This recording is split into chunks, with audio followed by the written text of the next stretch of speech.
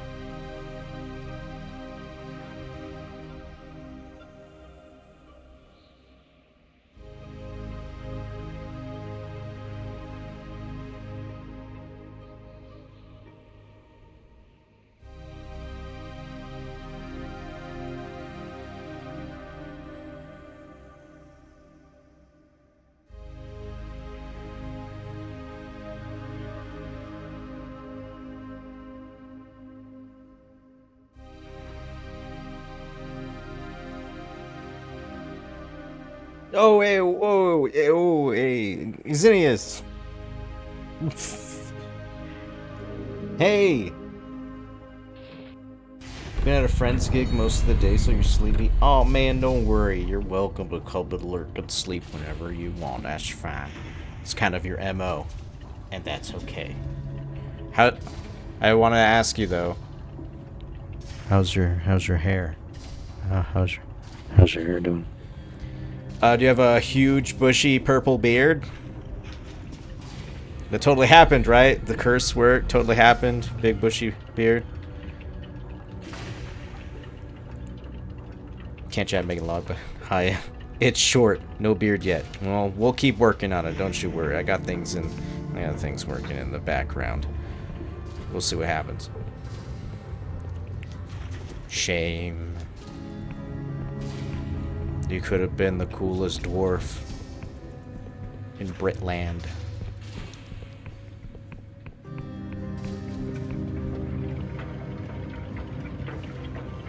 I forgot what I was doing here. It's been so long. I remember coming to this place and being so brain fried the whole time. And I read a lot of things. I lost my voice a little bit. I don't remember what we're doing here.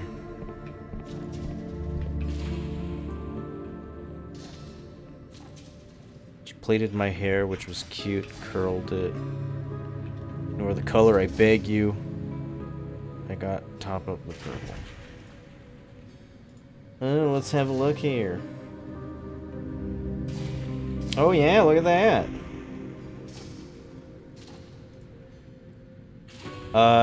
Yeah, that's significantly shorter.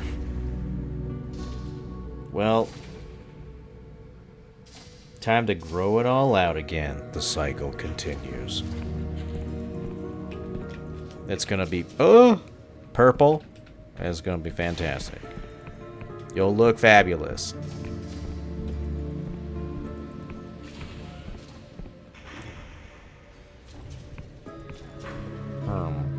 I forgot that there was a secret room in here somewhere.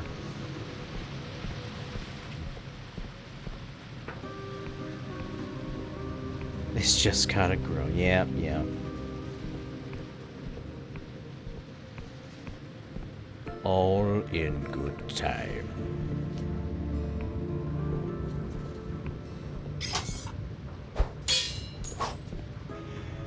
Oh, right, right.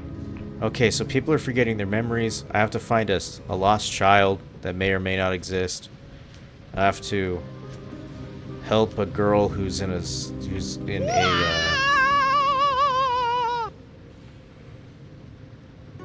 perpetual sleep. Go sleep. Go to bed.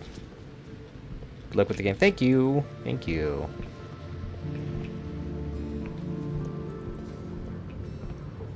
Get your ass to bed. Don't do what you did last time. Mostly because it hurts my body. Oh! Oh! Okay. Here we go. Ugh.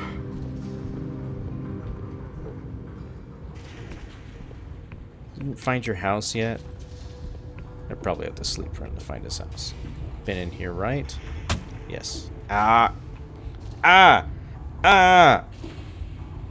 Oh god, I think some of it went in my ear. That's fine. The ear slug will have something to eat. Ow!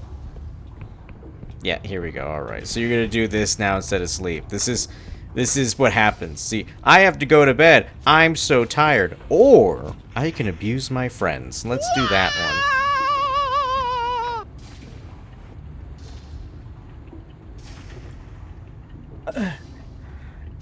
Good night. Oh, I'm gonna feel that tomorrow. Please. I'm over the age of 30. I don't need new DLC.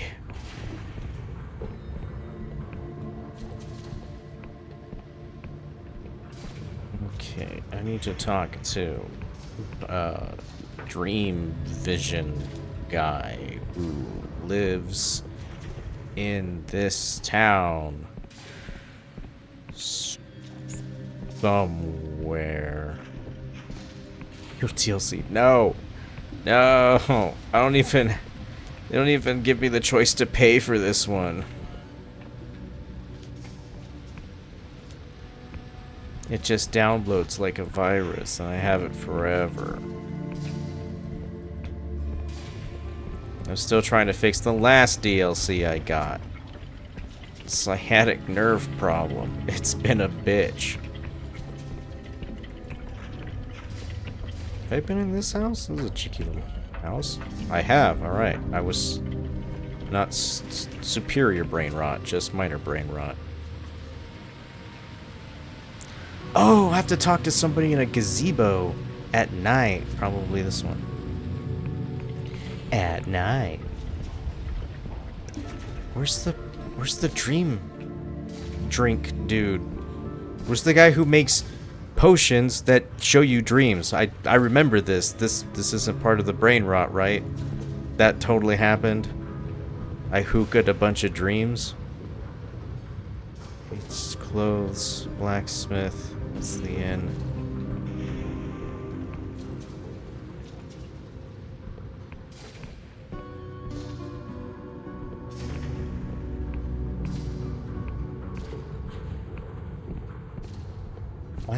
I might be lost. I might be crazy.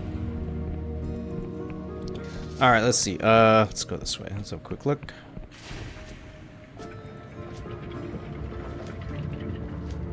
Nope.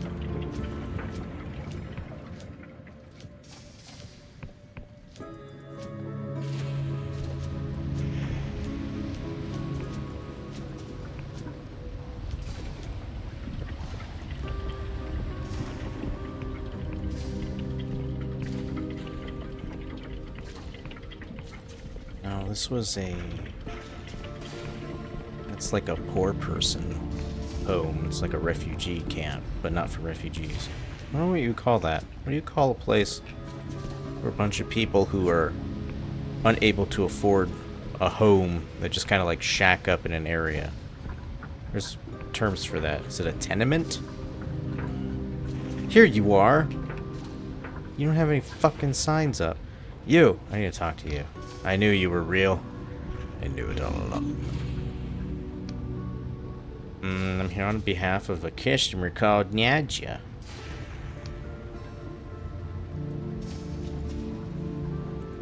Nadja? Why, yes. She's a regular of mine.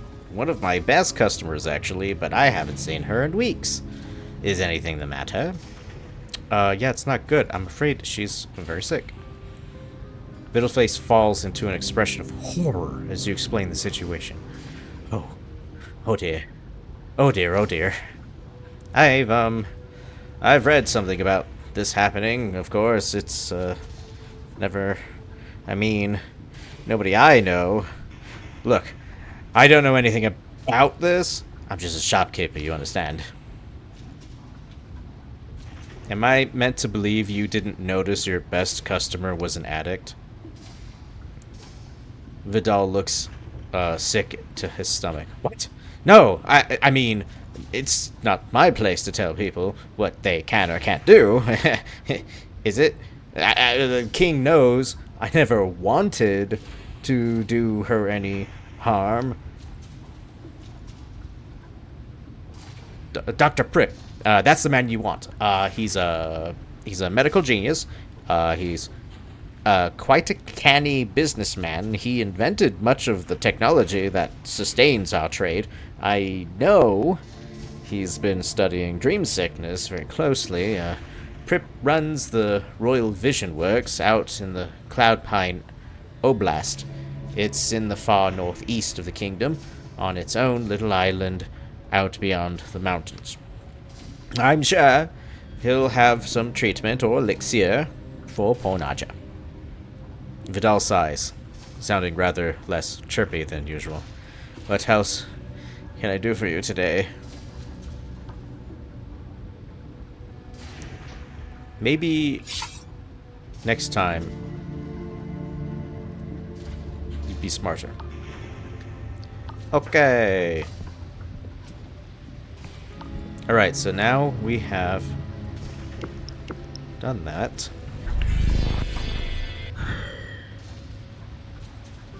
Let's make it nighttime.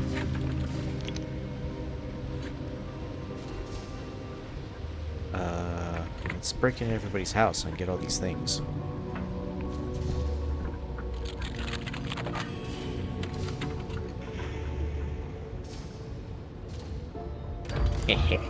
Now I rob you. Bittersweet bottled vision. Feverish moral debate in the Union. This one's anonymous and contains scenes of tenderness and devastating heartbreak. Ooh. Is there a reason for these? They don't seem to do anything. Like, they're cute little stories or whatnot, but like, is there a stat reason? Unsure. Unsure.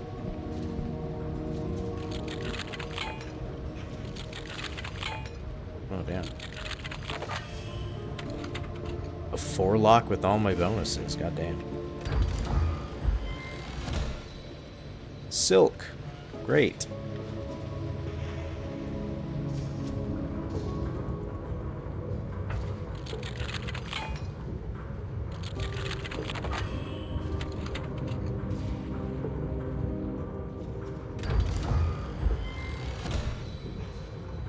Glorious treasure.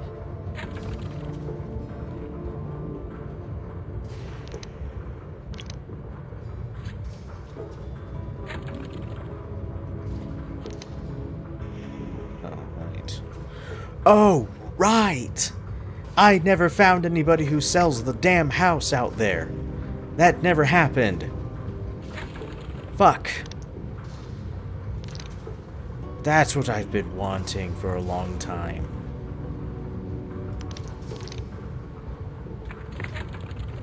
Alright, let's see here. And northwest of the kingdom. I have to find Horace Metcalf. out in the countryside. Astrid's Rock, can't do that. Win the lost freight capsule somewhere in the countryside. Northwest. Missing person. Oh yeah, I have to go talk to the guy in the Library of the Untruth, which is also northwest, I believe. Or just straight west? Hold on, look.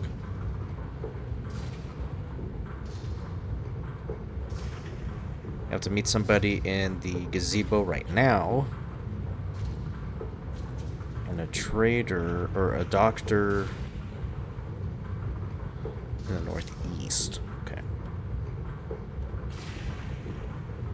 Where am I?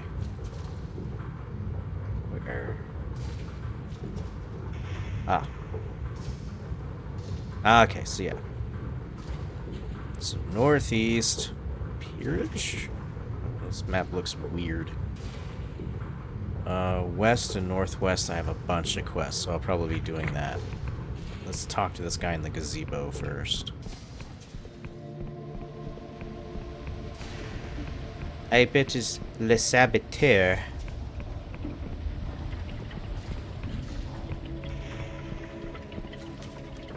Let's make sure I have... Make sure I have my talkie stuff on.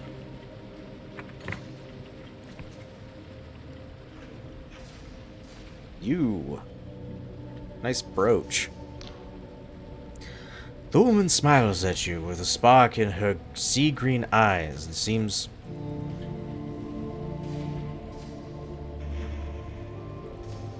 Her eyes are not sea green. Sea green eyes that seem truly without malice. Her mechanical arm gives a fluid salutation, while her brooch marks her as a member of the Mechanists' Guild. Hello, stranger. Come to escape the world for a bit?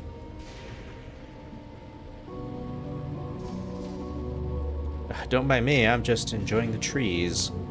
She smiles again, oddly melancholy. Please, enjoy them. No, I'm here to talk to you, damn it. What's your name? Oh, I'm simply Citizen of Ferropolis, letting my boiler cool. She sighs. Look at this place. They still trust it to run a little wild, you see. So, are you a friend by chance? Her smile widens. So, you got my note. Thank you for coming. Sorry for the cloak and dagger dance. Mechanarium is tense right now. Being seen with me would put you in danger. My name is Afra. I know this name. Why do I know this name? Afra. I've heard this name somewhere before and I don't remember why. I need some tea.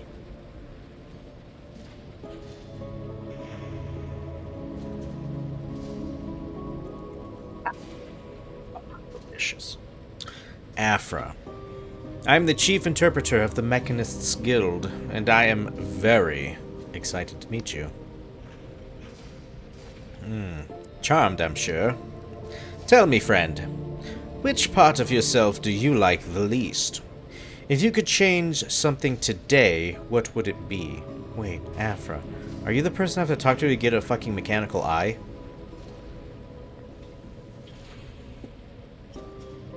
Let's see. My body, I've always struggled to look at my reflection in the eye. My heart, I wish I were kinder, slower to anger, quicker to trust. My charisma, I feel like everyone is sharing a joke I don't get. Lie, nothing. I'm happy with myself. What does...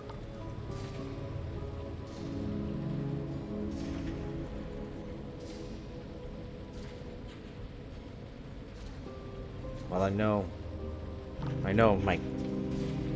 my real answer. Does this have to do with anything? Everything. Humor a girl, won't you?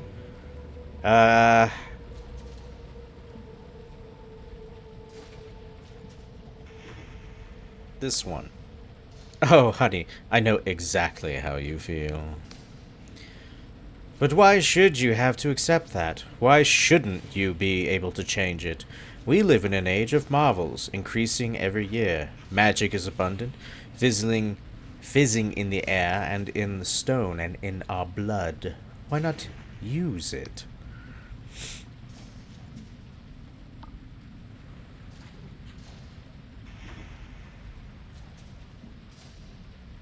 I plan to, I just haven't figured it out yet. Ah, you're a magician too. Then you understand.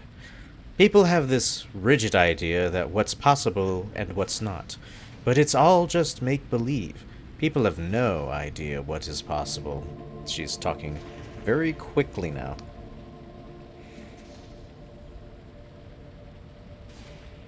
So what does this have to do with your note then? She blinks. Oh, yes, of course, the note. Listen. You already know something is deeply wrong with his kingdom, don't you? You needn't pretend. Anyone can see it, even if you're afraid to say so. Go on. It's not just the shortages, or this awful winter, or even the corruption.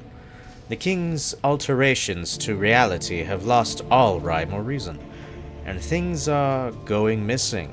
People, houses, towns, words, even memories. Many people blame the mechanists, but the truth is even we no longer understand our king's actions. Hence, I suspect that all these problems are just different sides of one problem. Bluntly, the Clockwork King is going mad, and nobody has any idea why. That is, nobody except me. As chief interpreter, my sacred duty is to analyze the Majesty's wishes. I've become convinced that the king is trying to tell us something huge, something we don't want to hear. What exactly did the king say to you? Speaker Sunil won't let me read the logs until he's redacted any confidential information. But that'll take months, and we may not have months. He told me to perform the sacramental duty. The sacramental duty? I've never heard of such a thing. Didn't explain what it meant. Yes, but it was in some weird language I'd never seen. Of course. Those symbols the king spits out are sixfold cipher language. I could read them easily, if only I could access the logs. Yamatal Sunin, why won't you listen? Friend, this confirms my worst fears. Her speech is quickened. Because don't you see? It's all connected. If cipher is the true language of reality, and cipher magic is powered by cognition, that means that we must all account for all relevant cognition within a defined thermospace, which, in the case of the whole kingdom, now Karek's law states that the cumulative cipheric interactions of n cognitive entities may be expressed as the six-dimensional vermiphones of manifold according to the function. Listen intently.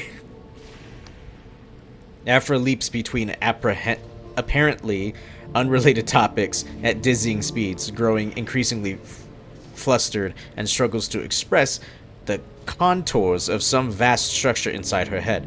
Sometimes you glimpse details, but the overall shape eludes you. She stops and takes a deep breath. I'm sorry. This isn't going how I imagined. It's all just so damnably tangled up together. If only... She snaps her mechanical fingers. That's it!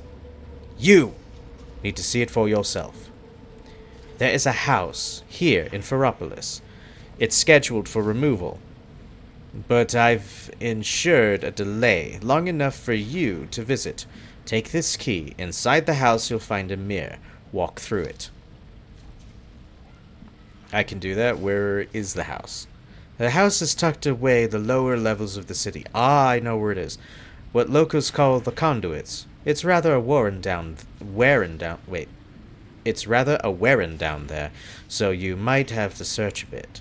The conduits are hardly a savory place, but you do meet such interesting people. I must... I used to love visiting the bazaar back when I was just a junior interpreter. Alas, with my present rank, it would be most unwise for me to be seen there. I'll see what I can do. Please try, friend. You can't know how important this is. I mean, I would like to know how important it is. Also, alright, I know where this house is. I thought this was the guy who couldn't remember his house, but it's this. Okay. I'm in. It's a book. It's a hookah. It's a table. It's a chair. Chair. A sink! It's even worse. Oh my god. Forget the chair. We have a sink. Oh! A boiler. Furnace. And that's the mirror. And this. Treasure. Why the fuck is there a goblet in here?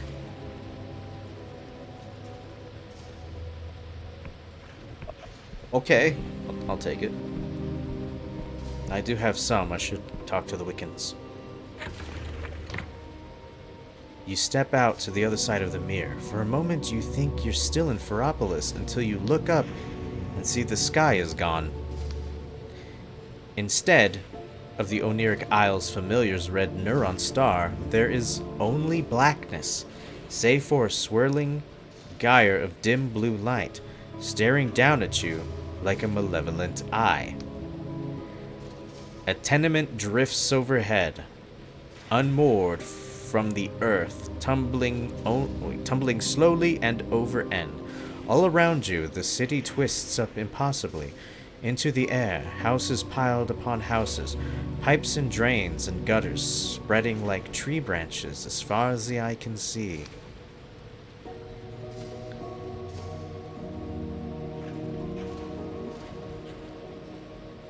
Look around.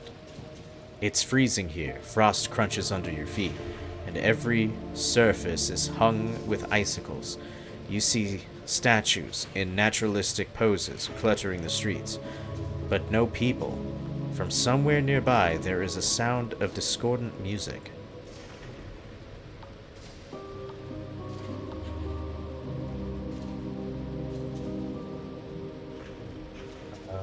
Examine one of the statues. Your stomach twists as you realize the statue was once a living person.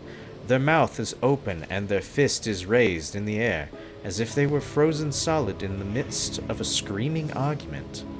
As you explore, you find another frozen person lying tucked up in a bed in the middle of the street, wearing a nightcap with a pom-pom on the end. Then a family sitting around a dinner table, forks and cups suspended halfway to their mouths.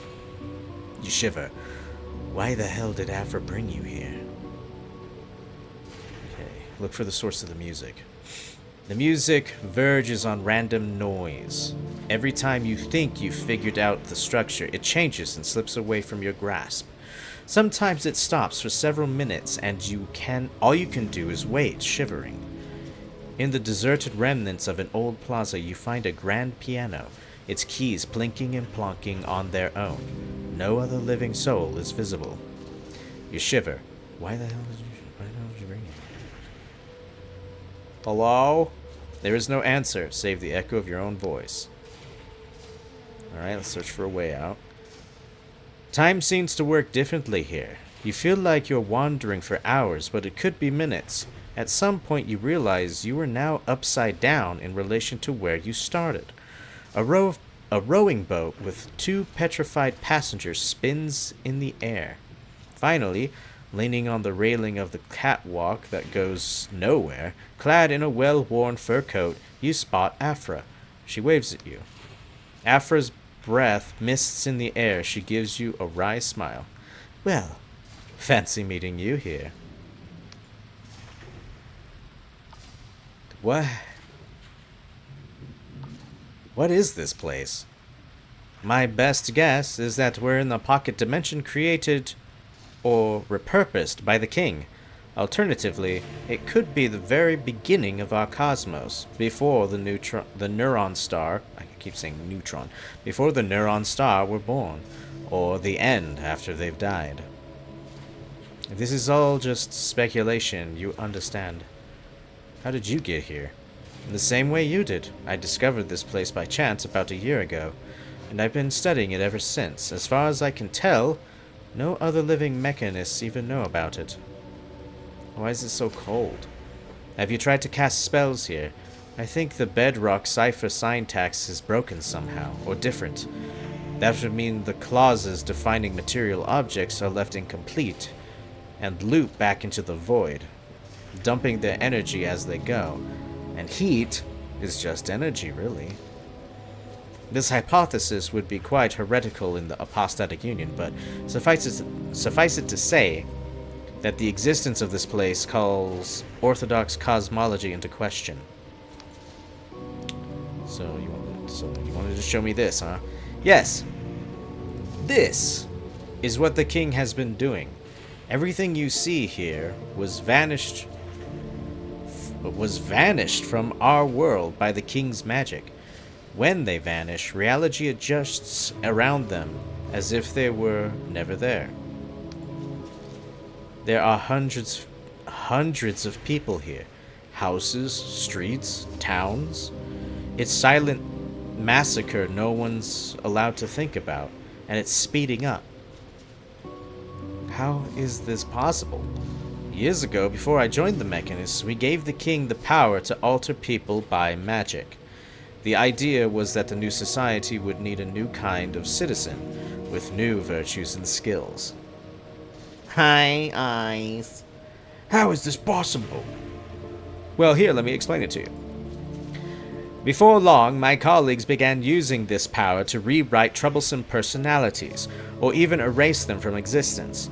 I wish I'd paid closer attention. It wasn't my department, you understand. But this is beyond anything we've ever asked for. I've scoured the logs and almost everything here was vanished by the king on its own volition. Initiative. In other words, we've lost control. Well, it sounds like you got your wish. Afro winces. Perhaps. I should have asked more questions, raised more objections, but please believe me, most of my colleagues are not evil people. No one wanted this. In fact, I've found evidence of at least 12 missing mechanists from my own department who nobody remembers. Did any of them try to raise the alarm? Am I really the first to find this place? No wonder, we always feel so understaffed. So what do you mean by it speeding up? Do you know what exponential means? Suppose you have 2 spore mites, and they breed. Then you have 4 spore mites, and then they breed. And then you have 8 spore mites, and then they breed. That's not how spore mites work. Yeah, oh shit. Indeed. Can we help these people and bring them back somehow? Afra looks pained. Anything that stays here more than about 6.5 hours becomes irrevocably void-touched and would disintegrate upon returning to our world. The best we can do is try to stop the inflow. 6.5 hours. Okay. So how do we stop it? Afra twists up a corner of her mouth in a mirthless smile. I was hoping you'd asked. We've lingered here long enough. If you're willing to help, step through the mirror and meet me back in Unison Park after nightfall. Other questions? No, I do not. Let's get out of here. Ah! Alright. Well, this is really bad. Like, world-ending bad. That explains why everybody's forgetting stuff and people are missing. Does that mean if I go try to find this guy's missing child, I'm not going to find anything? Because the child is probably in that pocket dimension.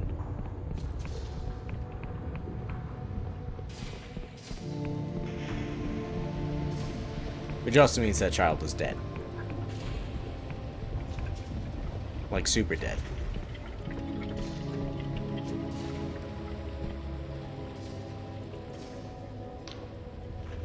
Afra's mechanical arm gives you a fluid salutation. So, friend, the fuck was that on the screen? What the hell? It was like a giant white object in the court. That was weird. So, friend, now that you've seen the cost of the king's madness, will you help me? I'll compensate you, of course, as best a humble engineer can. Now, you have my attention. Oh, King's mercy, thank you. You cannot know how grateful I am that someone understands. I've been working on a spell. It would stop the vanishing and reform the king's power so that it can only be altered. So it can only alter people at their own request with their consent. Just like we talked about, you see. Unfortunately, my spell must be enacted inside the king's audience chamber, and these days only Speaker Sunil and his inner circle are allowed in. They're also paranoid about the saboteur. But you... The king summoned you specifically. Do you realize how rare that is? Its Majesty doesn't make mistakes, only decisions we don't understand yet. And Its Majesty has decided that you are important. If we can induce the king to summon you again, Sunil would have to let you in. He'd never disobey a royal command. Then you can input my spell. Does that all make sense? Sure. Let's talk about it.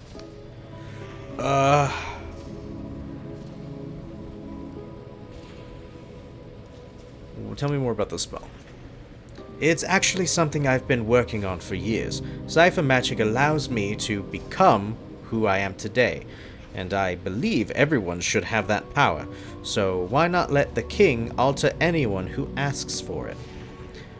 Once I understood the scale of the vanishing, however, I realized that my spell might be the only way to halt them quickly enough without introducing some other potentially catastrophic new fault.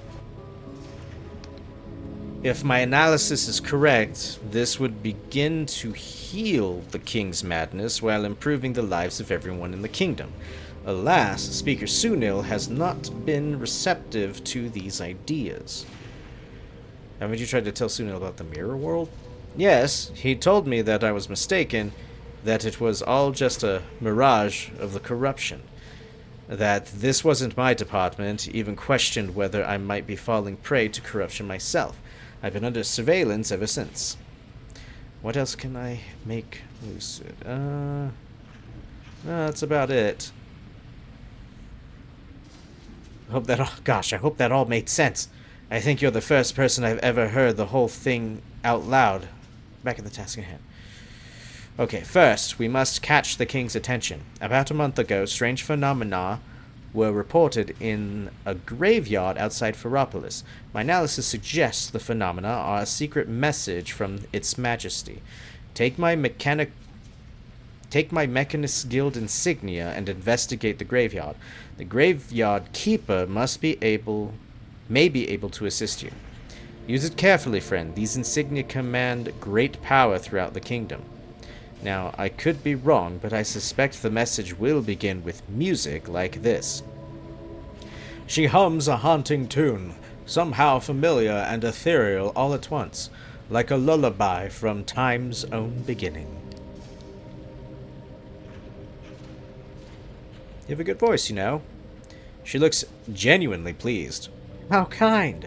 Well, perhaps if this whole mechanist business doesn't pan out, I can make a living as a troubadour. So, is your mission clear? Where is this? Outside Ferropolis to the northwest. God, everything's to the northwest. If you leave via the main causeway, you'll see broken lay pylons running downhill to your left. Oh, okay. What can I do with your Mechanist insignia? Well, the Mechanist Guild is empowered to act with the king's own authority. My colleagues use their insignia to investigate crimes, requisition goods, and generally compel obedience. She frowns. I must stress This brooch is a privilege, not a toy. I trust you won't do anything untoward with it.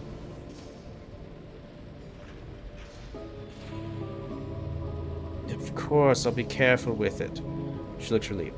Good. After all, if the guild were to find out, well, no matter. I'll break 1,000 rules if that's what it takes to save the kingdom. So is your mission clear? I think I understand. How else can I empower you?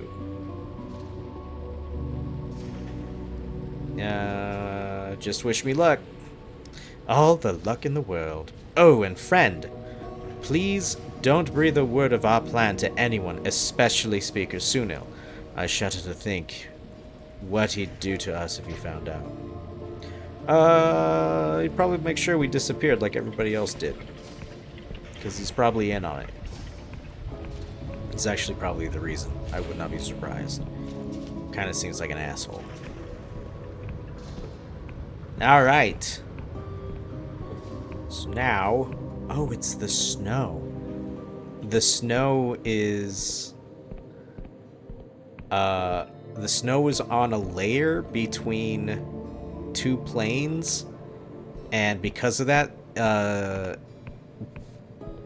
it's supposed to give the effect that it's blowing up to your face, but because it's between two planes, sometimes when it gets close to you, it just looks super big because it's supposed to be on the front layer of everything, but it's in a middle layer. That's funny. Look at that. Look how big that gets.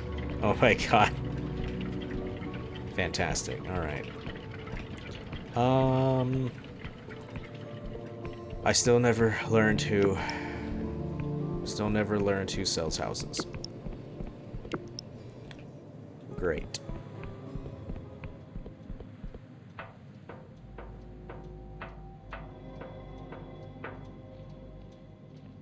I have to keep my eye out. There's usually posters placed in areas, and they'll tell you. Zov's Tower? The fuck is that? The fuck is Morozov? But you'll usually find little posters that have a little house icon on them, and that usually tells you. That will usually tell you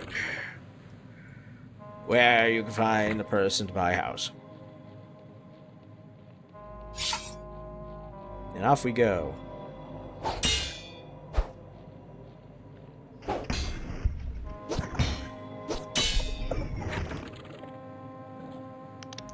Let's get my combat gear on. It's 40 armor, 20 defense. That's 20 armor, 10 attack.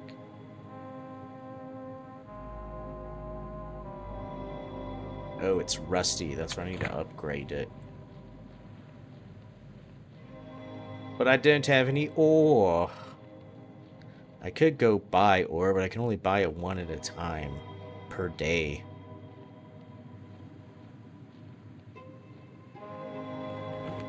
Is this?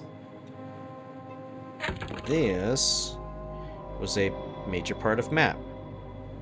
The object graveyard. Okay, this is where I'm supposed to go for my quest. Might as well, I'm already here. That is a big ass door. Oh, the object graveyard is a junkyard.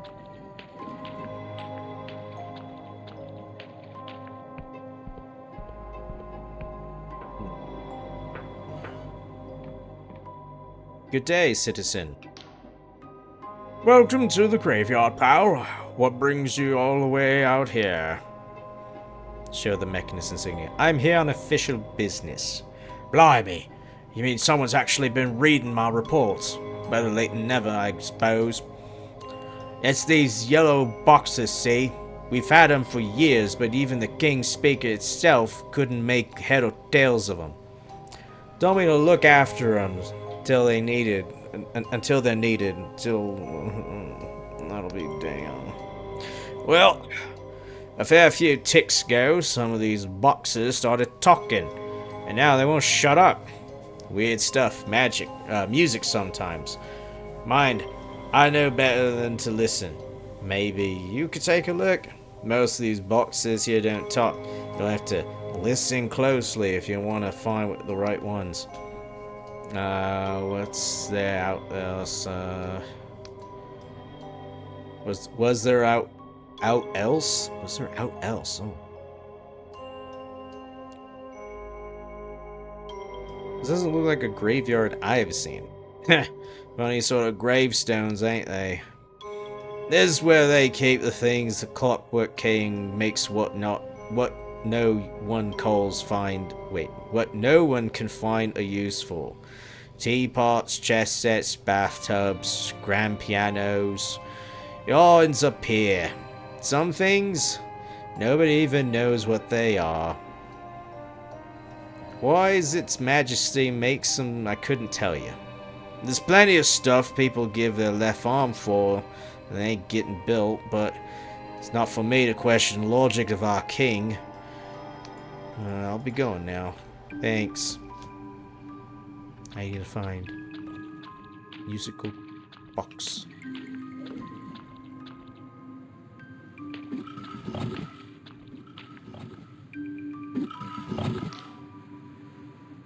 Inside the yellow box is a mechanical console with something like an ear trumpet hanging on a curly wire. They're a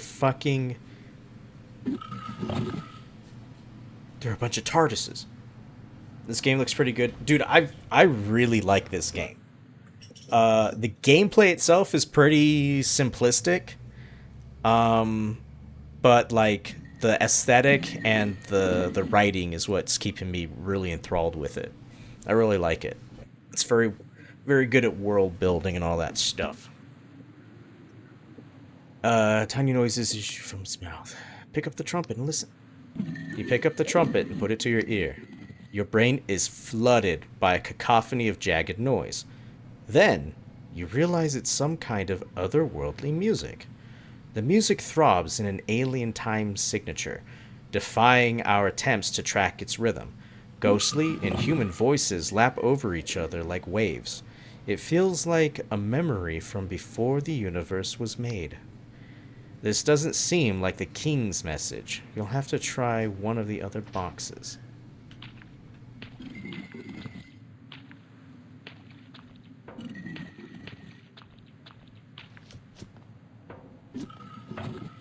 It's just a bunch of phone boxes. You can hear two people in soft conversation, their voices echoing as if from the other end of a long stone passage. There now, it'll be all right.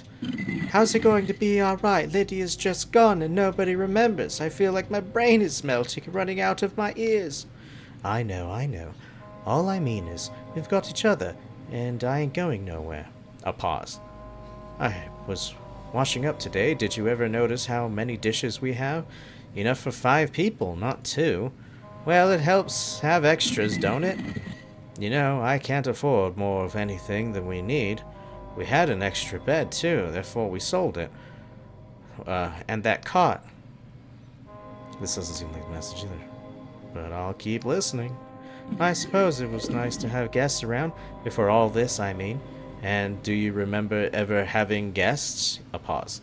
How many people used to live in this house, Quezzy? A long pause. I don't know. No, me either. There's a long silence and then the series of old little wet sounds. Wait, and then a series of odd little wet sounds. Oi, what are you doing? Sorry, should I stop? I didn't say stop. You hear grateful sighs, a giggle, then a loving moan. You quickly put the trumpet down before you hear any more. Oh god. Oh no.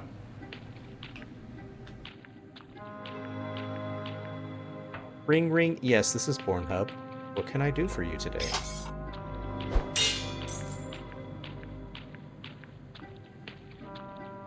Odd little wet sounds.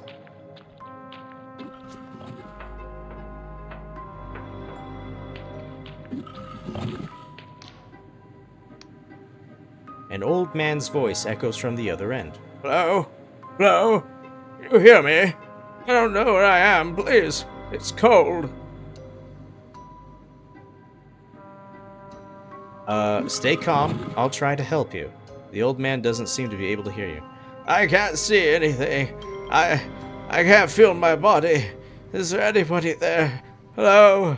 Please. If anybody can hear, say something. This doesn't seem to be the king's message.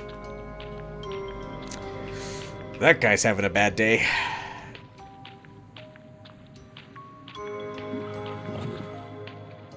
Ring, ring, ring, banana phone. At first, you just hear hissing, and then the tune Afra hummed. A genderless voice announces with mechanical regularity. 6, 1, 6, 3, 2, break, 5, 2, 6, alder, bantam, 2, break, 4, 6. What the fuck? The voice drones on, and then repeats. This must be the king's message. Scribble down everything you can, then replace the trumpet. Okay.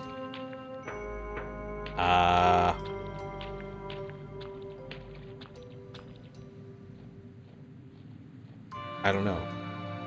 Could be coordinates. I'll have to give that back to her. But first, let's do a little exploring.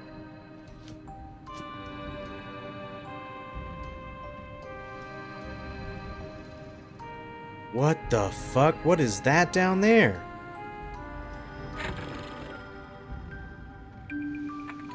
I don't think I've...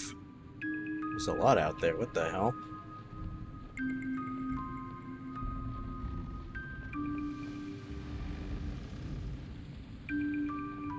I can't tell if that's just like background eye candy or if I can actually go there later.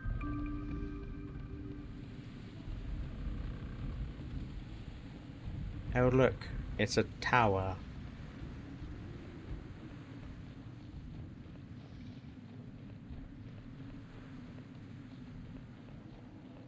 Oh, I didn't go behind the graveyard. I should have did that.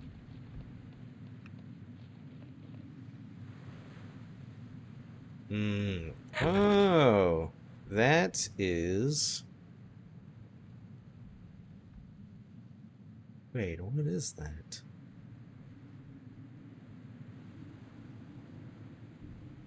What is that out there? Huh.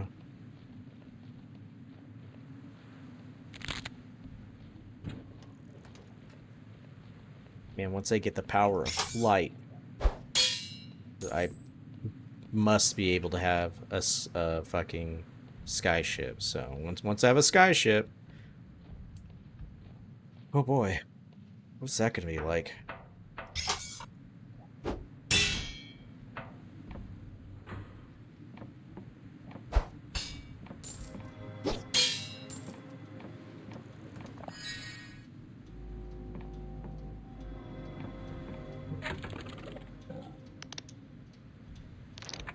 Charm.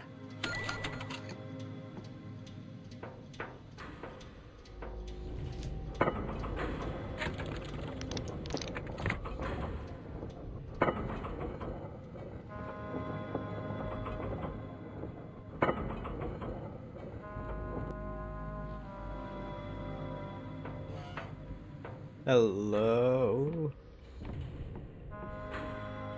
Oh.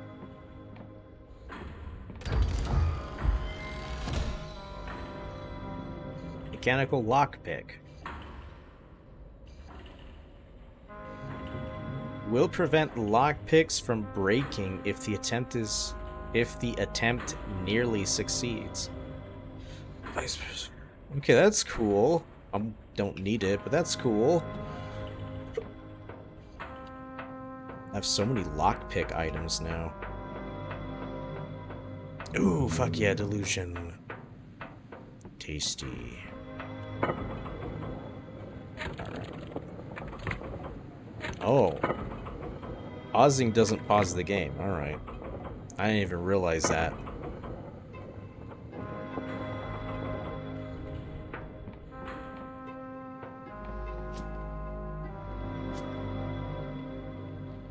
This isn't something I mark on the map either. It's just a small thing. Okay.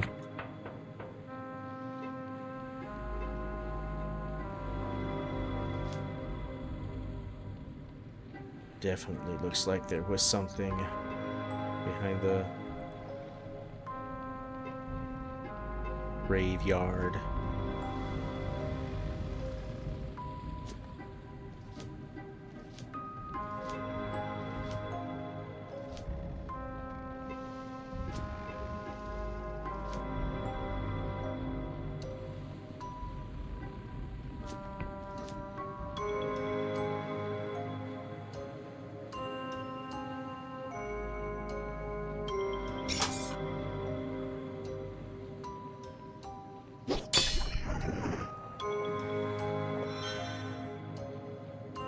Sneak attack.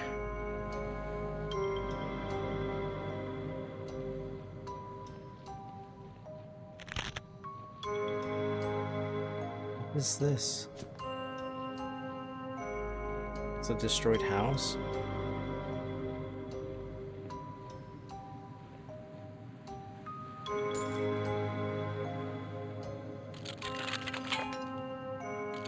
Oh my god. Rolled a 1. Jeez. Iron ore! I need that. It's like the hardest thing to find in this game right now.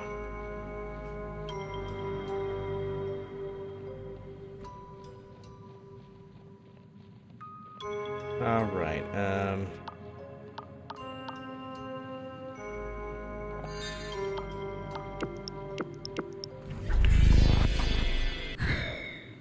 let's go.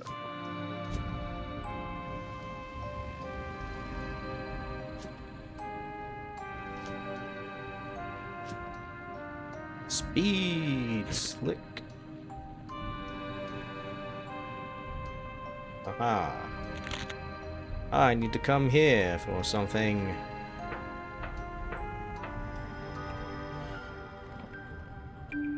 Oh.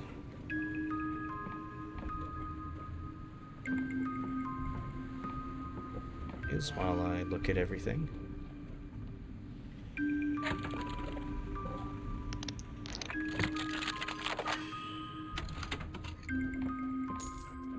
Iron ore, fantastic. You're gonna have to sit there and wonder if I'm going to upgrade my armor or if I'm gonna use it for the house.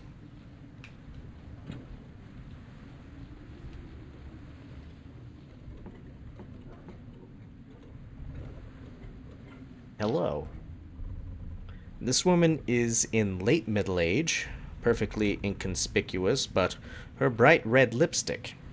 She looks up from a stack of papers to inspect you through half-moon glasses.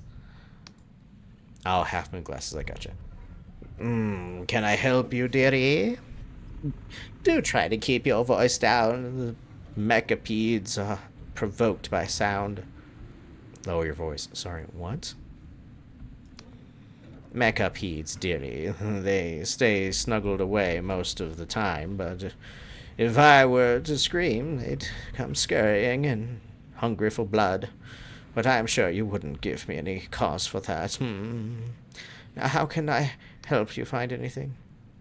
Is this the Library of Untruths by any chance? She looks at you over her spectacles.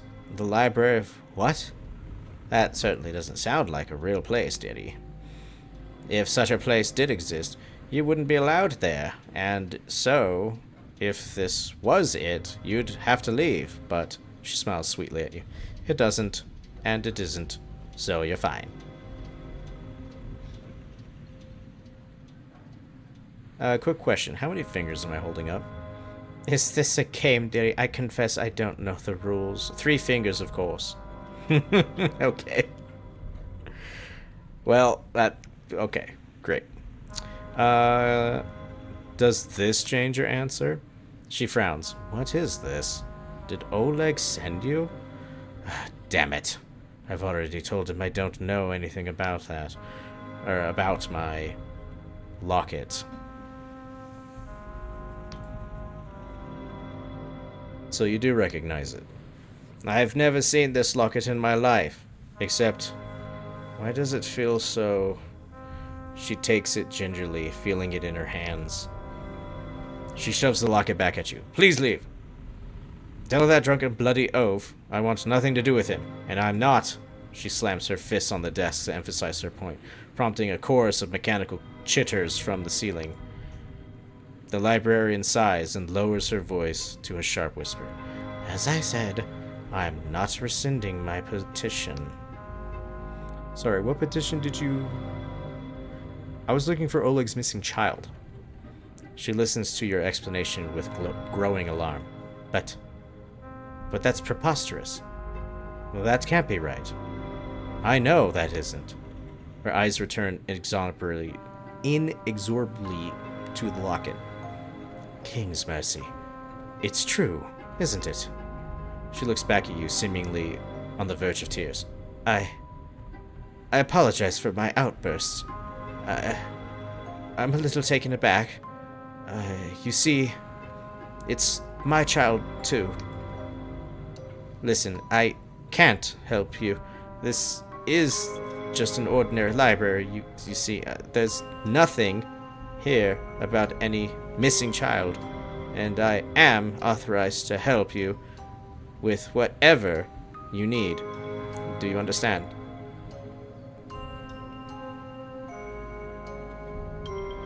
I get it, you're enchanted so you can't talk about this place. She gives you a meaningful look. Don't be absurd. There used to be a librarian here who could only lie. But she turned into a dragon and flew away.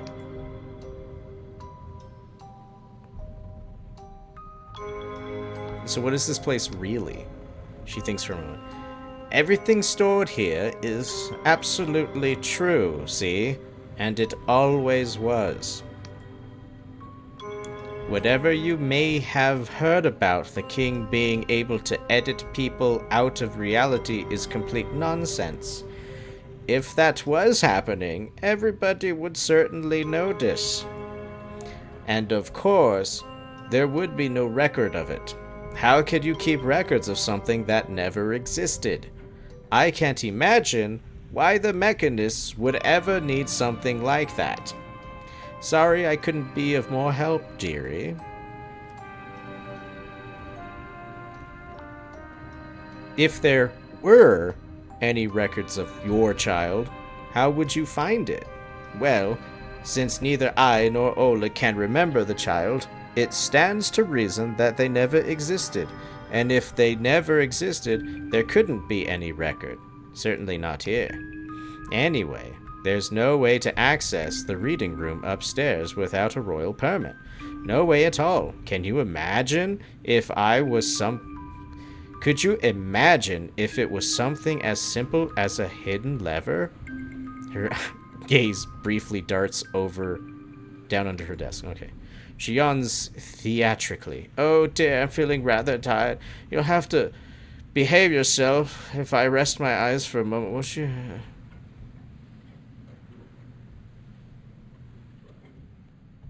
Reach over the desk for the hidden lever. Your finger quests around underneath the lip of the desk, and you find something that clicks. Upstairs, you hear a mechanical door clank open. See, don't worry, you've been very helpful. Thank you, dearie. It's, Genevieve, by the way. My name, Genevieve Mishkin. I don't know why, but I felt you should know that. Yes. Thanks. Thank you, Genevieve. I will be on my way now. Why is it built this way? Why do I have to walk this far? What the fuck is that?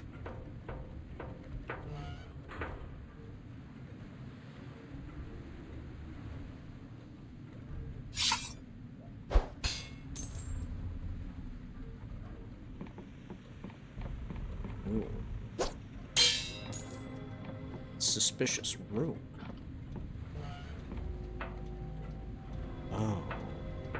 Okay.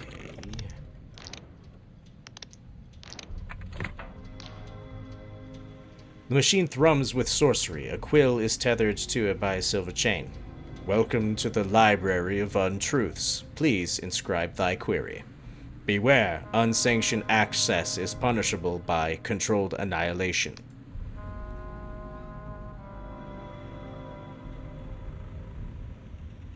Show me the file on Oleg Igorovich Mishkin. Wheels and gears begin to spin. Below your feet, you hear the library pulling up records, or pulling up scrolls to be loaded into the machine. Pondering. Alas, cannot summon codex. Record of fault. Codex not sanctioned for this installation.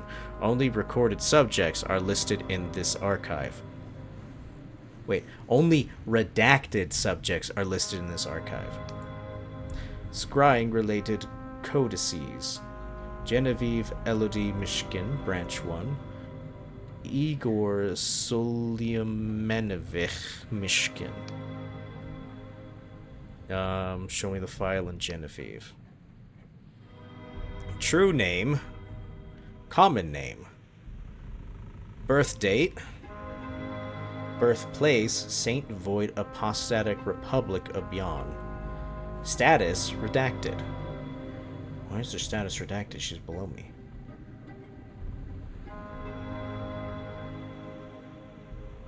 Show me their relatives. Let's see. Genevieve Elodie Mishkin, Branch 0, status alive. Oleg Mishkin, spouse, status alive. Galeta Olegovna Mishkin, first child, deceased at birth. Indira Mishkin, second child, status deceased, age 7. Pox. Oh. There's one more entry which somehow didn't appear in your initial search. Alas, cannot conjure verse. Third child, status, alas, cannot conjure verse. Conjure verse. Tell me more about that history. Year 20, branch created in order of Mechanist Rex following selection of original for sensitive clerical service, immediately detained for intensive vetting. Year 21, month 2, failed first vetting, revise accordingly. Month 3, passed vetting, revision applied to original. Month 4, subject redacted by order of Mechanist Rex. Tell me more about this unknown third child. Subject re-indexed under Royal Project. Horoscope. By petition of Sunil Khan, King's Speaker. What? Subject re-indexed under Royal Project Horoscope. What is Project Horoscope? Tell me the horoscope. I'm a Scorpio. What are you? Cannot summon chapter. Record of fault. Chapter sealed by petition of Sunil Khan. Is there anything? Tell me. Can you show me anything related to this person? Pondering. Sheen rumbles and whirls with some time as it dredges up the next scroll from deep within the recesses of the library. Annals of Royal Project Horoscope. Case file, Subject 5. Original true name. Common name cannot be conjured. Birth date, the 4th, month 5, day 56. 59, sorry, can't read. Birthplace unknown. Yansk Oblast. Yansk Oblast. Branch 0, original name, cannot verse. Branch 1, dead by suicide. Branch 11, dead in prison. Executed for sedition. Execution for sedition. Emigrated without permit. Assigned to royal service.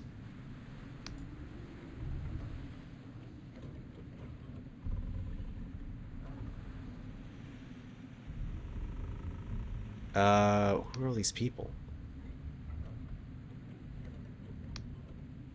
What does cannot conjure verse mean? Compendium of Faults, 57th EDN. Citation: fault occurs when records in royal annals are lost or corrupted.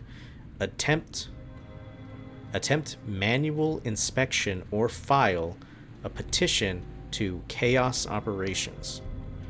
What happened to original subject 5? Show me the history. This time you hit pay dirt. Here are all the milestones and misfortunes of Oleg's third child recounted with the clinical detachment of an account book. Year 3.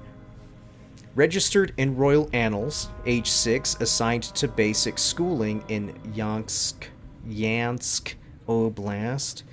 Year 8, reassigned with family to Ferropolis. Okay. Year 9, petitioned Mechanist Rex for technical schooling, denied. Read through the full thing. Year 10, assigned to factory service in Ferropolis, reprimanded for carelessness. I mean, they are 10. 11, petitioned for medical permit, tonic of jitter seed granted. Oh, because they're tired?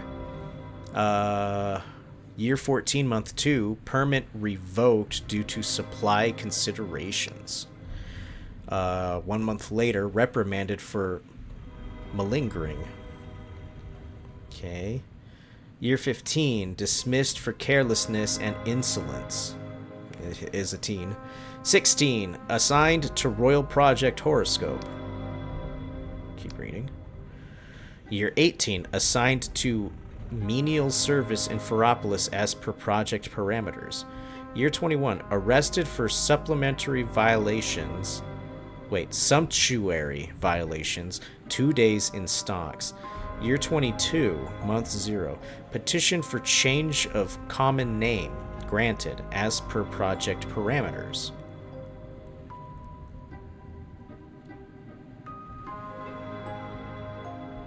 Assigned to menial service as per project parameters. So they were made to do menial service. They were arrested for violations and then continued with their parameters. I had to change their name. Year 22, so 4 months after, petition for corporeal transfiguration, change sex, denied as per project parameters. Year 23, appealed for previous petition, denied as per project parameters. Year 23, month 3, assigned agricultural service in Istrik Oblast as per project parameters. Petitioned for reassignment to Ferropolis, denied as per project parameters. Alas, fault in status check for age 27. 28, 29. That's all there is. You better ask the librarian what she makes of it. Try to learn more about Project Horoscope. After more digging, you find a record that was left out of the Speaker Sunil's veil of secrecy, though it raises as many questions as it answers. Subject 5, Final Conclusions. This subject and his branches were by far the most variable alumni of Project Horoscope.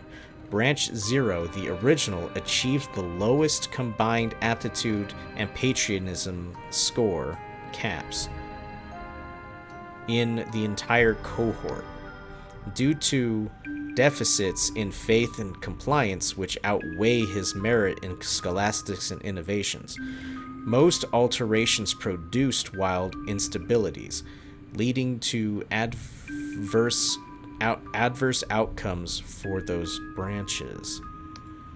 However, Branch 5 subsequently achieved the highest caps of all Horoscope alumni, earning admission to the Guild of Mechanists. Since then, she has made transformative contributions that recommend her for higher office.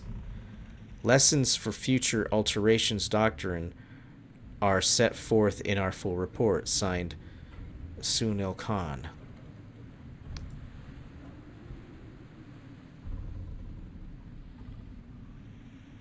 Wait a minute.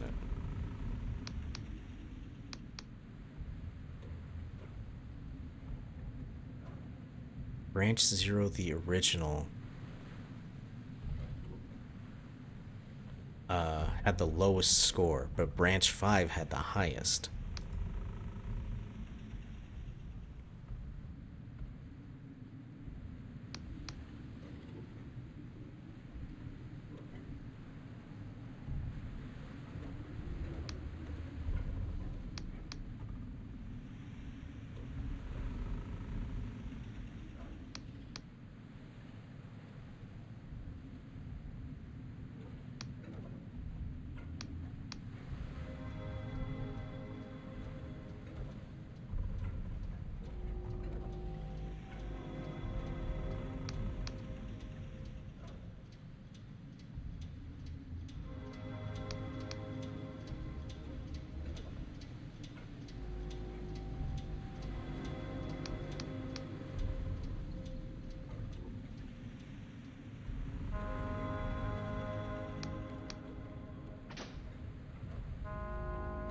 Huh.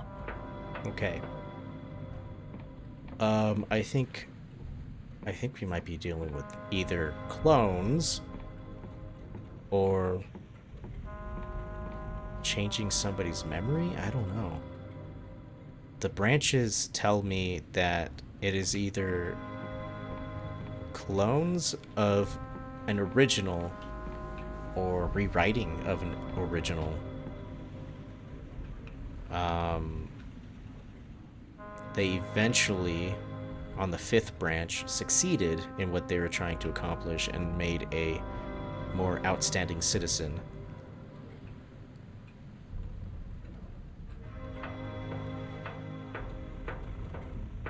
And the original was transgendered.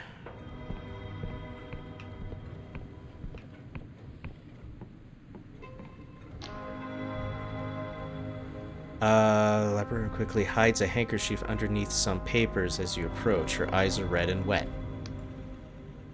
Oh, hello, dearie. Do pardon. All the parchment here plays havoc on my allergies.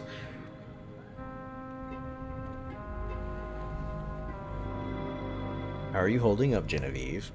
She wipes her tears. Oh, thank you for asking, dearie. I'm sure I'll be alright. People can go back to normal after anything, can't they? As long as we have some way to get there. When my little Indira died, we had a funeral, sang songs, said goodbyes, then there was a gravestone with a name on it, and I still visit every year. It was like, I don't know, like a bridge, linking the world where she was alive to the one where she is gone. But this, what am I even meant to do with this?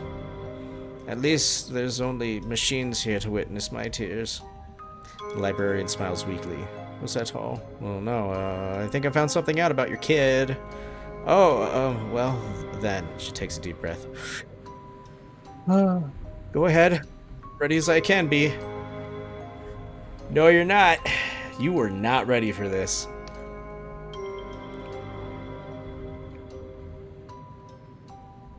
The last known location was a place called Istrik Oblast. Istrik? Oh dear me. That's what we used to call the corrupted lands before they were consumed. I've never heard of any survivors. I didn't get their name, something about a fault in status check. Oh, how curious. That's quite similar to what the king says when you ask about people who've fallen prey to the corruption. Genevieve looks forlorn. I suppose the answer is staring us in the face, isn't it? When something becomes corrupted, its official records get scrambled. Some say it also affects people's memories of the thing. She sighs. Although, obviously, you and I both know the last part is claptrap. Istrik is gone, but there's a royal cleanup camp near where it used to be, out in the corrupted lands. If there are any clues left to the child's fate, You'd surely find them there. What is the nature of this corruption? Nobody's quite sure, dearie. I do know it started long before the fall of Istrik. Just a little outbreak here and there, only murmured about, never officially acknowledged.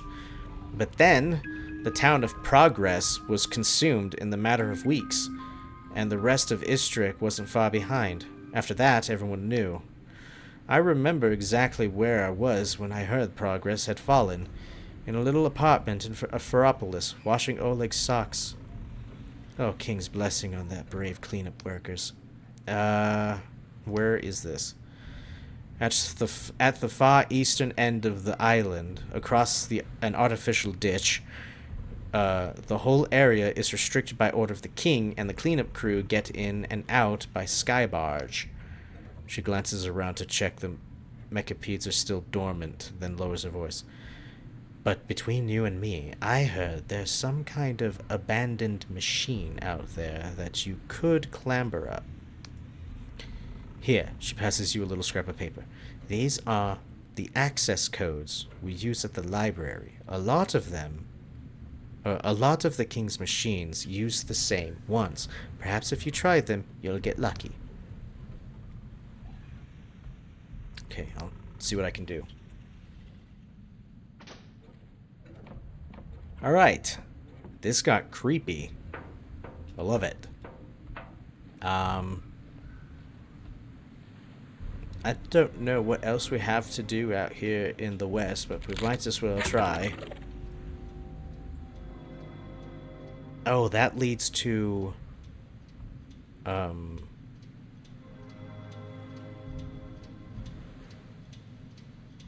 Will. I didn't realize that Will connected to the other two countries.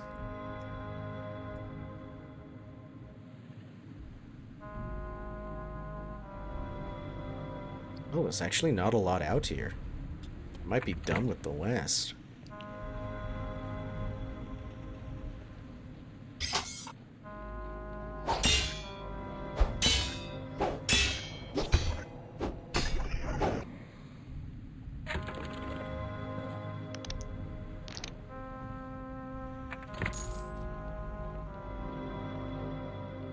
Oh, this is the, that's... I need this.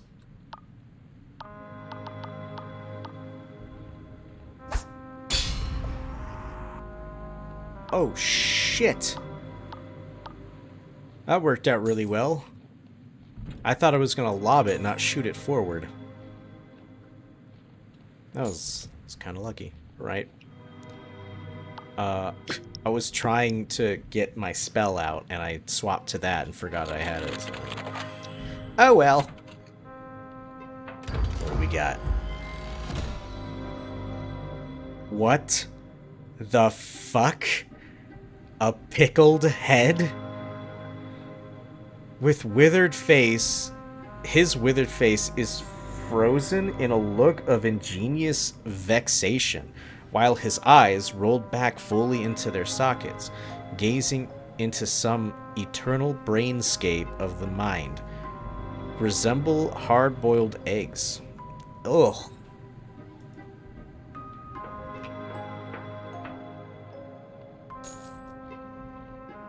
What the fuck? Who wanted a head in a jar? I don't remember who wanted this. That's the northeast. So that's the secret. Southeast.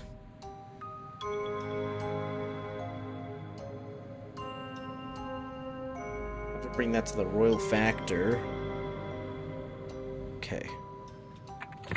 The Royal Factor wanted that. What the absolute fuck? Also, why is the map scholar all the way the fuck over here?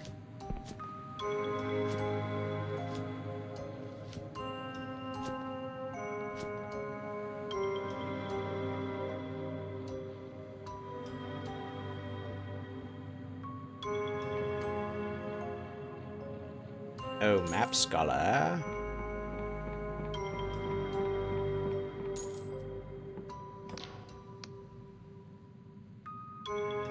Thank the stars, I thought you were one of the king's goons. You weren't observed coming here, were you? As you've no doubt already discerned, my presence on this island is a matter of utmost secrecy. Oh, that's right. You're technically apostatic union, and they're not allowed here. The Inquisition is sorely in want of up-to-date intelligence of the Clockwork Kingdoms, whereas the Academy has cartographic expertise bonus funding. Yeah. Espionage. I have some charts. Thanks for the money.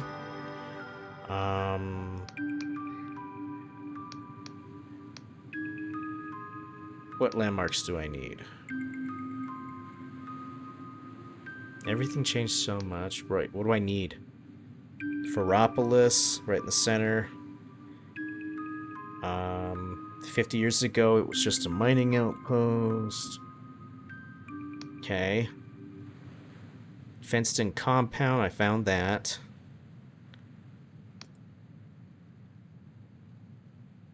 Sizable signaling tower at the far eastern end. Okay.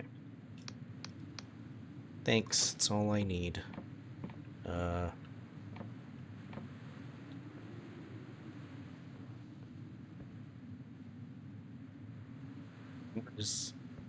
Oh shit, what the fuck is that? Eh.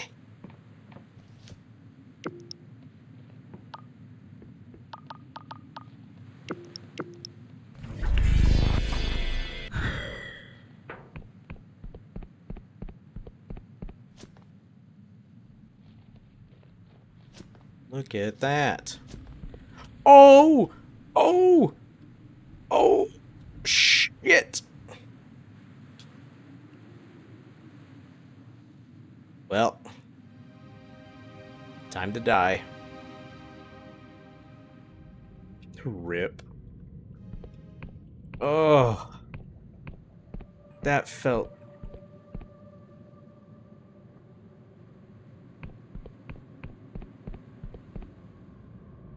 What?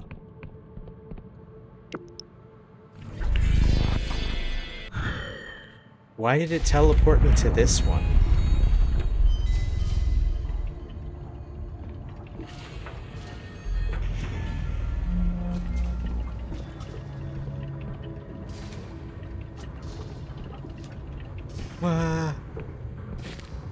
Why are there silk slugs in town?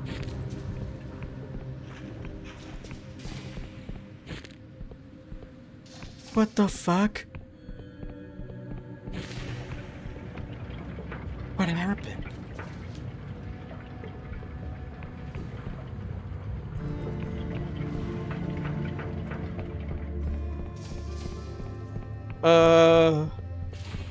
Go grab this silk real quick.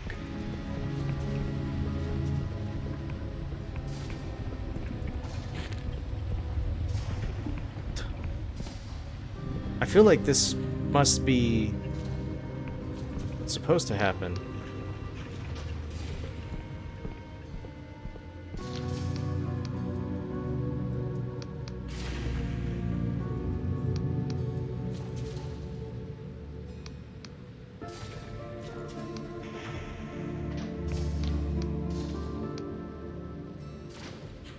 Alright, nobody seems to care.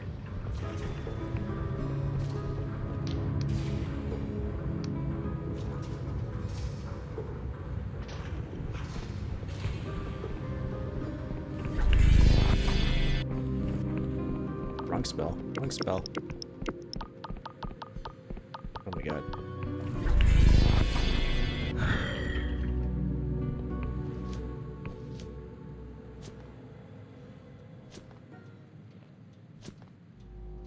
Oh, I forgot I got that teleporter up there.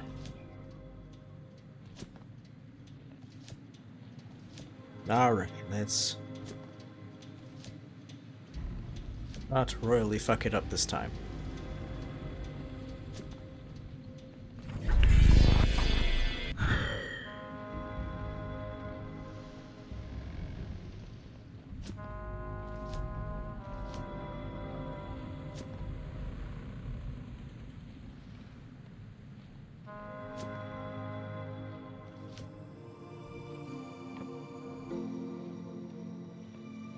so this is where the ghost told me to come to. Is this the Black Goblin ship?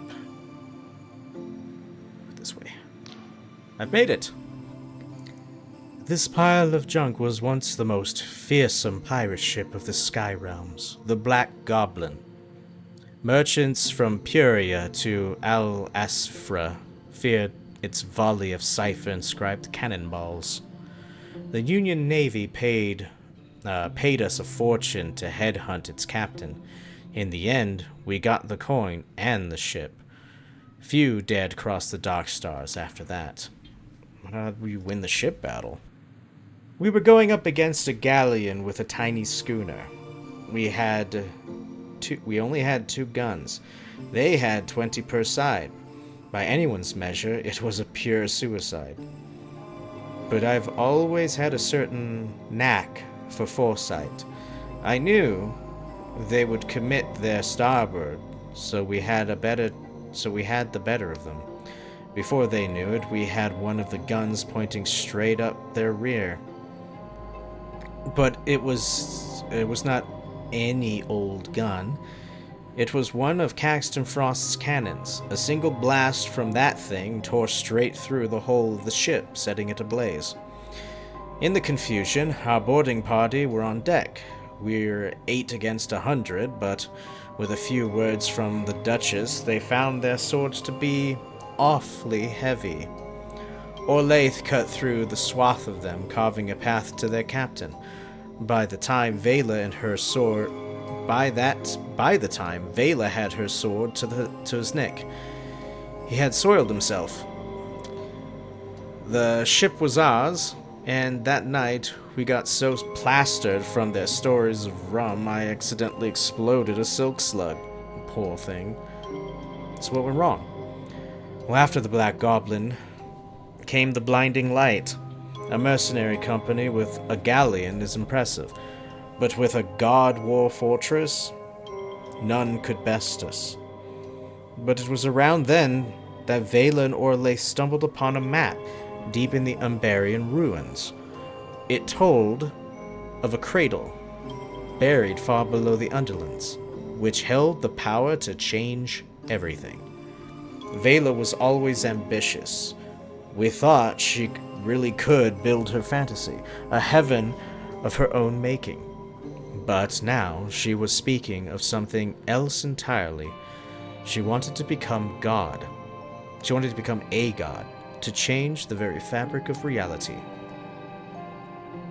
But why? She claims that she would right all the world's wrongs, balance the scales, so the common folk can live like nobles and rulers no longer lust for war. And so what happened? The crew was split. Some were eager to follow her to the Underlands, especially if it could make them even more rich, but many of us thought she had crossed into madness.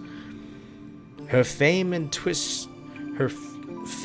twisted to infamy, and even the Inquisition now considered us criminals. From infancy, I had learned to listen to the language of the cosmos. Cipher flows through all things. Its grammar and syntax weave through our bodies and dreams alike. To change those rules, for me, would be a bigger heresy than slaying 1,000 gods. So when Orlaith raised her sword against Vela and stirred the crew of the Black Goblin to mutiny, I was willing to spill my own blood for the cause. And spill it I would.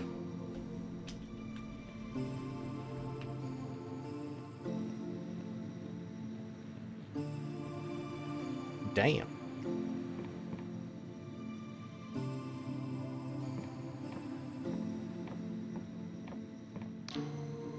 Oh. In truth, I knew the Black Goblin stood no chance against a God War fortress. The Blinding Light's guns tore through our hull in moments, leaving us sinking towards the clouds. Through the smoke and the chaos, I saw Vela board our ship. She was furious. Her and Orlaith were like sisters. She couldn't take the betrayal.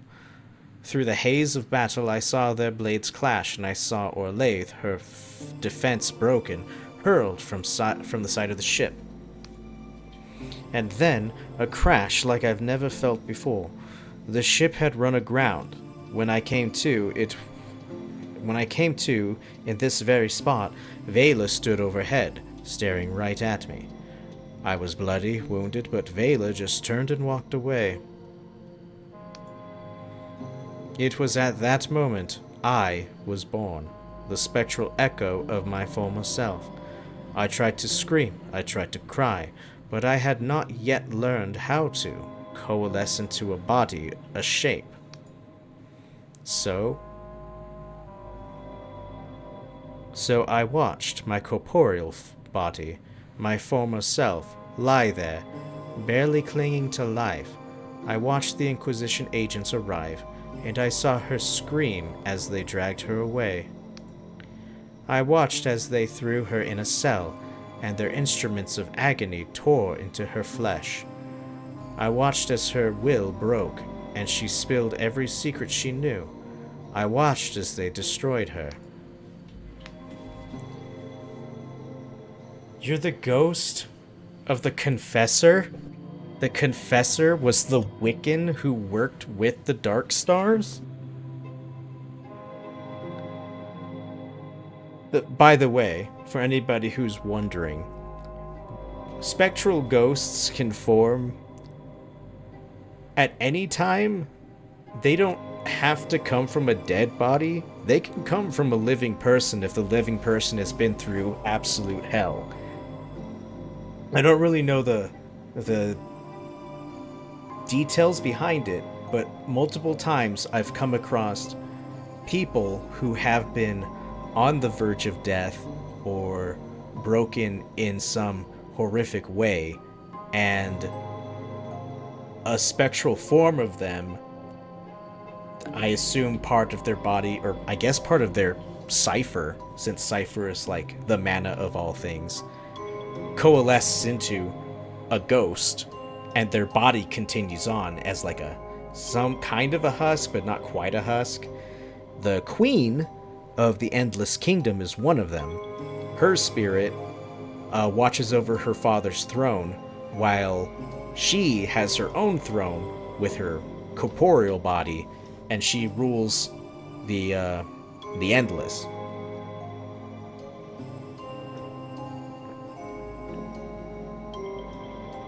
And there are cases where, like, horrific acts can create a ghost. Like, I think I found a battlefield where a single ghost was like had memories of being eaten alive in this battlefield or some shit. There's some crazy shit with this stuff. Does that mean another version of you still lives? She grins. Of course, stranger. It's only those old fairy tales of the Middle Ages that one has to die to become a ghost. In fact, you're well acquainted with my corporeal self, she winks. I'm sure you can figure out who. Well, I'm sorry. Spare no tears for me, stranger. I have long abandoned self-pity. So is it revenge that you're after? When I saw Vela standing over me, I saw that moment of my creation. It was not hatred I felt, it was heartbreak. For I loved her, stranger. I loved her dearly. And suddenly I saw all those possible futures I had scried, all those joyous fantasies, just melt away. The Vela I saw was the Vela I had always feared. So no, stranger, I seek no revenge. I hold no hatred in my heart. If I can be said to have one at all, she closes her eyes. I just want this all to stop. I want to see her smile again. Thanks for the story. A history lesson. I'm glad you listened, stranger. Soon enough you'll face Vela again, and now you may have one single advantage over her. You may understand her. I also have to kill her. I'm supposed to bring her in alive for the Inquisition, but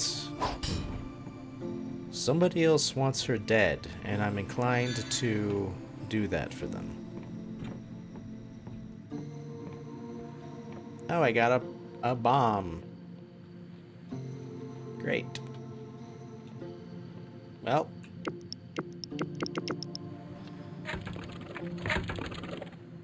Where the hell am I? Oh, yeah, this isn't even part of the map.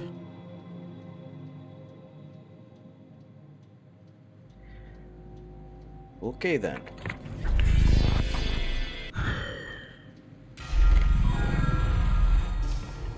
I need to go talk to the Royal Factor real quick. Oh, I see a potion on the other side of that building. Excuse me, pardon me. No. Yeah.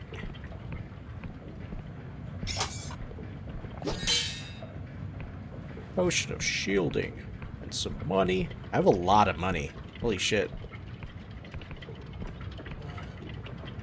Excuse me, pardon me. You! Did you find the cargo, citizen? I'm afraid I have no time for you otherwise. Dump the pickled head on her desk. Friend of yours? The Factor raises her eyebrows and lets out a low whistle. Not personally, but we should thank him nonetheless. After all, he's just saved both your head and mine, I see. Or both your head and mine, see? What's so important about this head anyway? The Factor maintains an impenetrable poker face. That would be Chairman Duncan, the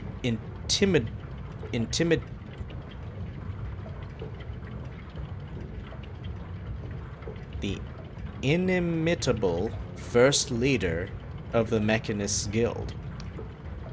Apparently, our king is convinced that he possessed some critical knowledge of the correct path forward for the kingdom.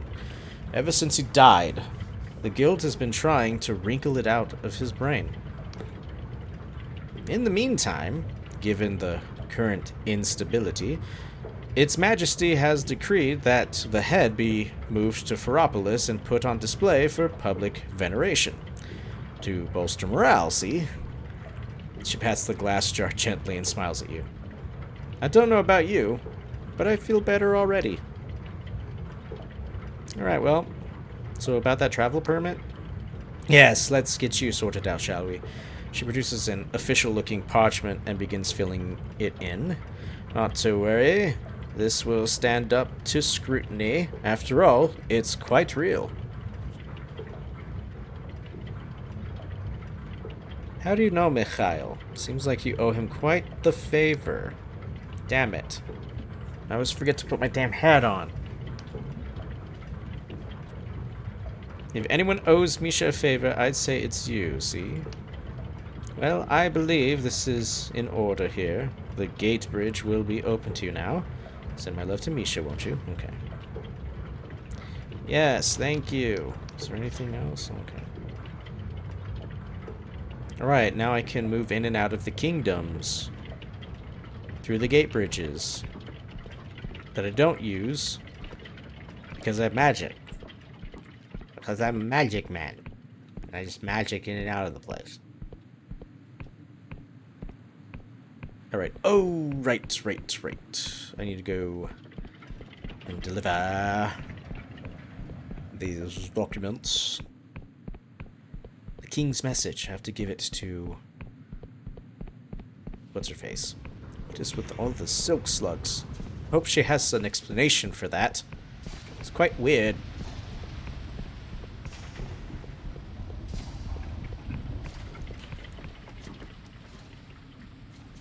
Hi. Average mechanical. Okay, salutations. How goes our task, friend? Why is the city full of silk slugs? She looks around. Oh dear, again? I'm afraid I had my nose in my notes on the way here. The king's affection for silk slugs is a long-standing mystery, but not our most pressing. How else can I empower you? I found the message. Really? She reads the transcript excitedly. Let's see. Could it? No. Wait. Oh. Oh! She beams up at you. Stars of flame! So I wasn't imagining it. This confirms my analysis. The king is speaking to us, and we must show that we've heard. How do you know? How do you know about that weird tune? She looks embarrassed. Oh, well, it was just a guess. The king outputs so much information every day, and I just look for patterns. But I mustn't bore you. I'm truly interested, me without my hat. Okay, thank God. She seems surprised. Oh, well, to tell the truth, I had a dream about it. I saw myself walking in a graveyard, following that tune, and then finding... Now listen, I don't want you to think I'm some sort of crazy mystic. I spend so long buried in royal output logs, I sometimes fall asleep on the parchment. I think the dream was only my mind's way of pointing out a pattern I'd missed. Anyway, back to the matter at hand. The king speaks in a dialect of cipher language known as sixfold cipher. It's tremendously difficult for human brains to parse. So, for your audience, you'll need a cranial moderator installed into your skull. Installed in my what? Don't worry, it's quite safe. All new mechanists receive one when we pass our exams. There's only one cranial engineer still alive who is qualified to install them. Luckily, she has a soft spot for me. Seek out Morozov in the mountains north of Ferropolis. Tell her I sent you. Mention the Sadovsky problem, and she'll fix you up. Any questions? Should I have some concerns about the skull machine? What's so alarming? Would you hesitate to enhance your eyes with spectacles or replace a rotten tooth with gold? You must understand, the royal language opens many doors here. Most people would give their left hand to speak it. Alright. You don't have to tell me twice. I was in already. Alright. Now I have to go get my mechanical brain eye thingy. I need to get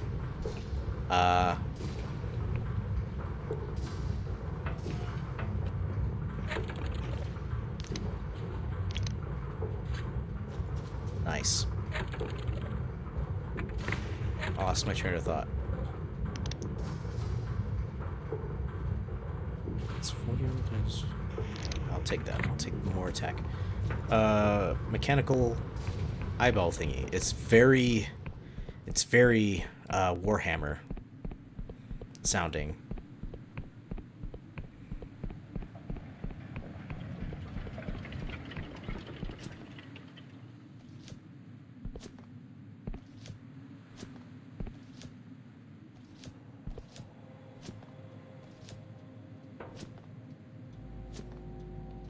I just spent my ore upgrading my armor. I bet that this person up here, I assume it's this tower. I bet she sells the house. That would make so much sense. How the fuck do you get up there?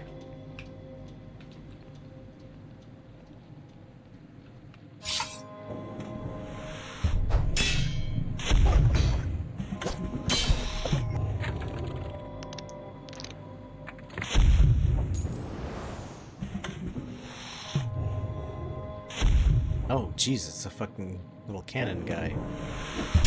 Stop it. Bad.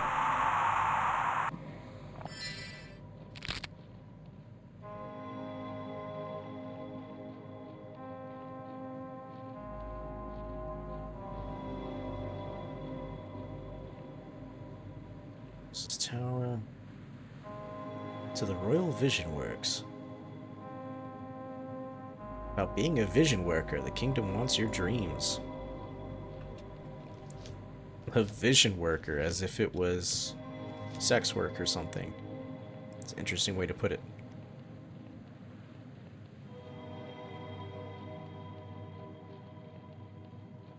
Let's go up here, get our eyeball thingy.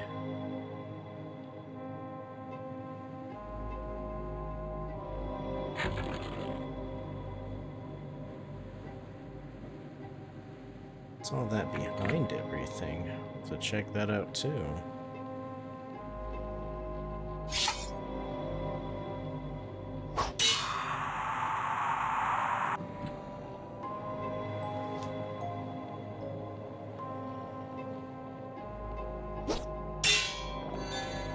What is this building?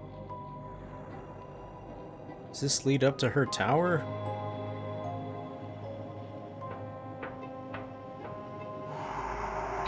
Oh god!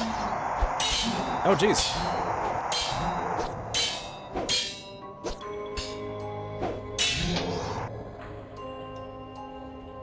Oh god. Ow! Just took a shovel to the face.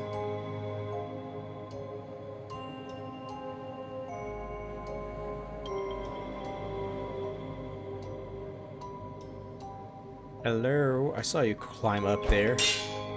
You ain't sly.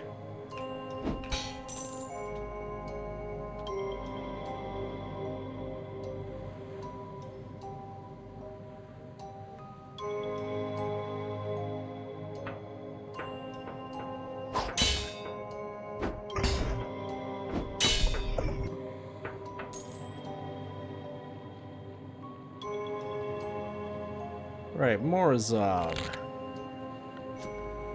Very wizard-sounding name. Just write this down. Yes.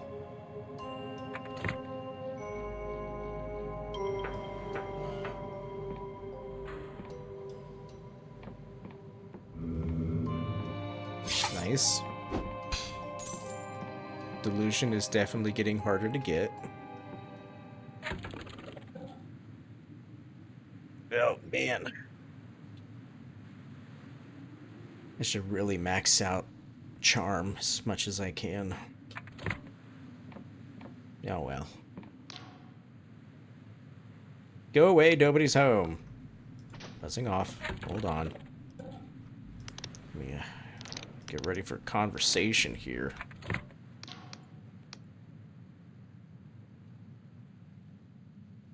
I'm looking for Morozov. Is this the right tower? Never heard of him. Chief Interpreter Afra sent me. It's about the Sadovsky problem. A long pause and then a loud clunk. Doors unlocked. Wipe your boots. Wipey wipey on the metal, I guess. And up we go.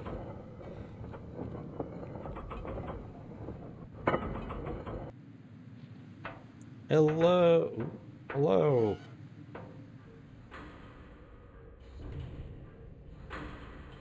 Nice place you got here. So this, hold on. Excuse me. I saw this.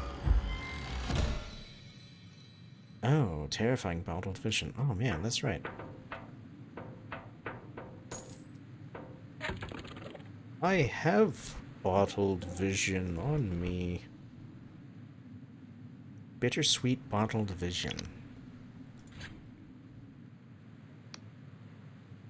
Within a few minutes of okay, you fall asleep. You walk along a pine-forested cliff top with a beautiful woman on the shore of a great inland lake. It's your last day together, and it's perfect. As you lie beside her by the fire that night, listening to the rhythmic crash and hiss of the waves, she tells you that you're going to be okay. You believe her. You wake up feeling inconsolable loss. Later, you notice that the label reads, "In loving memory." Oh. Sad. Sag. Wait a minute. Why do I only have one of those? Why do I only have one of those? I should have two of these. I should have two of these.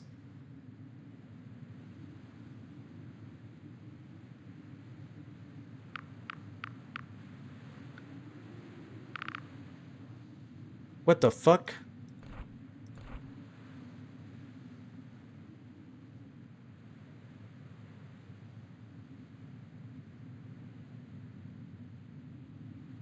Useful when picking locks. Oh, that's good. Really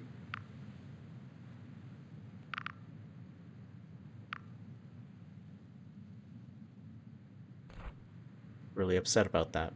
This is insanely rare, and I'm missing one of them now. I'll deal with that later. Trying to join the Mechanists Guild, but every time you go to take the exam, you are foiled by malevolent shadows that no one else can see. You enlist your own shadow to help, only to find yourself becoming a dimmer and foggier while it grows even more substantial. Wake up feeling like you're being watched. Okay, that's fucking weird.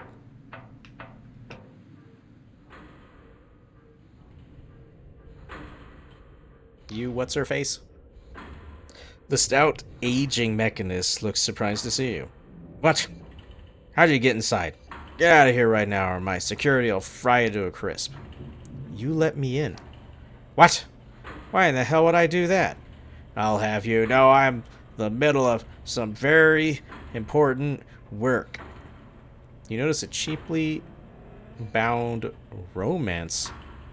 A cheaply bound romance open, spined up beside her, plus stacks of dirty plates and half-empty teacups. Can I ask you some questions? Tell me about yourself. Name's Morozov. I'm a cranial engineer, which means I know how to jam a bunch of clockwork into your brain without turning you into a prize cabbage. As if that weren't talent enough, I'm also one of the kingdom's most prolific dreamers. If you've ever tried a bottle of vision, chances are you've sampled a fruit of my crafty old noggin. She knocks on the side of her head. So you're involved in the vision trade? Involved? I practically keep it in business. I sell a lot of visions, but I buy too. You might call me a connoisseur. You gotta know good art to make good art, right? The vision trade's about the only business we got left in this kingdom, and it ain't hard to see why folks outside the kingdom go crazy for it. Guess however bad things get, our dreams are still worth some. What else you want to know?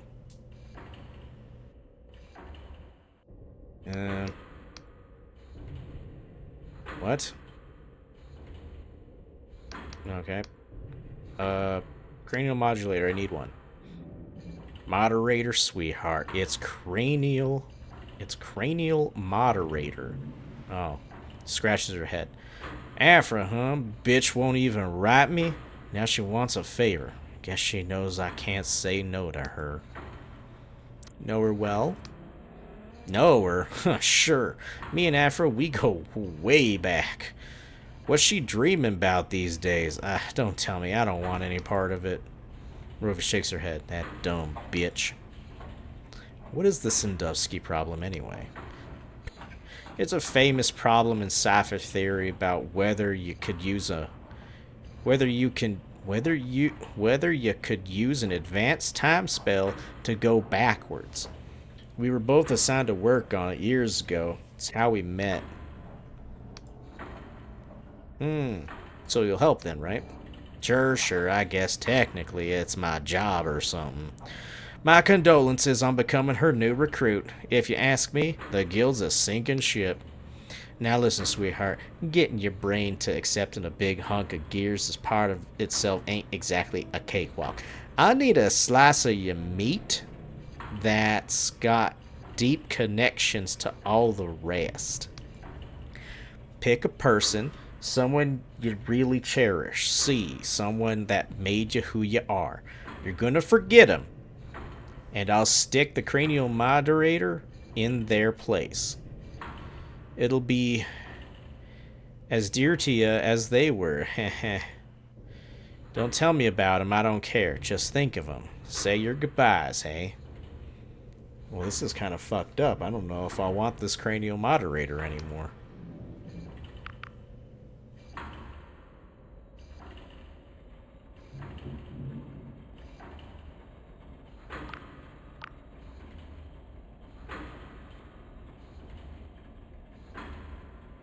Forget your mentor, your friend, your first love, or your parents.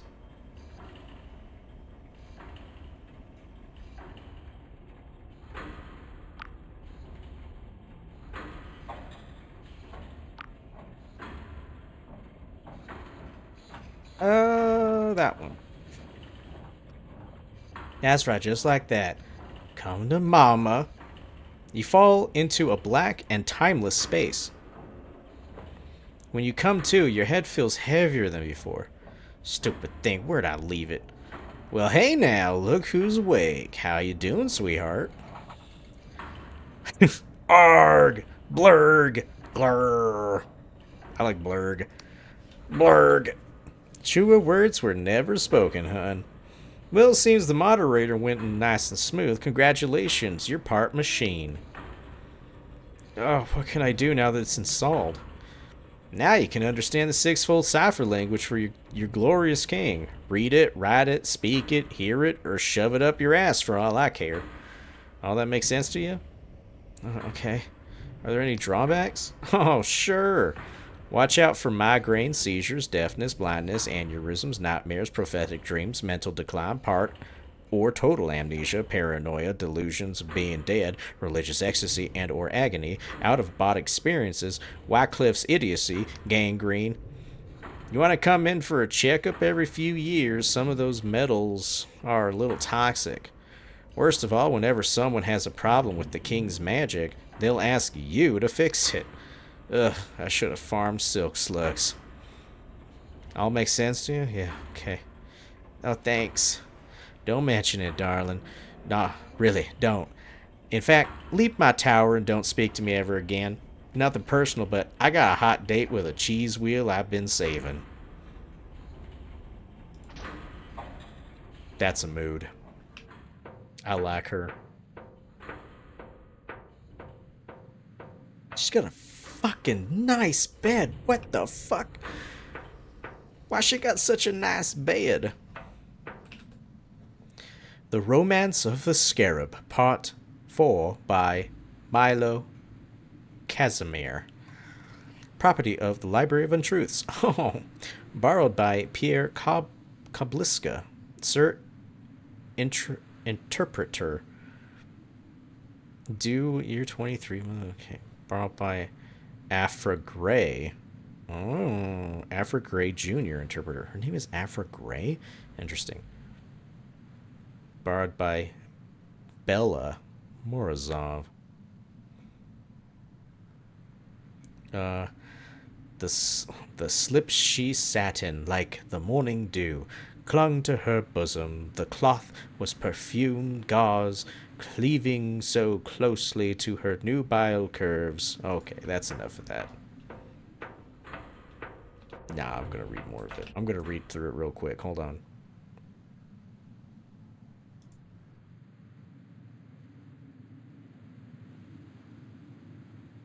The hated Melaphon, that man of sludge.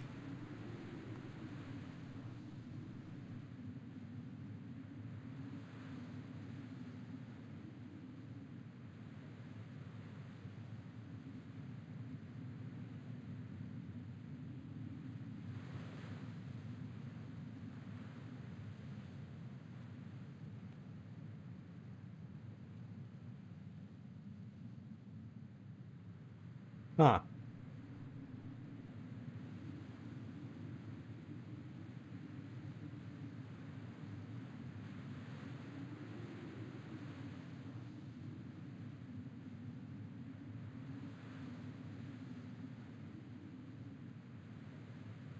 This is way more than I thought it was going to be. Right. I thought it was a joke book. It's not. Not really. Ah, box! Oh. Well, she didn't sell me a house, so... Great.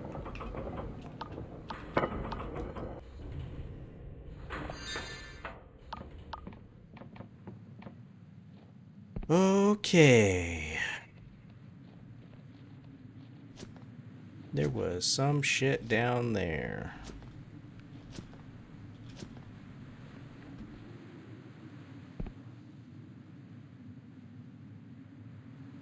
Let's take the easy way down.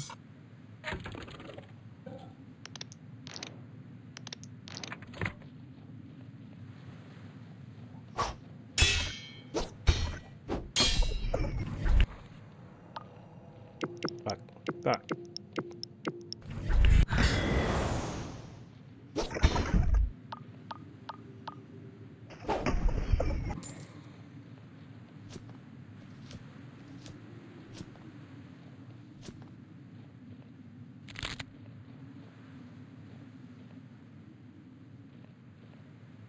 Oh, maybe?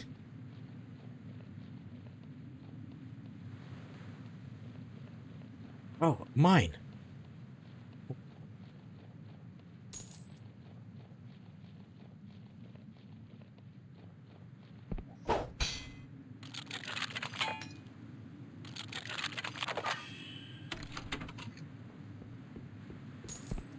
Nice. Oh man, what a bad time to be getting hungry.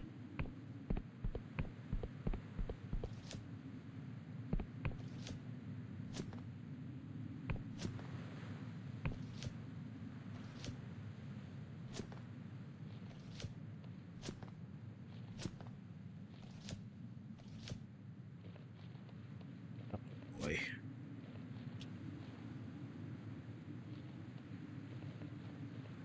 Oh boy, running on.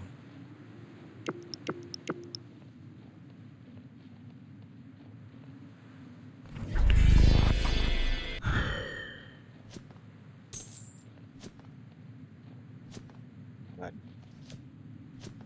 Ooh, made it.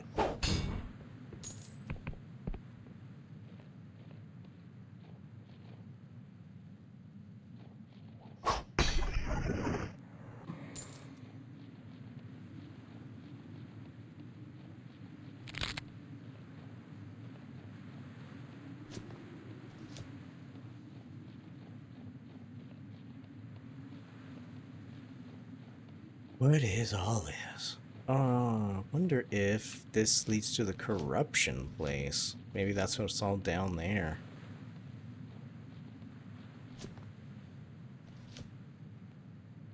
Peek overhead. Oh no, that's way the fuck over there. I don't know what the hell that is. What is this then? What is this? This is... Oh, the Royal Vision Works. Oh. No, I think I need to come here to talk to the guy. Is Dr. Prippa here? The clerk trills in a sing-song voice that she's clearly practiced hundreds of times. Hello, citizen, and welcome to the Royal Vision Works. Are you here for yourself or on behalf of someone else? Someone else. Lovely. Now I must inform you that we can't sign a contract without meeting the candidate in person or examining them if they're medically incapable. But I'm happy to walk you through the details. We have a number of positions open, with contracts ranging from the clockwork standard 12 to 12 from standard months to 12 years. How long are you thinking of staying? How long is a clockwork standard month again? Don't worry, you're not the first to ask. Lots of other folk still have trouble with the calendar. A clockwork month has 60 days, counting day 0, of course. What are you talking about? Why, becoming a vision worker. That is what you're here for, isn't it? All our workers are provided room and board along with top-notch medical care for the illustrious Dr. Pripp. Half the proceeds of their work are retained by the institution, and the other half is theirs to keep. You can have the money paid out twice monthly to a designated beneficiary or held safely for you until your contract ends. And of course, all your work will be property credited under your own name. Would you like to read through some example contracts or try a sample of our patented sleeping draft?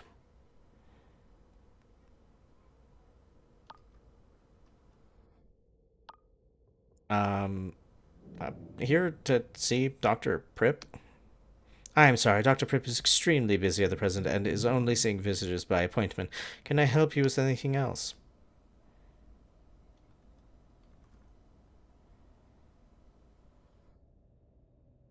Ma'am, I'm afraid there's been a complaint. I need to see Dr. Pripp personally. A complaint from who? Sorry, who are you exactly? I'm with the DRB, ma'am.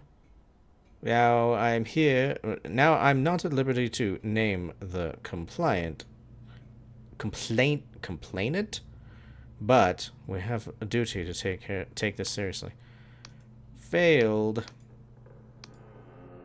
All right, hold on. I'm not supposed to show the badge, so I'm not going to do that. Let me put my talking stuff on, as I always forget. Let's put that away. Uh-huh. Charm. The receptionist blinks, caught off balance by your aura of unwavering bureaucratic assurance. The DRB? What does that mean? I've never heard of the Dream Regulation Board, ma'am. We're a branch of the Royal Factor's office. Well, technically, we're a part of the militia, but do I look like I can swing a sword? Anyway, this is all very irregular. Do you have any proof of your... Flash a piece of paper too quickly for her to examine. Sure do, ma'am. Now, this morning, the factor tells me I got to talk to Pripp, and only Pripp. Gertrude, Gertrude, I tells her name. Wait, I tells her. Gertrude, I tells her?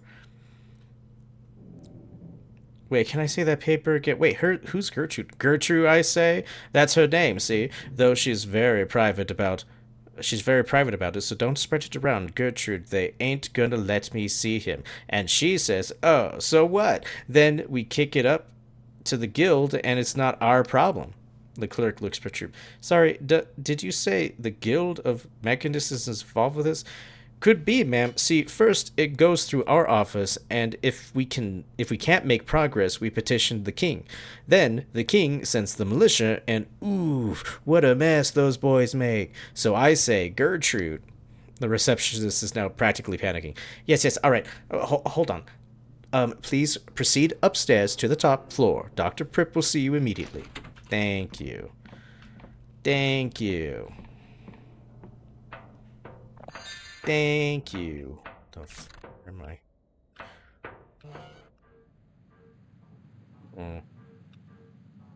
How do I? Hold on. Oh.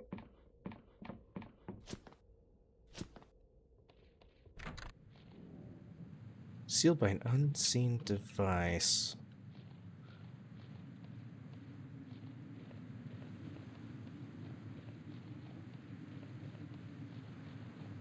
That.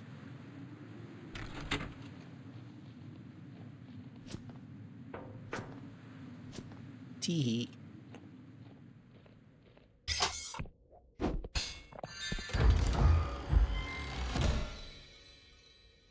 Oh, nice. More ore. Good.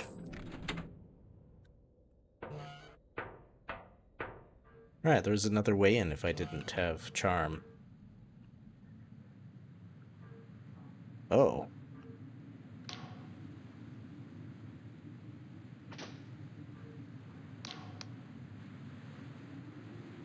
You know, sometimes I wonder what they're going through. Must be amazing in its way. From the outside, it looks like they're snoozing as soundly as a baby given gin to keep it quiet. Whoa, don't do that. But inside they're living lives we can barely imagine, full of wonder and terror. Haven't you ever tried one of their visions? Me? Oh no, I never touch the stuff. My friend thinks I'm weird, but maybe they'd feel the same after working here. That's a weird way to put it. It's a weird way to say that. No time to chat. Fine.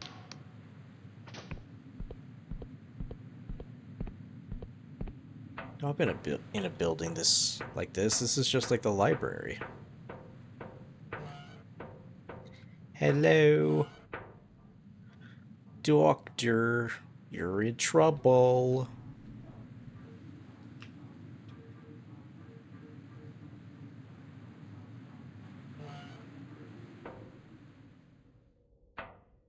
Oh, flowers. That's rare in this place.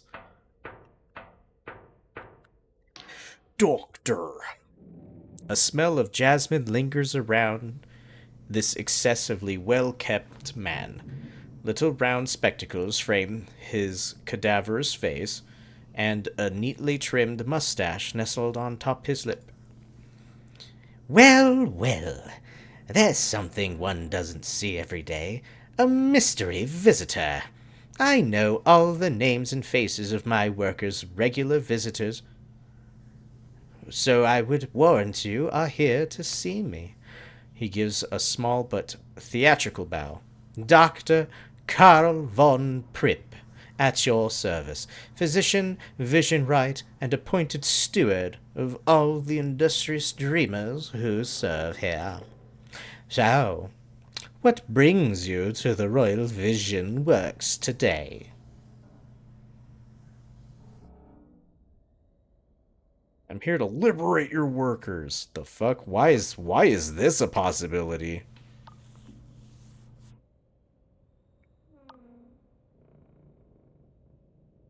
What is this place? It looks like a hospital, but it feels like a prison. A prison? On the contrary, most of our workers come here of their own free will, and the rest are far past the point of making their own decisions. Some come from the desperate circumstances and wish to lift their relatives out of financial holes.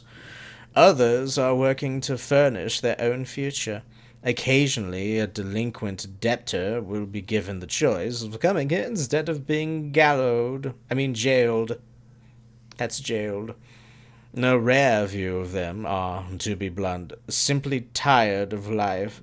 I hope even my detractors would agree that my patent ever-sleep elixir is far preferable to suicide.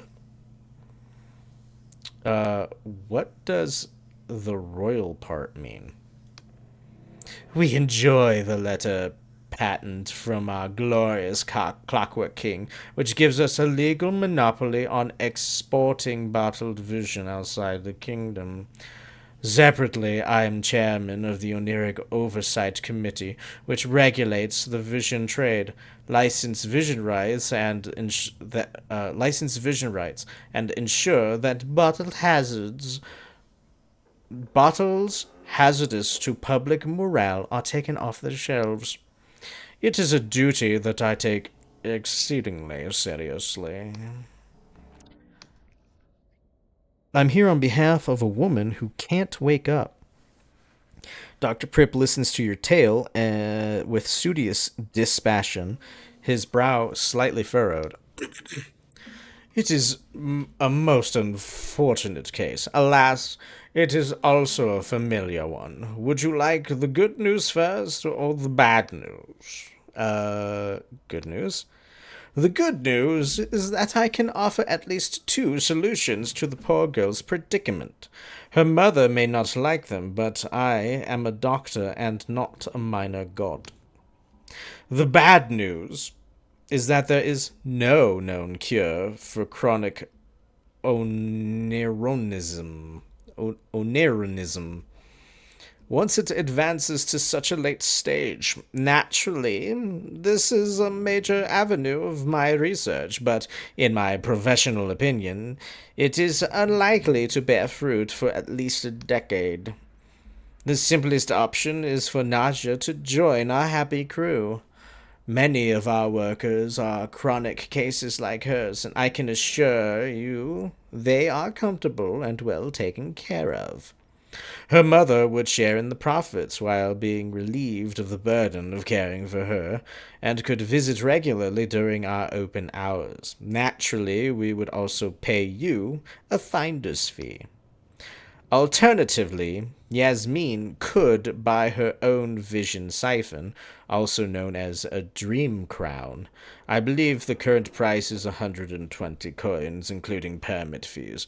This would enable her to support Naja at home by bottling and selling her visions independently.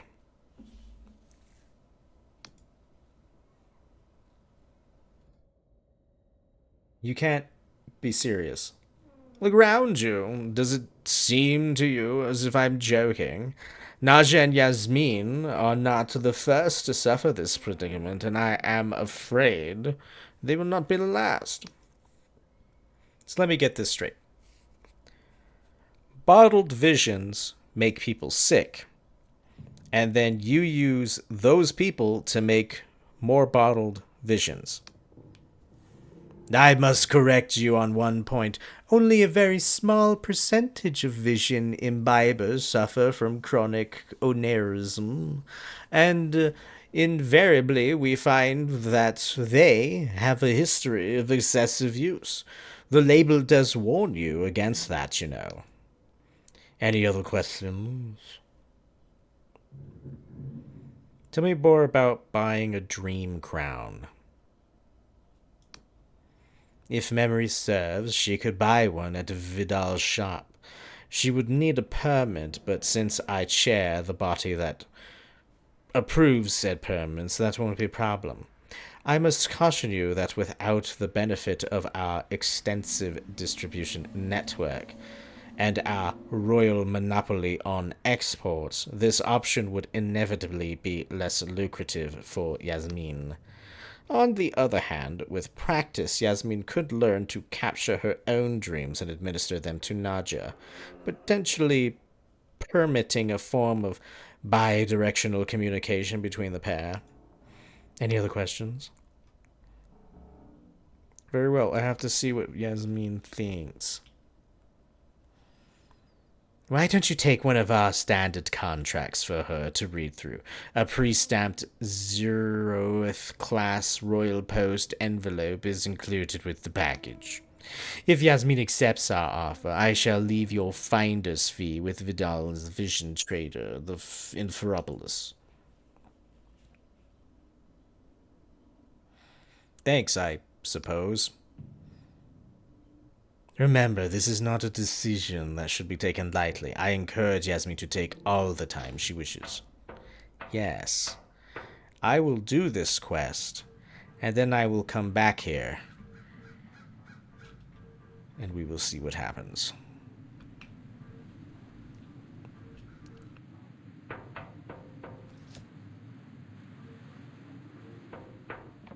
I will burn this place to the ground, but first, let's get the crown thing set up.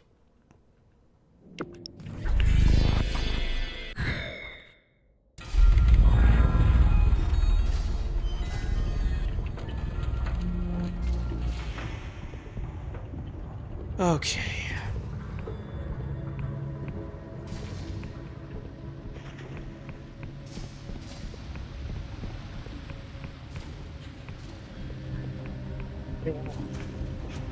Come on. Ah. Shit.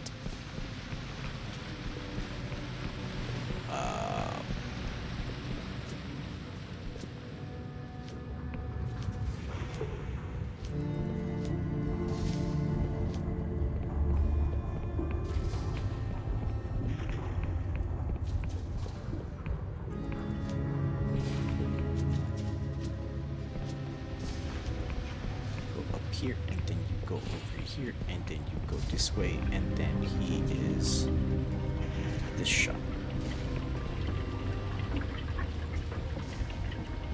This is not. This is wrong. Where is he? Where is he? This one. He's this one. You.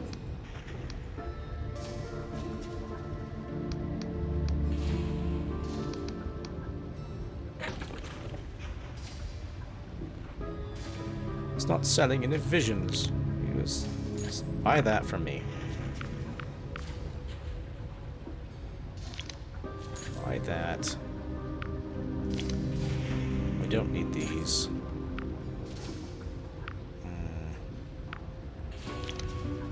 Don't need these.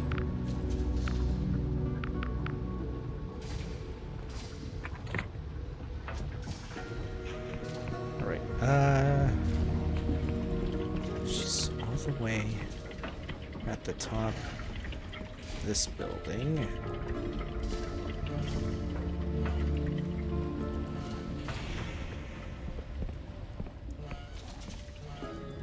You find Yasmin feeding her daughter porridge from a wooden bowl, singing a soft lullaby. She looks worn down to the bone. Yasmin glances in your direction. Oh, hello again. Did you have any luck? I managed to find the doctor, but it's not good news.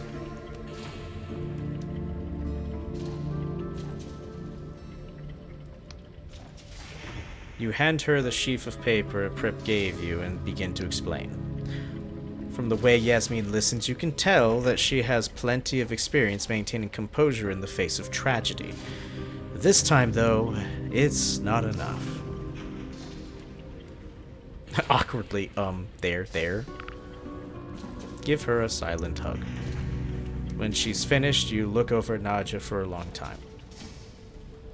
Oh, she looks over Nadja for a long time. Oh, my darling. How could I have let this happen to you? Yasmin looks back at you. I know you did your best, but this is quite a dilemma you've brought me. What do you think I should do?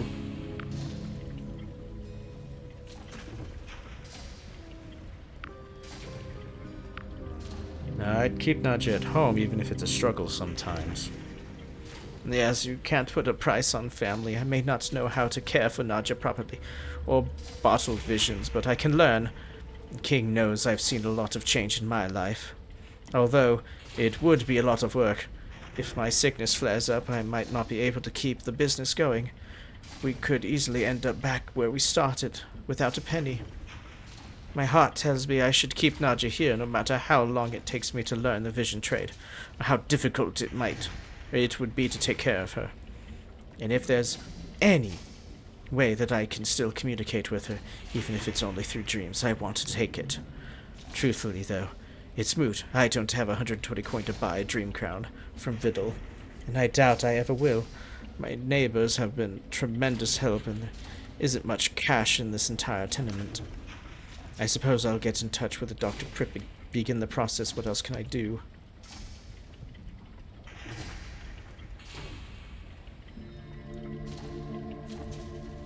What if I could pay for your dream crown? You can tell that Yasmin is conflicted about your offer. What?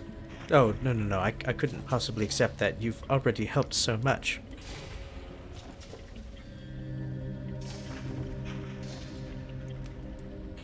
Really, I insist. Call it a loan if you like. No interest. Pay it back before the world ends.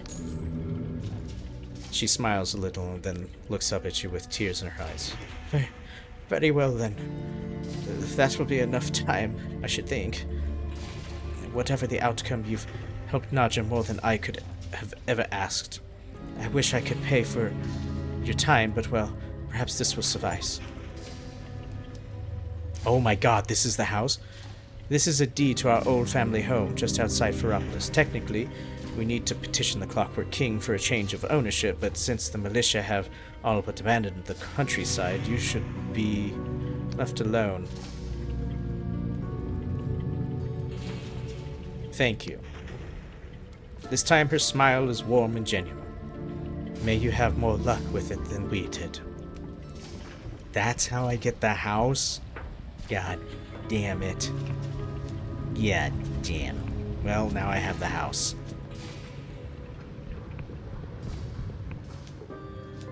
Fuck. I have the house and very little I can probably do with it. We'll see. We'll see how expensive it is. I have no ore. That's the worst part.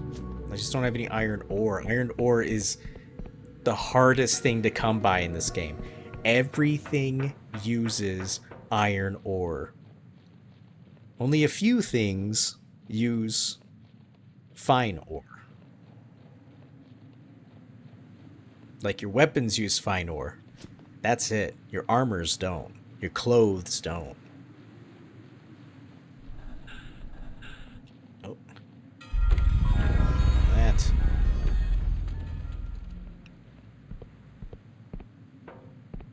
Okay.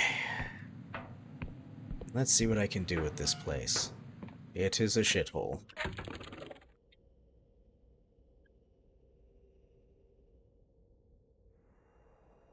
I need 1, 2, 3, 4, 5.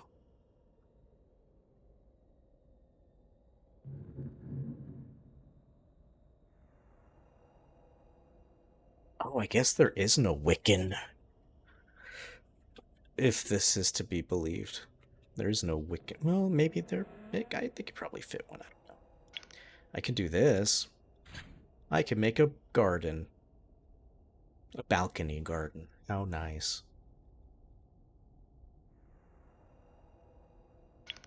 Do that. Accepted. Alright. I need to get ore.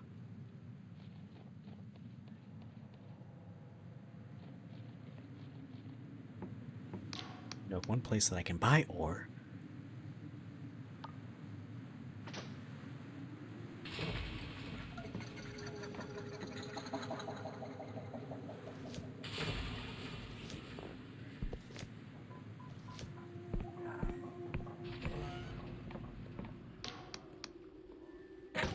What do you have for sale? Give me that.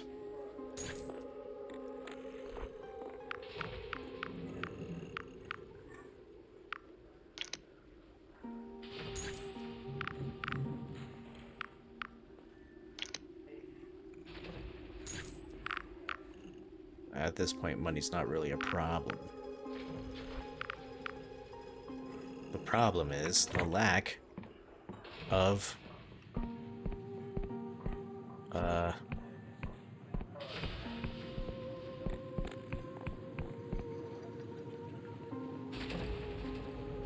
it's lack of supply. It's not the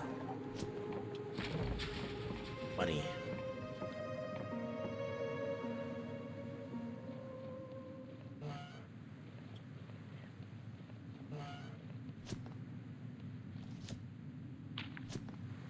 Just take one quick look down here.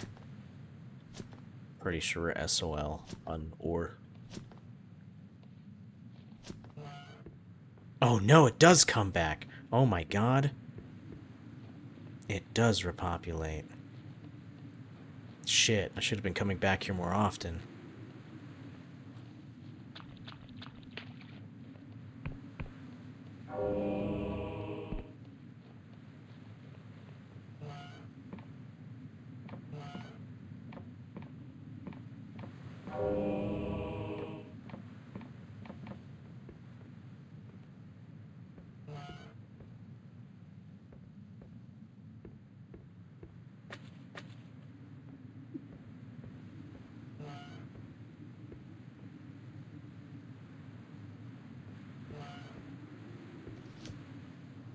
I come in here.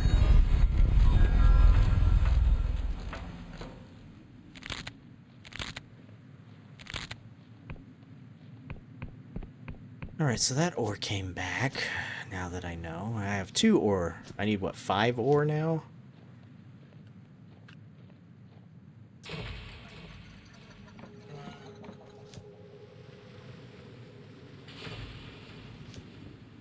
Yeah, and this ore doesn't come back. Oh my god. The only other thing that I can think of... Oh, I need to go here. I need to give the Wiccans the godlets.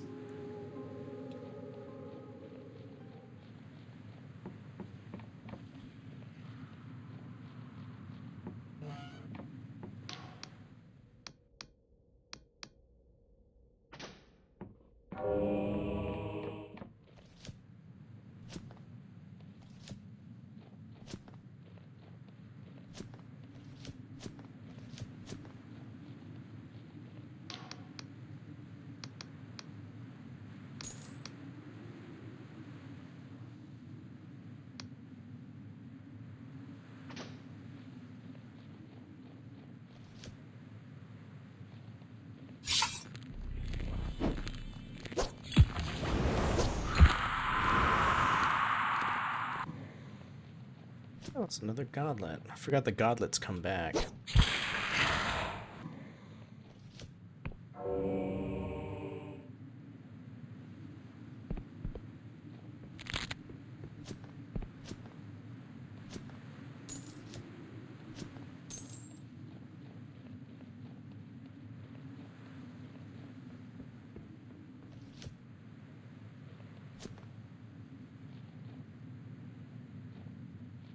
What? You only get one from these? I thought they regenerate their stuff. Whatever.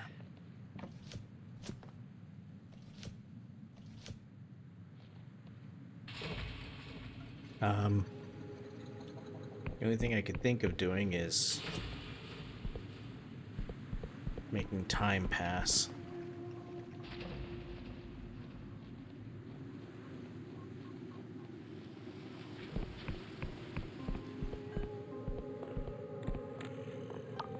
Oops.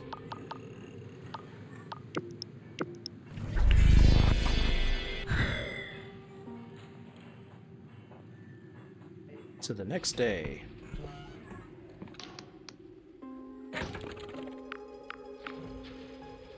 Nothing.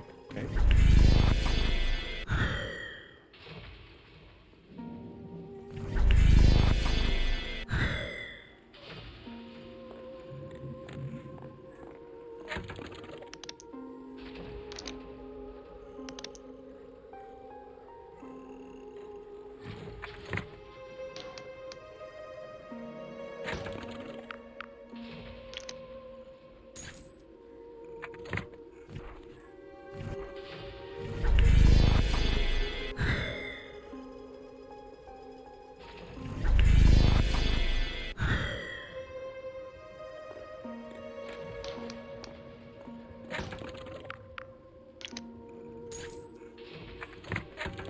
How many of those do I have? 5. 5 is what I needed, right? I think so. Yeah, that, and then that.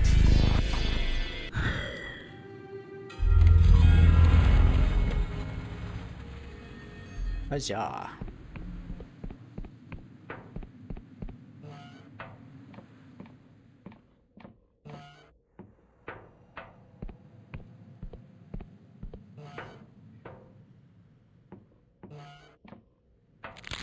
Oh, nice.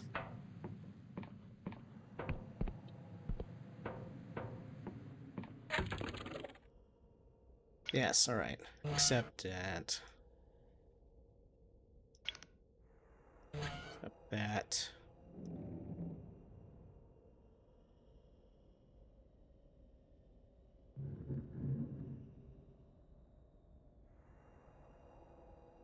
What?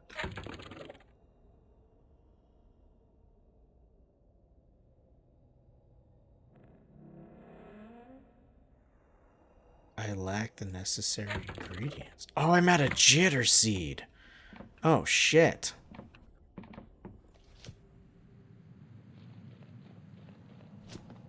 I never used this stuff. All the jitter seed I've ever collected has been used for houses. I don't do alchemy. To try to buy it all now.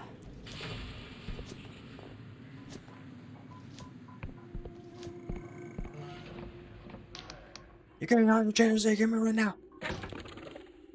Give it.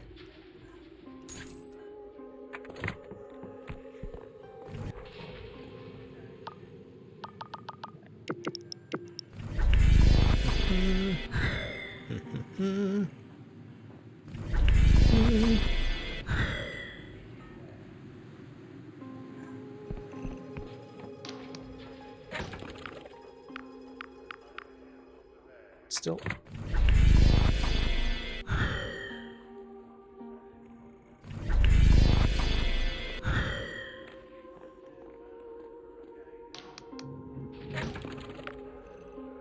What the fuck? Do you not get it back? Do you not restock jitter seed, you bastard? Fuck.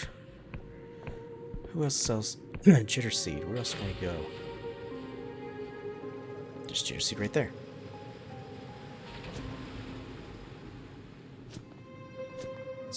Oop, slurp that up.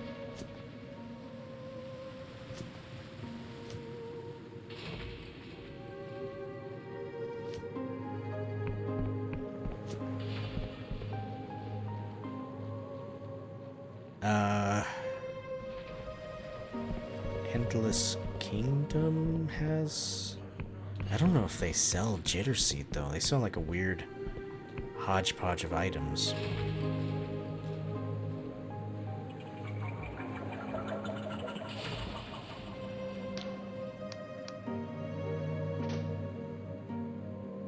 Wow.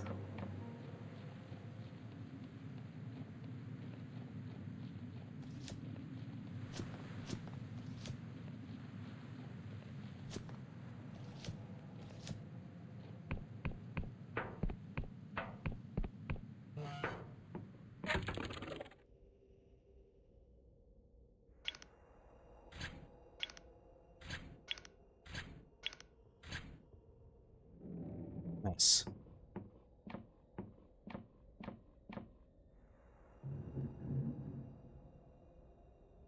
Pass the time.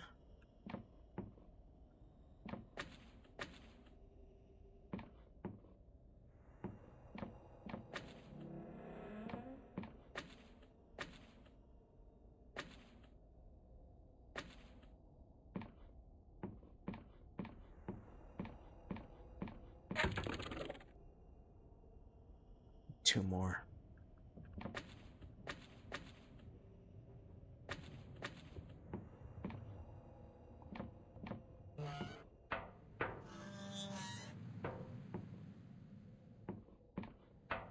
Ooh.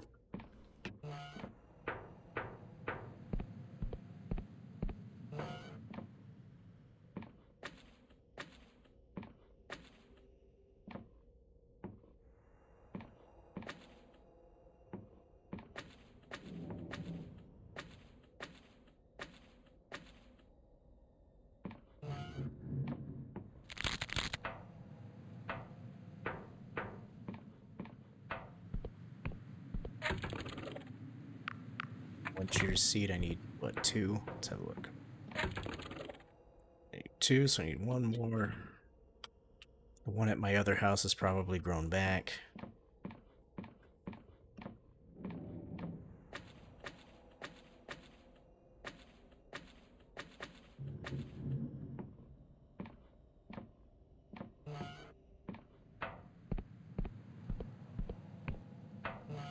What is...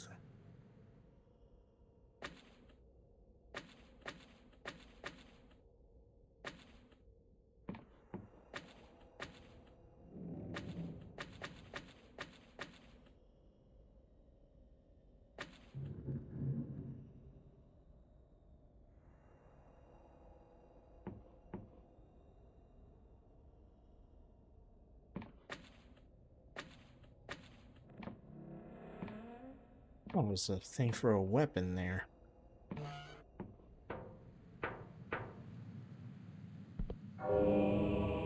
Oh, nice. And agility buff. I have a fucking treadmill in my house. It's fantastic.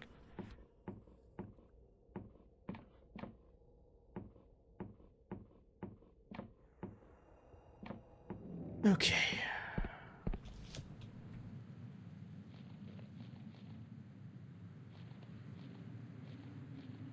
One more Jitter Seed. Actually, let's go here. They might have some growing in the, way down here. No, they just have Paradoxicus. Wow.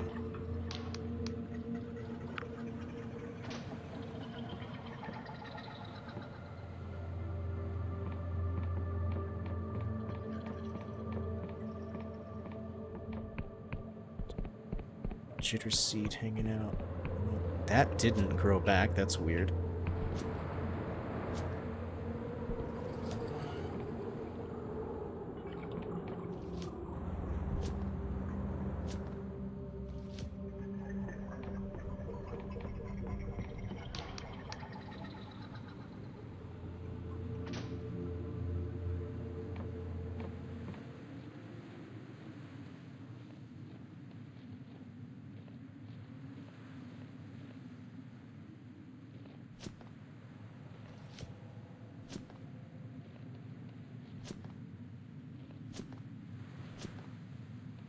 see if they sell jitter seed.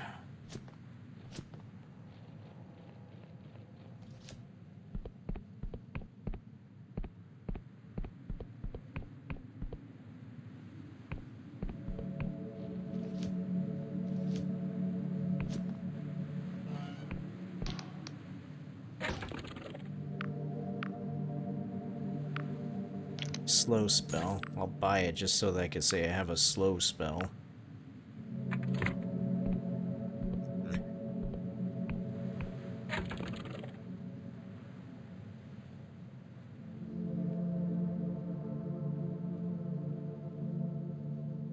Did I never fully upgrade the property here? That doesn't seem right.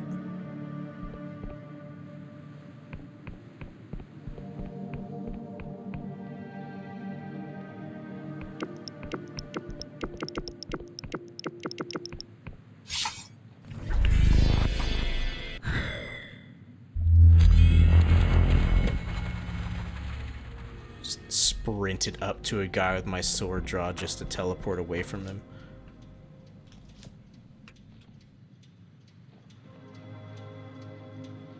Eh.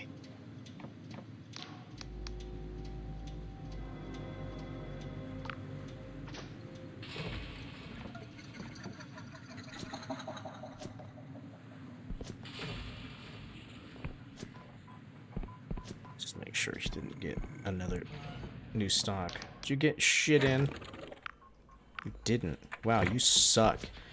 You don't get your stuff back? You're a terrible merchant. I have to go all the way back to my house.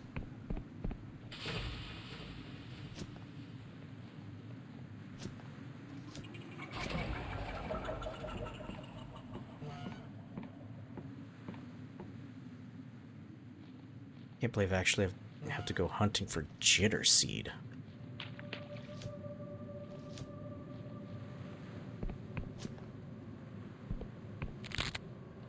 Oh, it hasn't come back yet. Fuck. I'm like legitimately gonna have to go looking for it.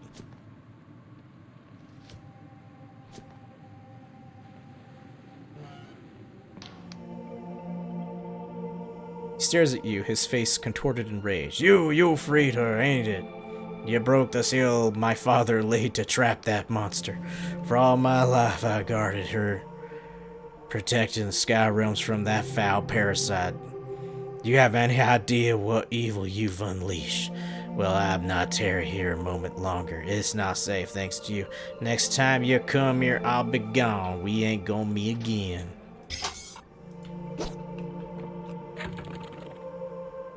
Oh yeah, I guess I didn't fully upgrade my house in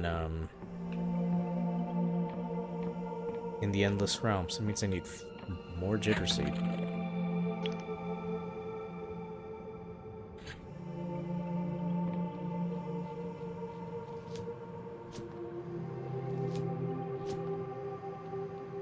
Jitter seed.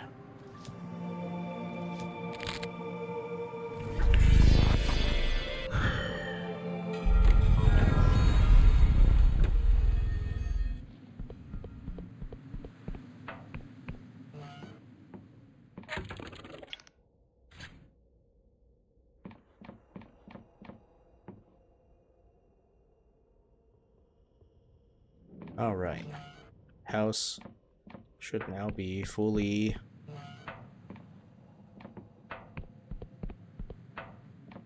upgraded. It's actually a pretty nice house, I'm not gonna lie.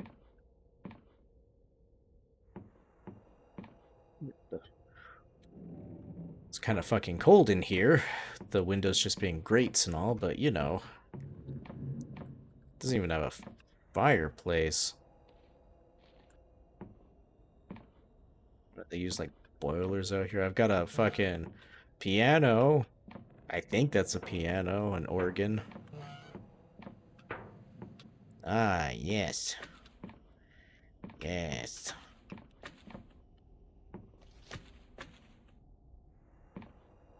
Fantastic.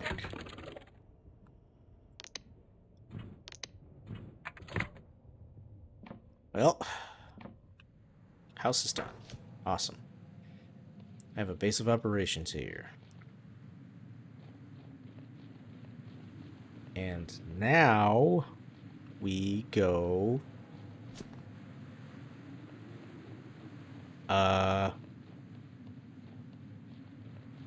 talk to what's her face, because now I have the machine eye. I can read the stuff. Right?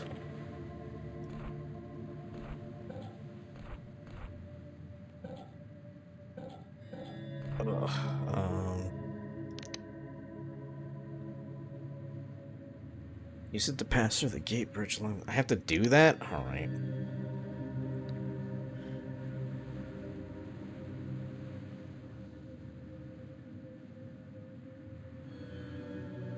The mattress of the king.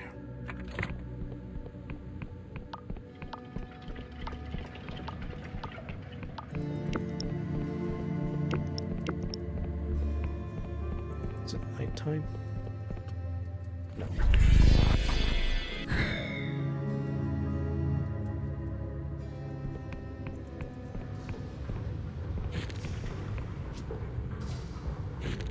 Well, the silk slugs have silk because it's been like a week since I've been here. Technically.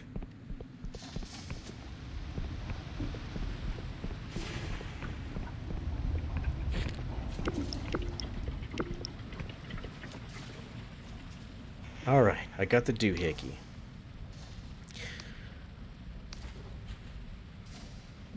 Tap your cranium, head full of gears as requested. Splendid! You're practically one of us now. I promise you won't regret it. I've been studying the message you retrieved from the graveyard. I think Its Majesty wants you to pass it on elsewhere, but not by the usual channels.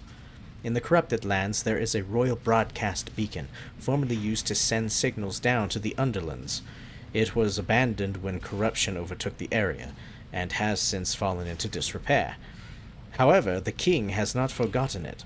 Unfortunately, the beacon is no longer answering remote commands, which means you, and I am truly sorry for this, must deliver the message in person. She hands you a weighty folder of forest green leather. This is what the mechanists call a punch card. It's a way of recording information so the king can understand, in this case, music. Use the punch card to open the tower door, then insert it into the apparatus at the top of the beacon. Why would you want to send signals to the underlands?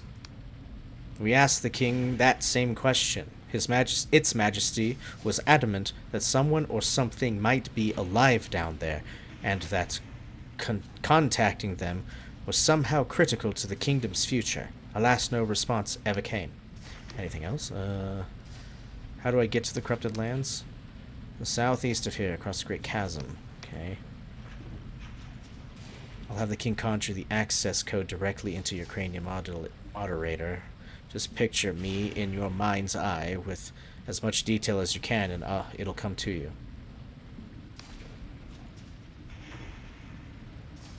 If you say so. Sounds incredibly dangerous. Very much so. Ordinarily, I wouldn't contemplate such a journey, and I truly wish I could go myself. But if Sunil notices I'm absent for too long, our whole plan will be sunk.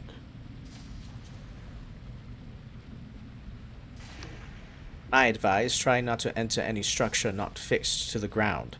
Cleanup workers are your friends. If you taste lilac, turn back immediately, and if you see an eyeball, do not meet its gaze. If you need respite, I believe there's a royal cleanup camp in that area, although I've never been there myself. Anything else? I guess. But if I become a monster, I'll eat you first. Entirely fair.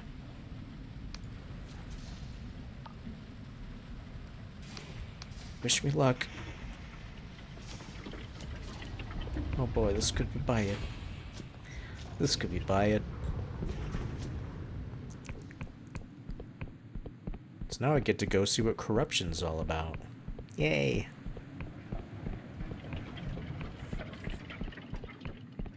I'm assuming corruption might be being created by another god. In which case I'll have a dilemma on whether or not I choose that god over the mechanical god.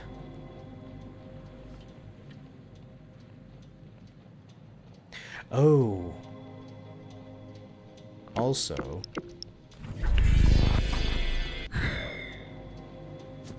I need to go pay that doctor a little visit.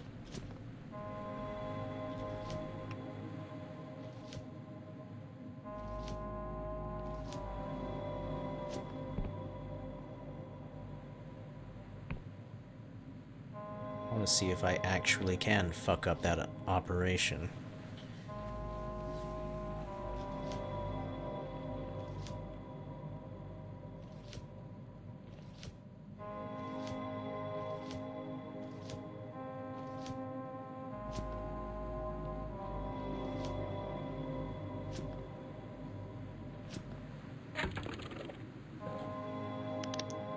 I'm wearing the good hat. Put that back on. Okay.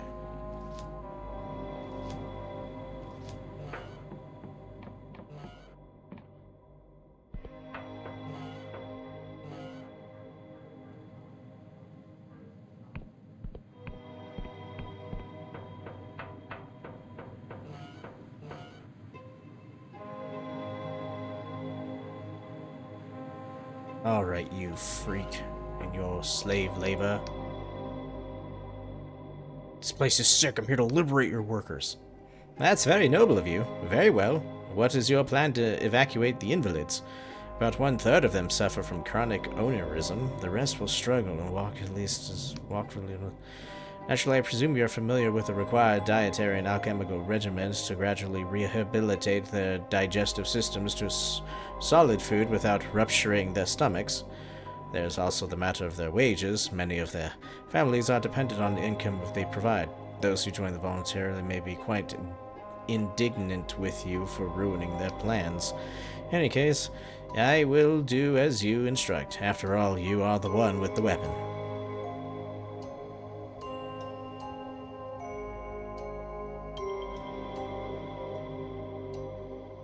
Fine, but I'll be back with friends.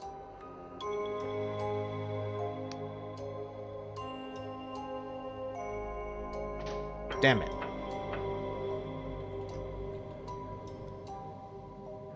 How dare he throw logic in my face as if I care?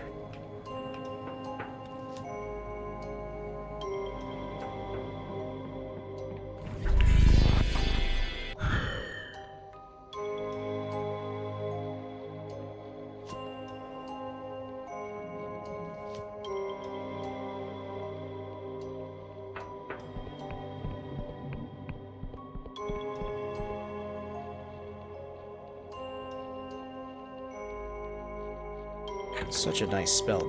God damn, does it use a lot of mana.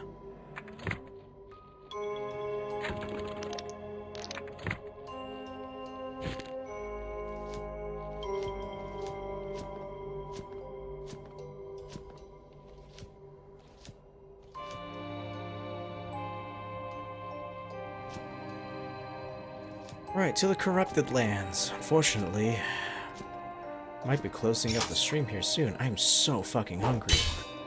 It's getting hard to concentrate. See how far I can go.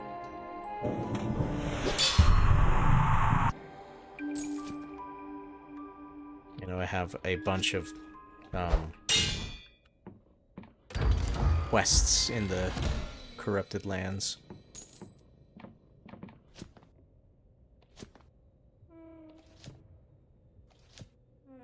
What's this? Samal's place. Horace Metcalf's stories rule. Metcalf? Supposed to be where? Is this where Horace is hiding?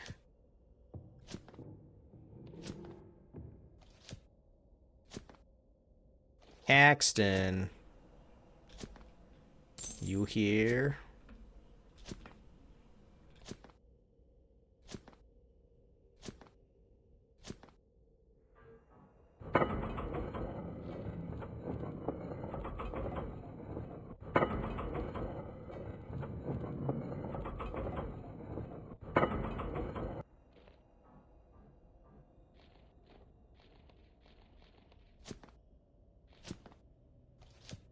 It's very quiet out here.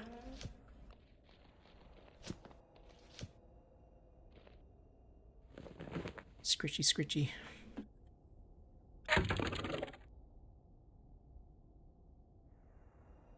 Dreamer's Reprieve.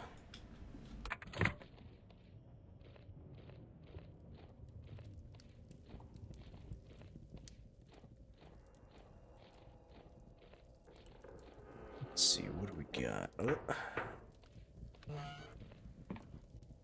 Oh, that's definitely him. It's a music box of rare and intricate design. Its lid depicts pastoral scenes of ordinary mortals working and relaxing together, finely inlaid with iridescent chitin and mother of cloud pearl. However, there doesn't seem to be any music in it.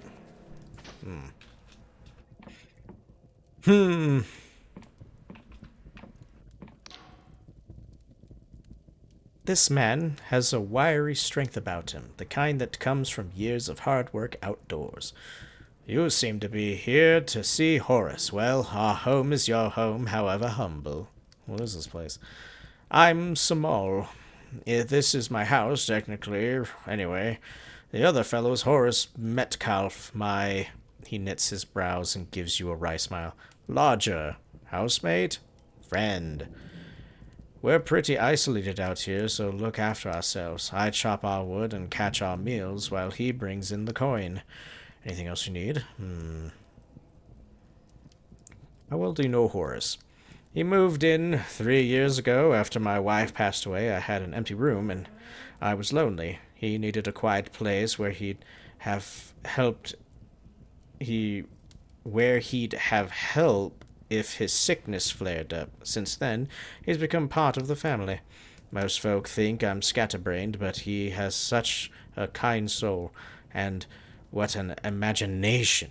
I've seen ideas I've no idea where he gets it all from.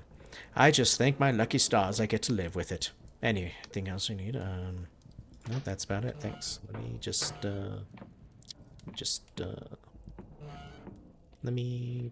have a look here.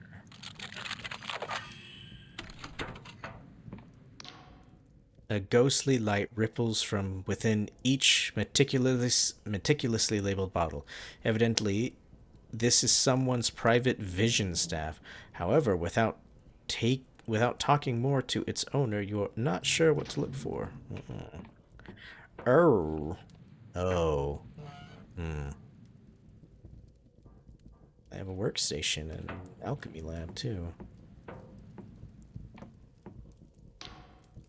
This elegant-looking man appears lost in reverie, humming softly to himself. He has a youthful face despite his growing crow's feet, and his voice is as gentle as if he were murmuring to a sleeping babe. Oh, hello there. Where have you come from? You're certainly on the road less traveled. He calls out behind you. Sam! Would you be an angel and brew us more tea? We have a guest. It's very kind. I didn't catch your name, mister. Goodness gracious, where are my manners? I'm Horace Metcalf, lodger, childminder, and general factotum hereabouts.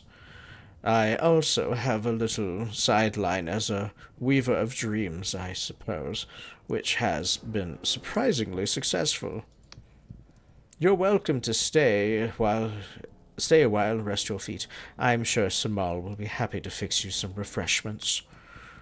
He takes a dainty sip from his porcelain teacup. So, to what do we owe this serendipitous visit?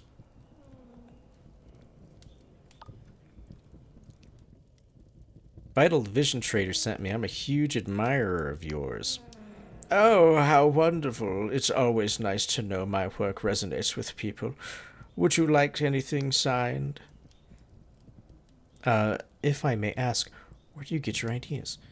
Is it true all that swashbuckling stuff is drawn from real life? He looks bashful. Oh, well, you mustn't think I'm any kind of expert. You see, Making bottled visions isn't like writing a book. You cannot control where the slumbering mind wanders. You can only influence it by choosing what fodder it will chew on. Since visions are such a vital industry, the king permits me to access literature from abroad. News pamphlets, ship schematics, Janus Mercenary Weekly, even those silly caddish Rakehill books. Oh my god, the Kadish Rakehills, holy shit. I devour every bit of it reading material I can find. Although, it seems to take a. It seems like he wants to say more, but then shakes his head. Well, I'll stop there. An artiste must keep something in his pocket, eh? Of course, forget I asked. While I put on my silly hat and wear my perfume. What were you saying? I swear by the king that I won't tell a soul. That seems to put him at ease, and he laughs a little. Oh, jolly well said. Well, I suppose there's no harm in it, as long as it's only between us. The truth is, I did not choose these visions. I am plagued by them. Dreams of gleaming sails and burning citadels, the stench of gun smoke and the taste of blood. I hope that bottling them might somehow pacify them, but they still come. Sometimes I dream of things I cannot possibly know, of mushroom-covered ruins in the flickering light of a star shell, of watching cirrus squid frolic off the prow, or sailing through the glittering forest of a siren jelly's tentacles, of kinship forged and battle baptized in hellfire. And then there's the Ashen Woman. That's what I call her. She seems to be a reoccurring character. Of course, those bottles stay locked in my private collection. Somehow it doesn't feel safe to expose the public to her. Even now I see her with hair like snow and eyes like twin volcanoes, bold and passionate, sardonic, yet pensive somehow. Her left hand holds the seed of all our futures, while the right hand holds the sword that ends the world. As Metcalf continues his description, all remaining doubts leave your mind. Somehow you know exactly who he is describing. Vela. Metcalf's teacup pauses on the way to his mouth. But I beg your pardon? That's Vela. You're describing Vela Kalos. He lowers his teacup slowly back to its saucer. I am? I mean, I suppose I've seen her woodcut often enough. What of it? I think you know, Mr. Metcalf, or should I say, Caxton Frost? Metcalf blinks several times. Frost? What does that have to do with... By gum, you can't possibly think I'm this Frost character, can you? You had me fooled at first, but your dreams gave you away. I don't understand. Those are all my dreams. If this is some sort of prank, I'm afraid I find it rather poor taste. Listen, I am only an ordinary chap with an overactive imagination. I don't know anything about mercenaries or adventurers. My visions may be realistic, but they're pure fantasy. This is all just a silly misunderstanding.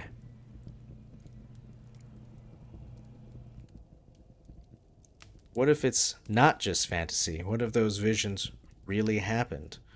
But that's impossible. I can't sail or sword fight or any of that.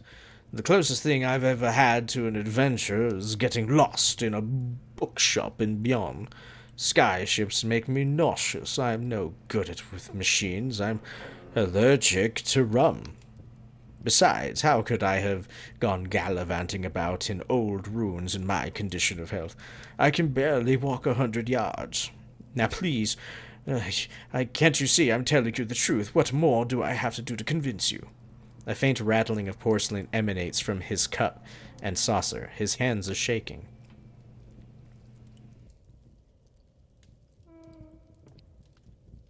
If you don't talk, the world could be destroyed. But how? For pity's sake, how can I admit something that isn't true? Dash it all to blazes. He throws both his hands in desperation. I'm not Caxton Frost.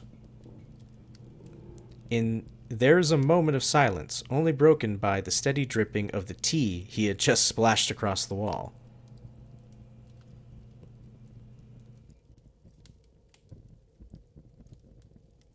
You really believe you're Horace Metcalf, don't you? Yes, yes, I flipping well do, because that's who I am. Ugh, what a jolly horrid day. This is going to affect my dreams for weeks. A new dark direction for Horace Metcalf. That's what they'll say.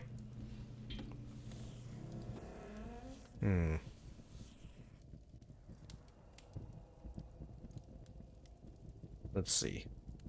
Horace, listen to me. Your whole identity is a fiction. You were a dark star, but someone has erased your memory. Now I need you to help me save the world.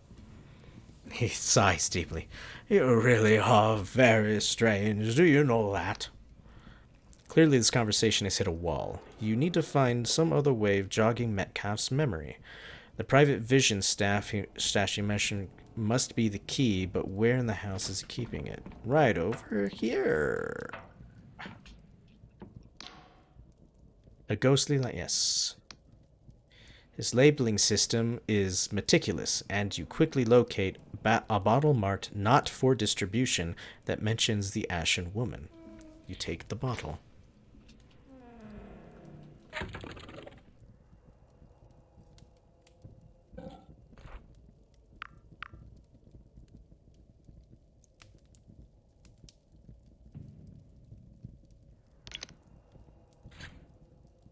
Sniff. You drift into a restless sleep. You're climbing through the skeleton of a titanic machine. Above you, the Ashen Woman pauses on a rusted clavicle to give you a cocky grin. Come on, slow coach. You forget to oil your legs? That's right, you're Horace Metcalf now, not whoever you were before. You watch Vela input some kind of code, and the Titan's brain case opens so you can clamber about. Then she takes your hand, gives it a reassuring squeeze, and you both lift off the ground. You fly over the corrupted lands, light as a leaf on the wind. No, light as a leaf on the wind. In the distance is a dead city, its charred bones exposed to the desolate sky, growing ever larger as you spiral down towards its gates. Query. Any last words? Says the Clockwork King, its voice like a cyclone of blowflies and broken glass. You feel your heartbeat quicken. Do you remember? You do remember, don't you?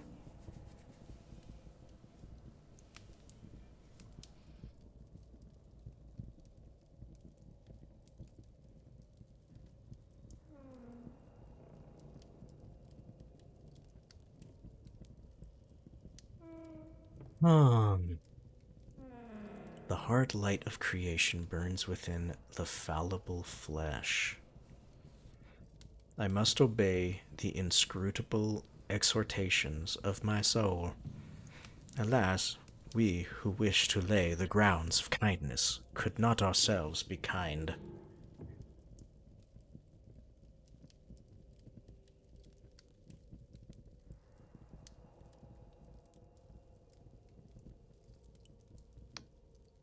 The king's mouth shivers open, its teeth dripping with blood, and both walk through into darkness. When your eyes adjust, you find yourself in your childhood schoolroom. The room is half buried in compacted ash, the blackboard a palimpsest of faded sums and slogans. Vela, wearing a schoolmaster's cap, throws a shovel at you. Well, boy, aren't you going to show us what you can do? You dig for hours until you strike something brittle and crunchy. As you're clear away from more debris, you realize you're standing on a giant mirror, with cracks radiating from where your blade hit home. You look so different from how you remember, handsome, hard, and imperious. You, standing fully upright, your legs encased in some kind of clockwork armor. Your, f- you feel your heart pounding like a battering ram against your rib cage. Your reflection gives you a cruel, taunting smile. What's the matter, darling? Forgot your line? You wake up breathless, drenched in sweat, your thoughts racing. You know where you must go. You know from the vision you're flying over the corrupted lands with Vela, past the abandoned diggers, down to the very southeastern tip, to the lost city of Progress. That's where Horus' memories lie. Oh boy. I think we have two Clockwork Kings. That's what it sounds like anyway. Or something particular in that area can fuck with him. Interesting. Interesting.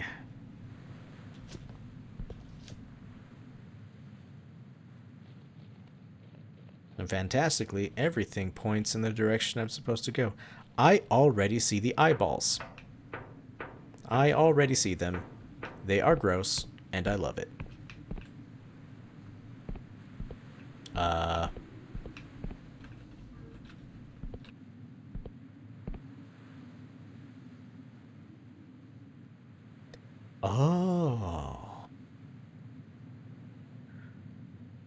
We have to get down there from there. I have not gone that way. Interesting.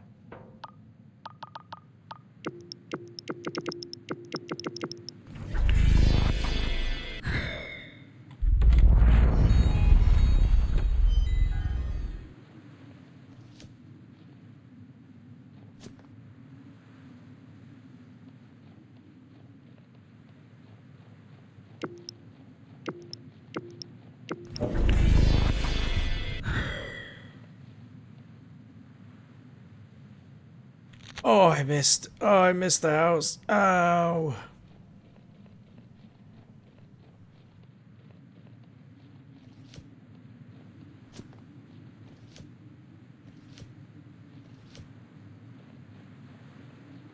Ah, yes. So I never crossed this river. I'd totally forgotten about this place. I've been in that building, and that's as far in this direction as I've gone.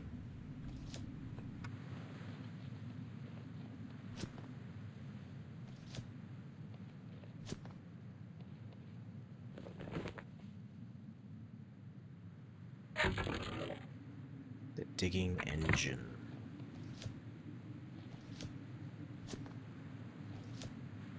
Quick look around, because, again, haven't been here, so to expect. What on the... What the fuck is that?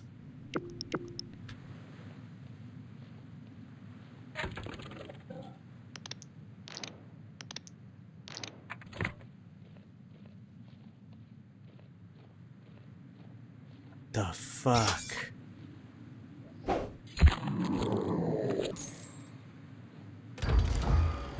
So I guess that's what the corruption does to people, huh?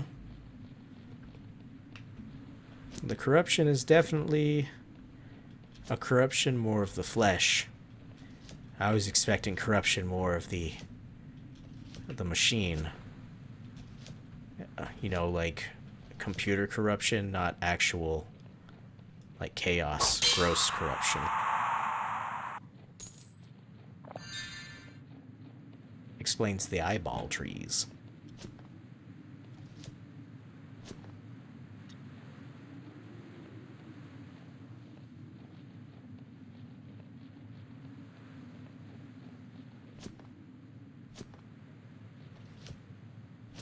don't want to end. I don't want to end so early.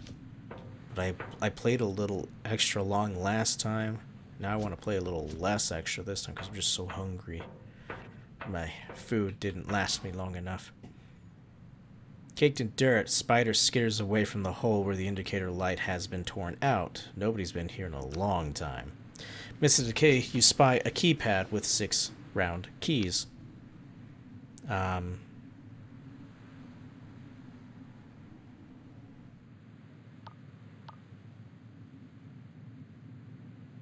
Oh my god, you get codes from everybody. Does this work?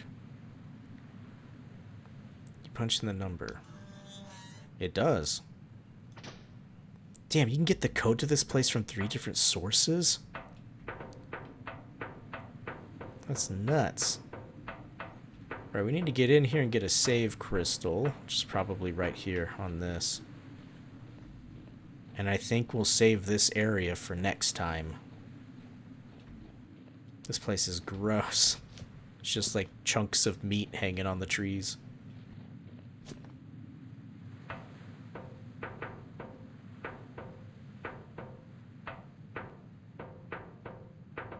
There's treasure in here. City of Progress is where our glorious kingdom is forging the future. With our own hands, excited opportunities are available for all of these jobs. Long live the king. What? Ew. Ew, they cause bleeding. Hurts.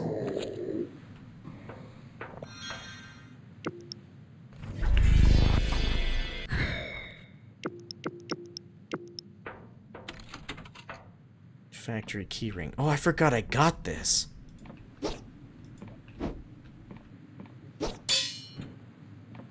I found this in a chest in a random place.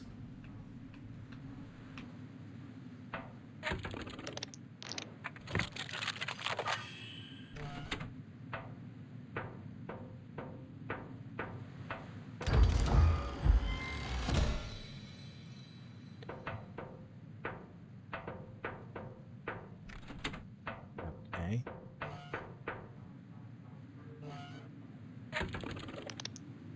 Oh, nope.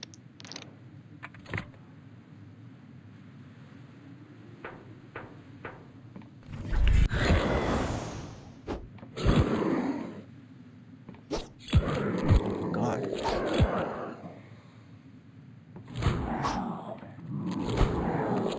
Yeah, these things are cool looking.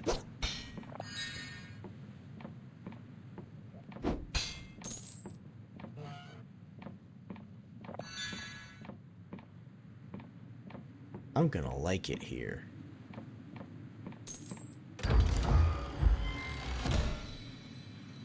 Spectral Shield. This spell generates an arcane shield that is impervious to damage, while the caster has mana to maintain it. Draining to cast and sustain, this spell has nevertheless saved many of a mage from otherwise their nest. Well, that's fucking cool. There's no save. There's no save crystal here, though.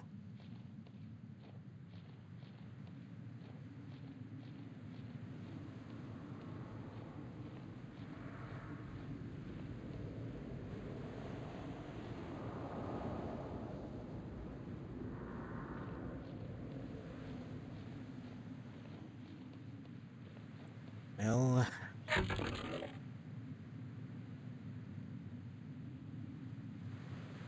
don't know where to go.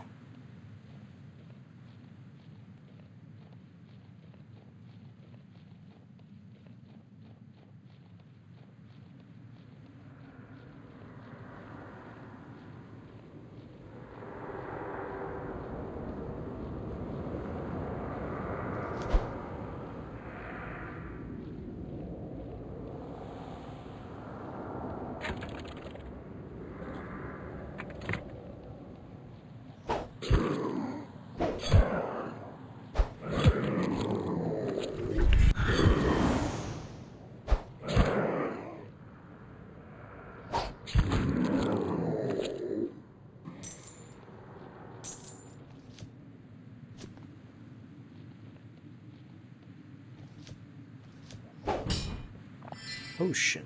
Ooh, an elixir of luck.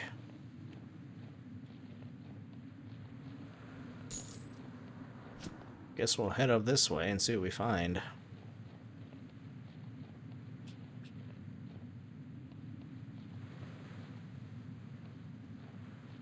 You cleaner? You are. The voice is metallic and distorted through their helmet. Don't try anything funny or you're toast. And I mean the blackened charcoaly kind. Okay.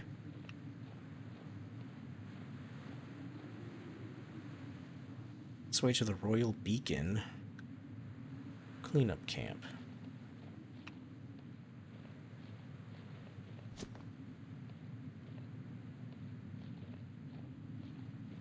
Guess we could head to the Royal Beacon.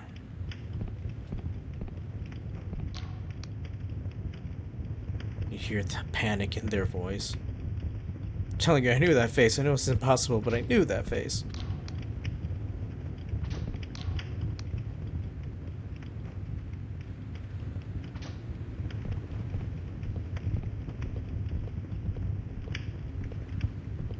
Just burning down a house to stymie the spread, I guess.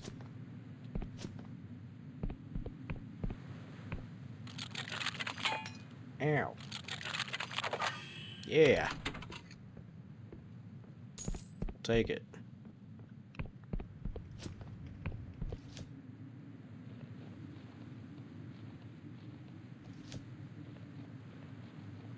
Oh, this fucking thing. Yeah, okay. That looks like a beacon if I ever saw one. Scratch that down. Aha! Now I have the whole map. Okay, I was wise to come this way first.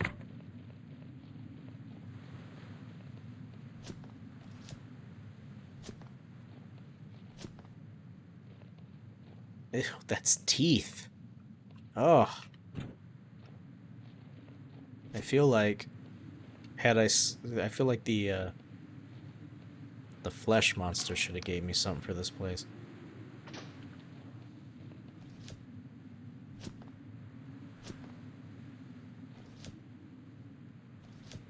Let's see, will it let me unlock this area? Unlock this bridge. Don't super need it, but you know, shortcuts and whatnot. Yeah.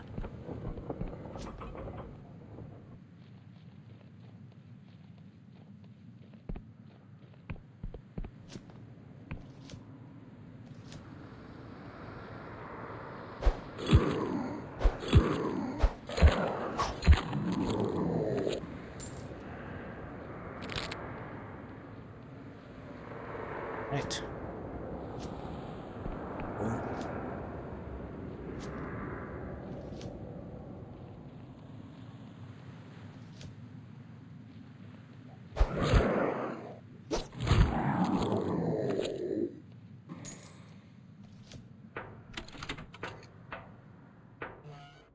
Yeah.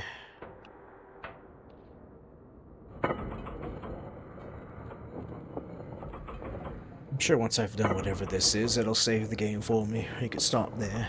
Pick up the rest next time.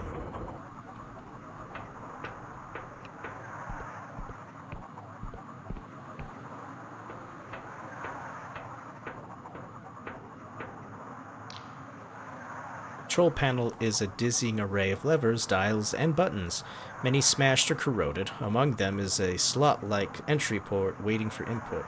A howling wind whips snow and ash across your face. Insert the punch card. The card jams in the slot, but you give it a good shove. For a moment, nothing happens. The whole tower begins to vibrate. Needles jump back and forth along their dials. A transistor bursts in a shower of glass. One by one, indicator lights go green as the beacon reconnects with its long-lost king. Above you, a giant antenna crackles to life and emits a pulse of silent sound, felt in your belly rather than heard. The pulse continues at regular intervals, singing a song that only your bones can hear, broadcasting a monarch's lonely cry down to the underlands. Suddenly, the control panel crackles and squeals before emitting a familiar voice. God's damn thing even work? Hey, asshole! Are you hearing this? Oh my god, no way. Mikhail? Is that you? Misha? No, this is an ancient No, this is ancient mummified queen of the Underlands, here to tell you that you stupid nose, beanhead, nincompoop, fucking... Listen, we do not have long with the device, so pay attention. Misha has some friends who have been watching you through the king's eyes. They know all about Chief Interpreter Afra and her big plan, enough to cannot be trusted. Go down in Ferropolis and find a market trader called Reza. Ask them the 7th letter. Do this before you Afra's punch card. Understand? What was that about a 7th letter? It appears Mikhail can no longer hear you. You and I, I believe we have seen each other's souls. We have and discussed philosophy.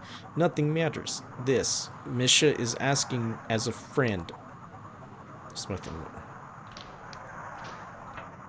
What the fuck?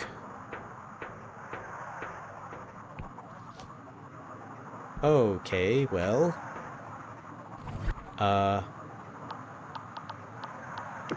Maybe I'll do that first.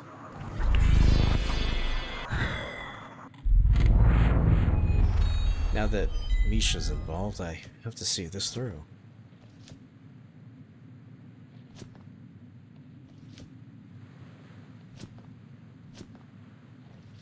Now we have to see what the fuck everybody's talking about. This is where this is going to be critical information that is going to change the direction of my decision completely. I can feel it. I can feel it in my bones. Now to find somebody named Reza in the market.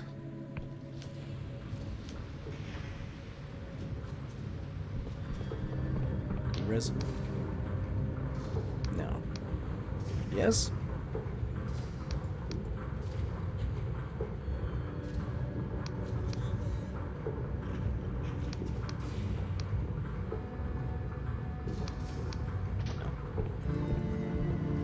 Reza.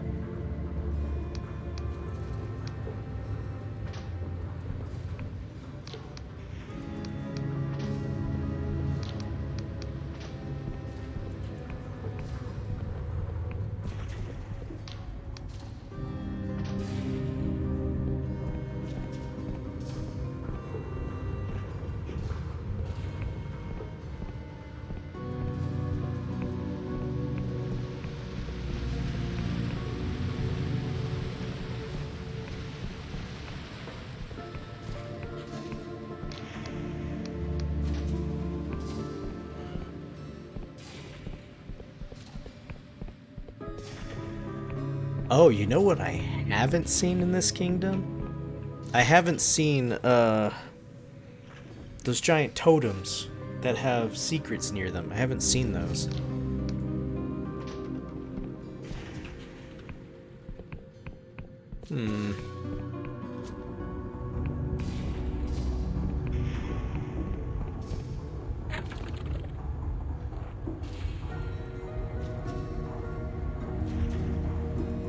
Find a market trader named Reza in Ferropolis. Mention this before returning. Merchant named Reza. Don't remember. It's Quarshire.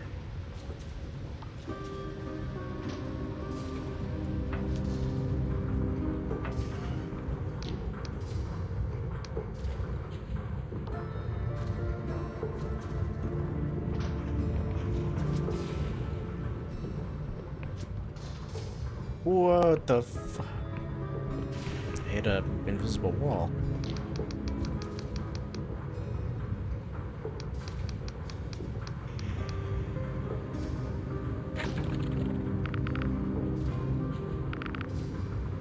Why does she have 0 shielding potions? Shield. That's always been a thing.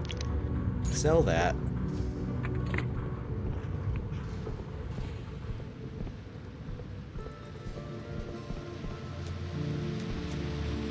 There's like a million people in this town.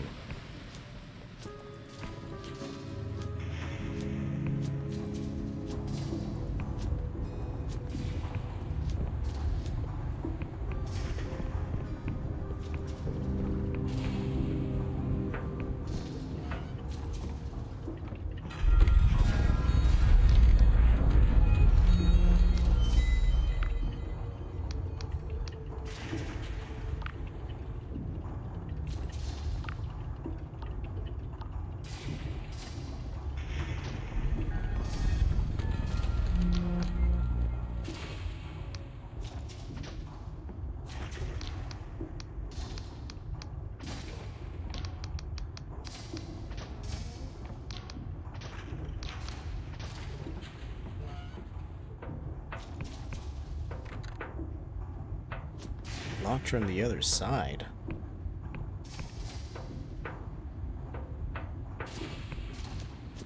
Yeah. Get wrecked. Oh. That's the place you can sleep. Right.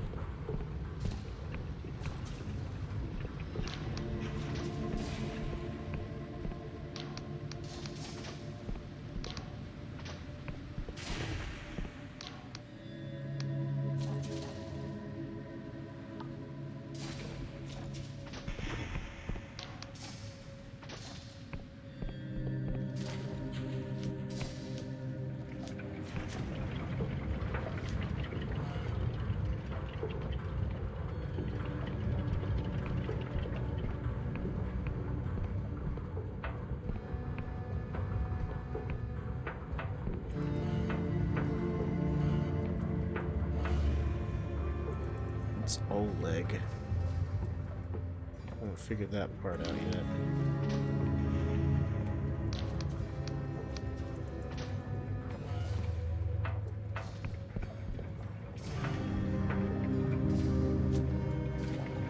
Oh god. Oh, that would have been death.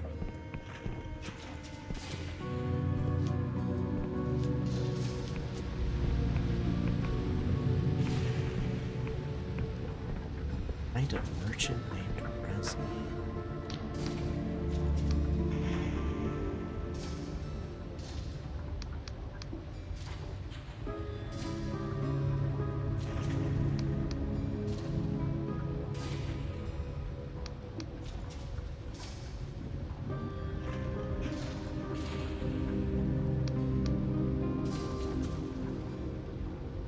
The first 3 years.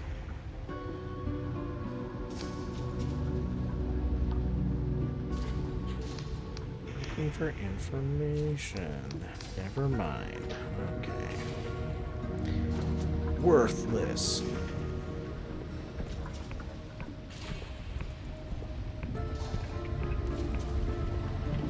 Who the bloody hell is Reza?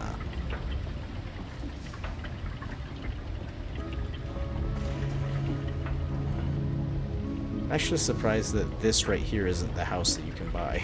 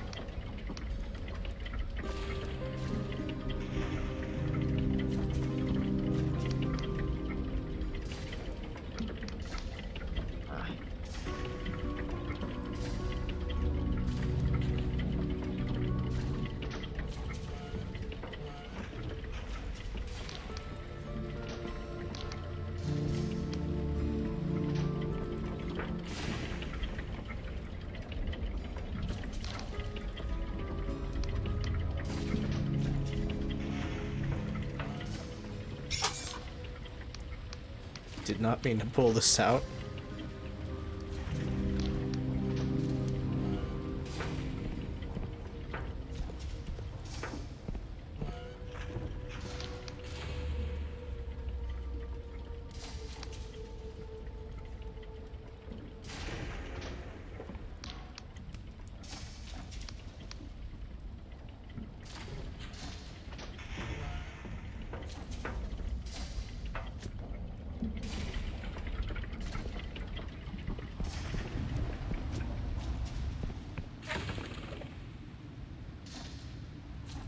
Find a market trader named Resin Ferropolis. Mention the 7th letter.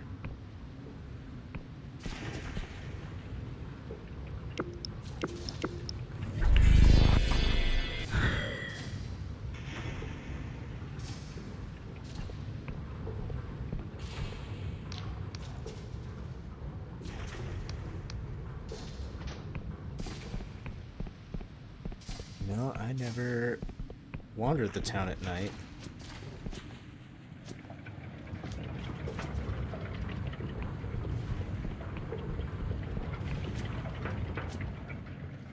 Maybe there's something that only comes out at night. Oh. Still warming water. Still warming water. Yeah, that's definitely the guy. He's new. This guy still hasn't found his house yet. Alright, we found him. He's right here. Okay. Why is this door open?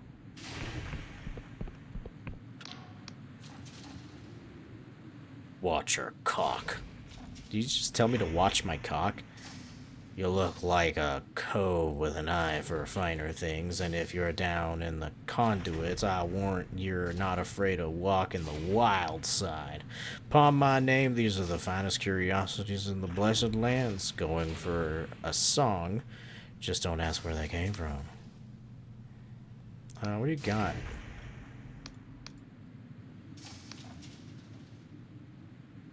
Let me see your collection. Okay. Yeah, alright. Typical. Want some shurikens. And some throwing daggers. Seem to lack those. Catch you later, old cock. What the fuck?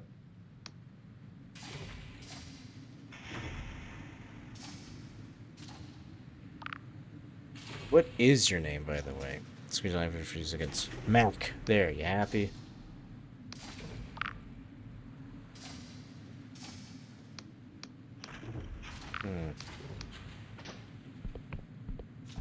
Okay. This door didn't used to be open. Well, well, well. Look who we have here. You see a middle-aged person with light brown skin and an eye patch, dressed in an eccentric patchwork of colorful fabrics. You can't quite figure out their gender, which seems deliberate. Why, hello there, child. Come to browse? What are you selling? Why, charms and trinkets to attract the favor of the Clockwork King, or ward off its majesty's displeasure. Look here. This cogwheel was plucked from the king's own belly, inscribed with sacred six-fold cipher, worn around your neck. It will grant you fortune at summoning stations. Or this incense, burn it while you write a petition to the king, and it shall speed your request. Well, child, do you see anything else that might interest you? Who are you? My name's Reza, child, fortune teller, trinket vendor, and listener on many grapevines. For a price, I can sell you a talisman of luck and protection, or perhaps even give you a little advice about your problems. Keep calling me child, but I'm at least as old as you. Reza gives you a crooked grin. We all are children in the cosmos, no? Now, what kind of problems do you mean? Everyone's problems are different, child. To truly help a person, there must be trust,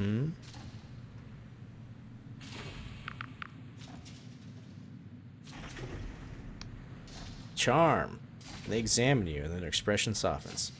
I'm sorry, child. I can only imagine this is not a good place for travelers, is it? Everyone must deal with the king now and then. It's my long life. I'm lucky to have learned a little of its majesty's ways. So I help people with their problems as best I can. Nothing illegal, just advice.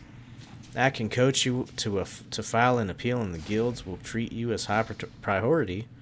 Diagnose misfiring magics in your building's heating engine. Interpret a royal proclamation you can't make sense of. Perhaps even point you towards a friendly mechanist. I never cheat. No. I only help people find the path to everyone. I only help people find the path where everyone ends up happy. So you see, child, I too, in my own way, am a servant of the king.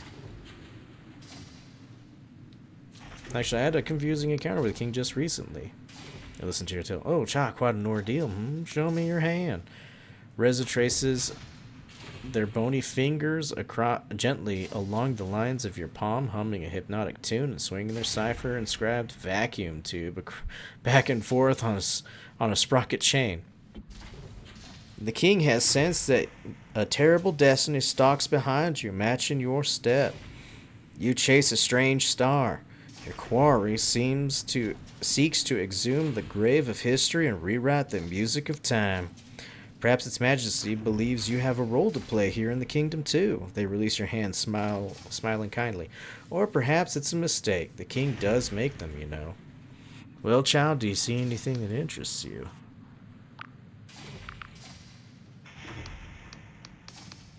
You don't actually sell anything. I'm looking for the 7th letter.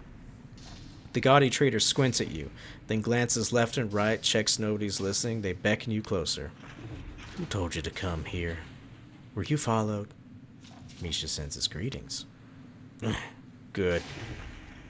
They appraise you with their remaining eye. So, you are the one who's helping Afra. I see she's got your head stuffed with clockwork like a good little mechanist. Tell me, did she explain what a cranial moderator does? She said it would let me speak six-fold cipher. Ha! Well, I'm sure. So then, nobody warned you how a cranial moderator warps your thinking? Smooths out any irrational notions, makes you look at the world like a mechanist, seeing everything as a puzzle you can solve. The biggest changes will take a few years, but mark my words, they will come. That's why I got rid of mine. Used to be a mechanist too? Yeah, for many years. I even wrote some of the cipher magic that lets the king alter people. So I speak with authority when I say that countless lives depend on you defying Afra's plan. Alright, I'm listening. Don't misunderstand me. Afra is a sweet girl. We were very close once. She absolutely believes she is doing the right thing. Sadly for all of us, she is wrong.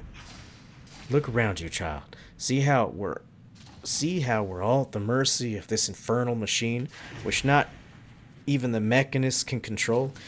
Can you honestly say that what we need is more Clockwork King?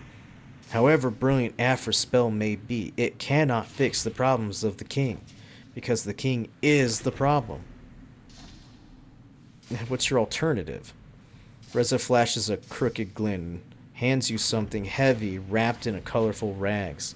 I'm glad you asked. This is a different kind of spell. Inserted in place of Afra's, it will trigger a runaway fault cascade that gradually but irrevocably shuts down the king with minimum destruction. Wait, you're the saboteur, aren't you? They smile cryptically. There's no such person as the saboteur, child. Only a group of like-minded people who love this land and see no good in leaving its fate to an overgrown grandfather clock. So do we understand each other, or is there more you would know? About your spell. What's so dangerous about Afra's spell?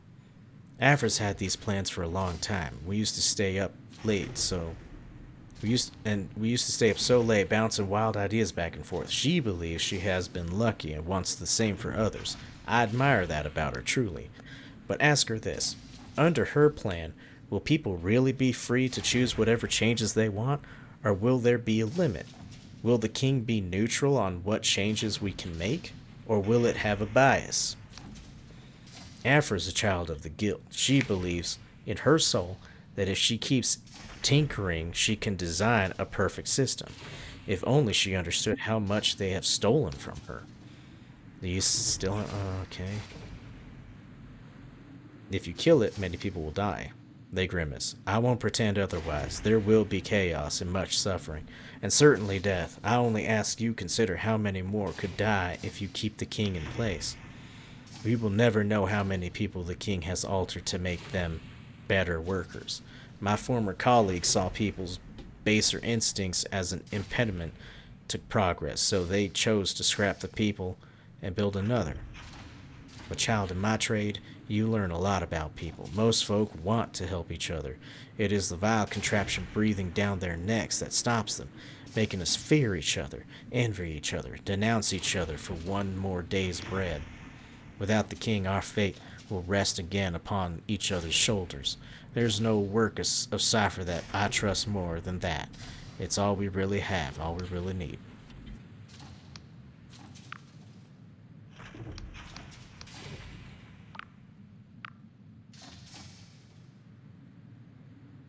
What's in it for me if I do this?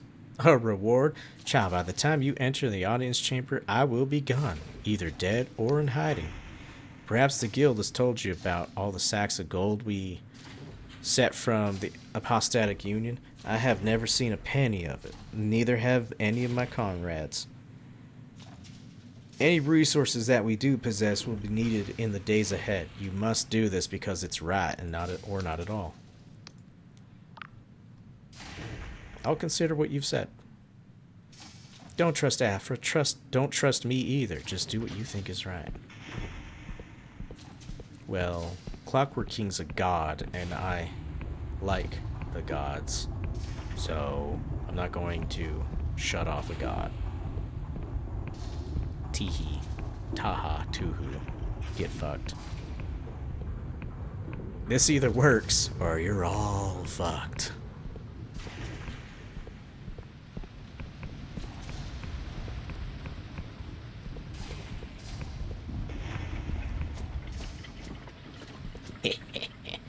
It's time to go to work.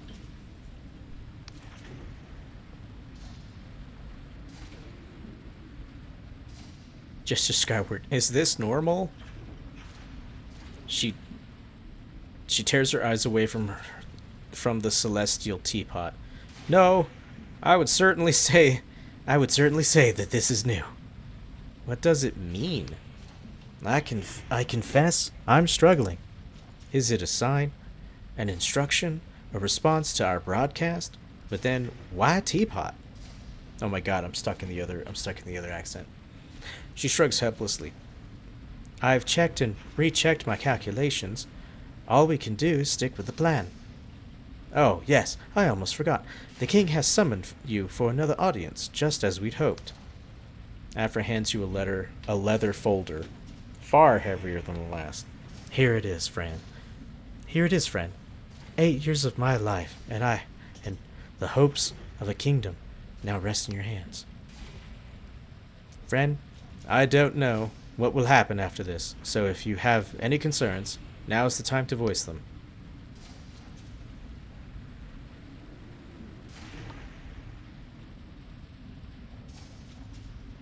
You happen to know a sky pilot named Mikhail?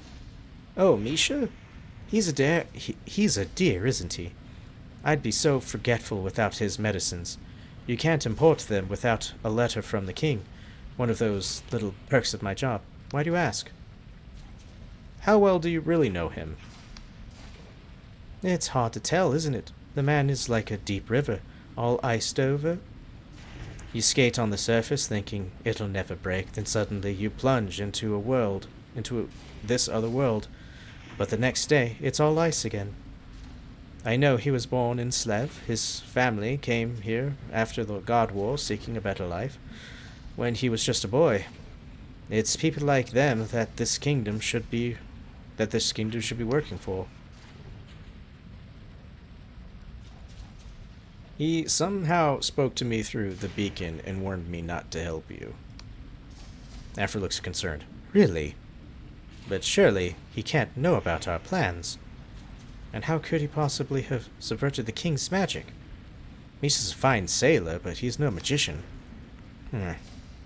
There are reports of people seeing or hearing phantoms in the corrupted lands, long dead loved ones, or even their own self. Some say the corruption can read your memories. They're better to lure you into your doom. I'm glad you're alive, friend. Pay no mind. Our tasks require your full attention. Anything else?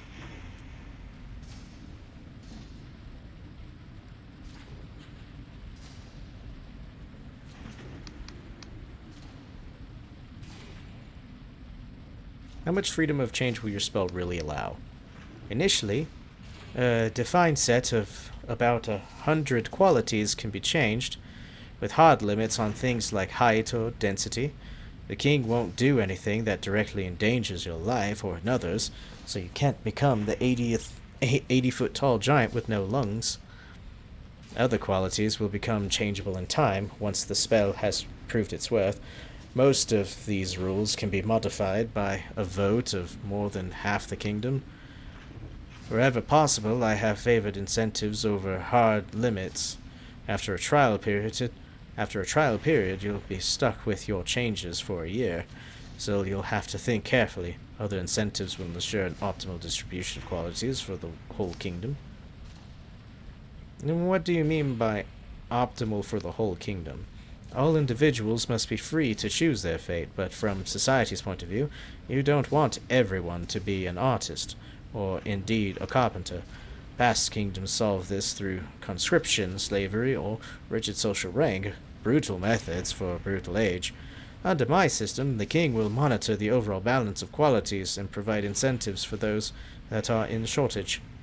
So, if too many people have made themselves mercurial and creative, the king may offer rewards for constancy and pragmatism. If too few have the temperament for farm work, the king may incentivize that temperament. Won't that lead to the same kind of mass rewriting the mechanists already do? I don't believe so. There's nothing wrong with asking people to compromise with the needs of their community. What's more important is that they're free to say no. The illusion of choice.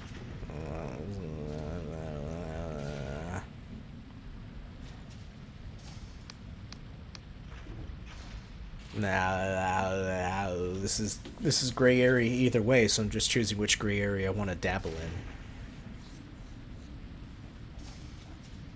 What about mistakes? If your new king goes mad too, how will anyone stop it? Current faults demonstrably stem from specific errors in our previous spells born from wishful neglect of fundamental principles. That Sunil denies this does not make it false. There is a saying within the guild which would be seditious if repeated in public. Drek in, Drek out. It means that if you give the king faulty input, you'll get a faulty result. Yet to reverse it is also true. With properly enumerated powers and properly specific goals, the errors you describe will never arise in the first place. My spell will create a self-balancing, self-correcting equilibrium capable of adapting itself to new circumstances. I've spent 8 years planning this. I'm certain it is sound.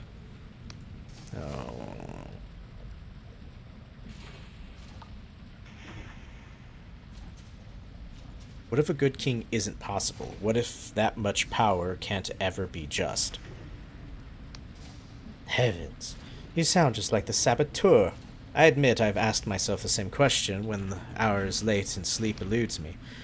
But I've seen the power of cipher magic to save a life. Without it, it would have been locked forever inside the person I used to be. How can we just walk away from that? We don't chew our meat raw because fire can raise our towns. We don't renounce the axe because it chops necks as well as trees. We don't spurn the wheel when it crushes a child's hand. I refuse to accept abstination as our only choice. I will not surrender to the hunger and despair that have hitherto plagued all history. I will not relinquish the dreams of the first mechanists to those who have forgotten it. Does it all make sense? Yeah. Okay, so what do I do with this punch card exactly? When you return to the mechanarium, the audience chamber will be open. Insert my punch card into the king's petition port, and my magic will do the rest. Anything else? Okay. Yep. Let's do it. Afra smiles, failing to conceal her anxiety. I'm counting on you, friend. Yes. Yes, you are.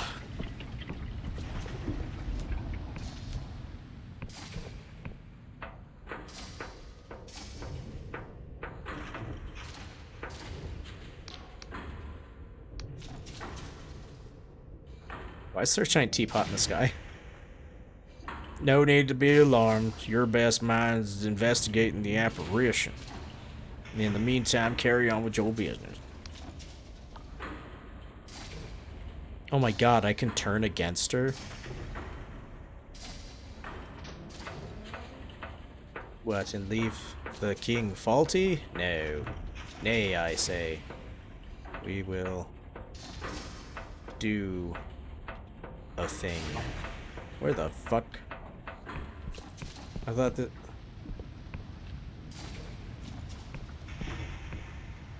Oh my god, there is a giant teapot in the sky. What the fuck?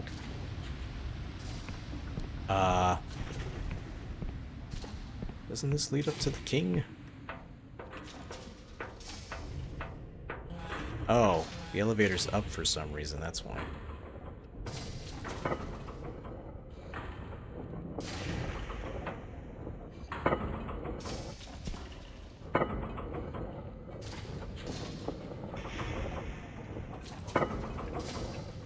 Alright, let's see what happens.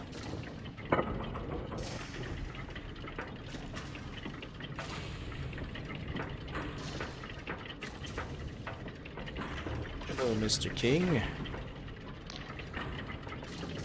The machine shrieks like a million condemned souls as the feeling of pressure mounts in your body once more. Then your cranial modulator clicks into action. Suddenly, the noise becomes an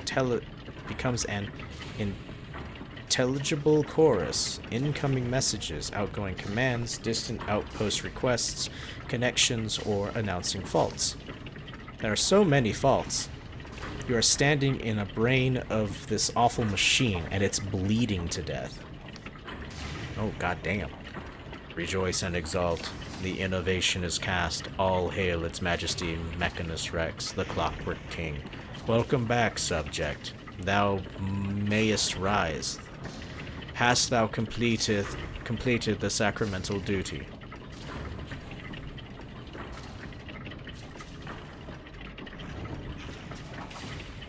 It is done, pondering.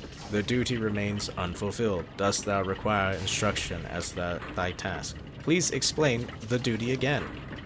The sacramental duty is as follows. This time, you find you can understand the dense line of sixfold cipher. Ingredients. Teapot, large. 4 pints fresh goblin milk.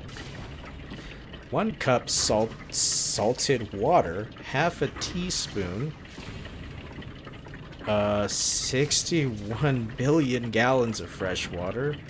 600,000 tons of venom tea. 30,000 tons of unsweetened sugar, 2 pints teapot, 2 pounds crinkled honey, 4 pints custard sog, half pint ambergris smooth meat, 3 pounds jitter moss powder, teapot. Instructions, oh my god. Fill kettle with fresh water and boil. Measure out 4 pints milk salts. Place tea strainer in teapot and tea leaves in strainer. Steep for 15 years. Brush with cedar fruit mixture and bake until blithe. Stir a moss powder, ambergris, and sugar to smell. Then pour in the boiling water. The heat will rise rapidly, and the water will bubble up so violently that your cup may even shatter. Stir in milk, then pour into dregs. To avoid heavy metal contamination, cut crosswise with sog. Serve hot. Enjoy your tea. For more fine tip recipes, please cut off a coupon and send to Mrs. J.M. Gorky, 778 Tarbrick Wad, Colossal Town, Flig Oblast, CWK. You want me to make a pot of tea? Correct. This is the sacramental duty on which depends the safety of this kingdom and all subsidiary imperatives. How can a kingdom safely depend on a pot of tea? In the 29 years of the glorious reign, we have observed one ceremony that most reliably foretells happiness. Calm, comfort, commodity. Comedy. And a proper observation of duties. This ceremony precedes our coincides with every deal struck, every consul given, every declaration of love and fulfillment of quotas. This is the sacramental duty. As it is written, so it must be. But this isn't even how you make tea. Incorrect. We have studied more than a quadrillion iterations of this ceremony across this kingdom. The sacramental duty is the optimal weighted equilibrium of all subjects' desires. This is the sacramental duty. As it is written, so it shall be. We must discuss more urgent matters. Pondering. Unlikely. 91% confidence. What could be more important than the sacramental duty?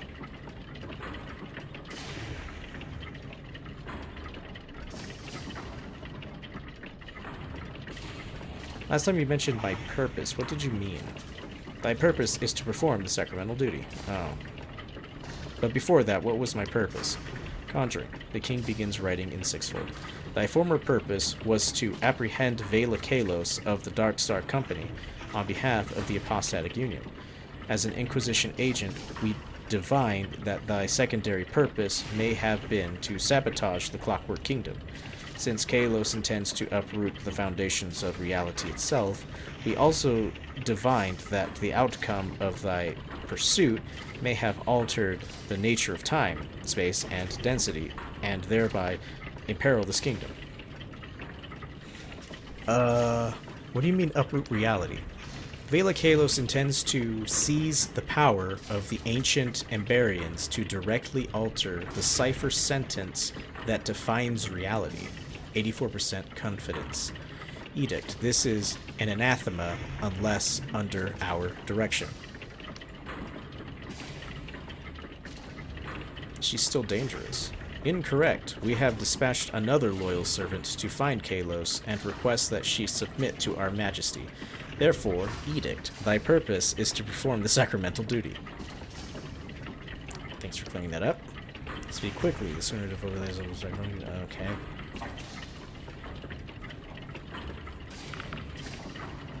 Chief Interpreter Afra sent me. We got your message. Alas, cannot controverse. Your message. No codex cited. Hum the tune from the graveyard. Pondering. Alas, cannot ponder entity. A pipe organ somewhere in the tower sounds the tune. For further enlightenment, please contemplate Codex Royal Project Horoscope.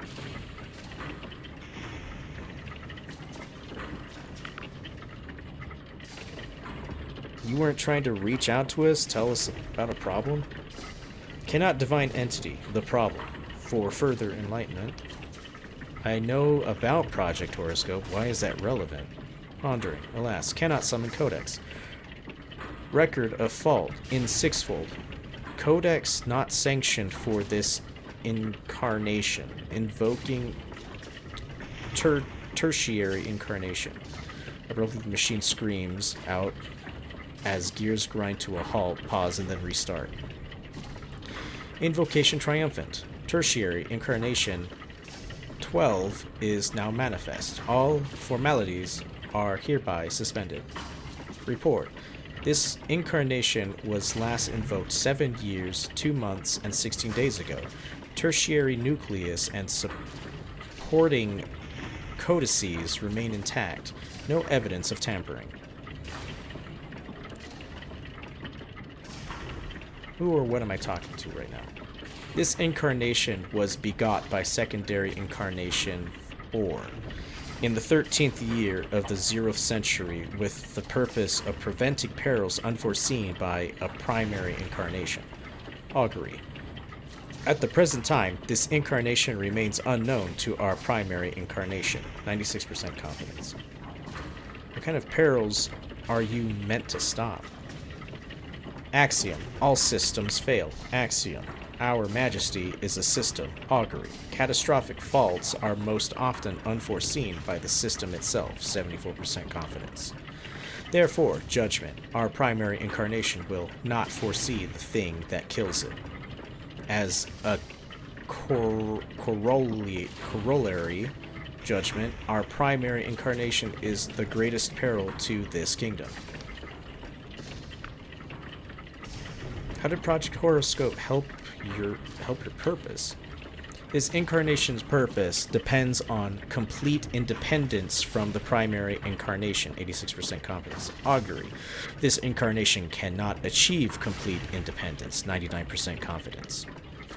Therefore, edict. This incarnation covertly modify Project blank parameters to give altered subjects a range of qualities most likely to ensure that faults not foreseeable by our primary incarnation would be foreseen by at least one subject. What?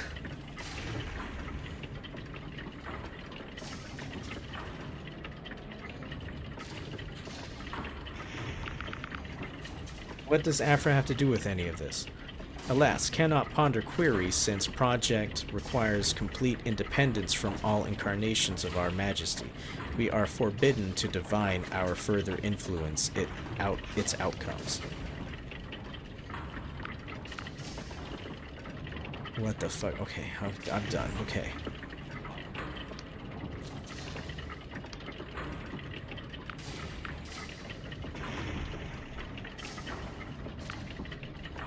The guild has sent me to give you a new spell.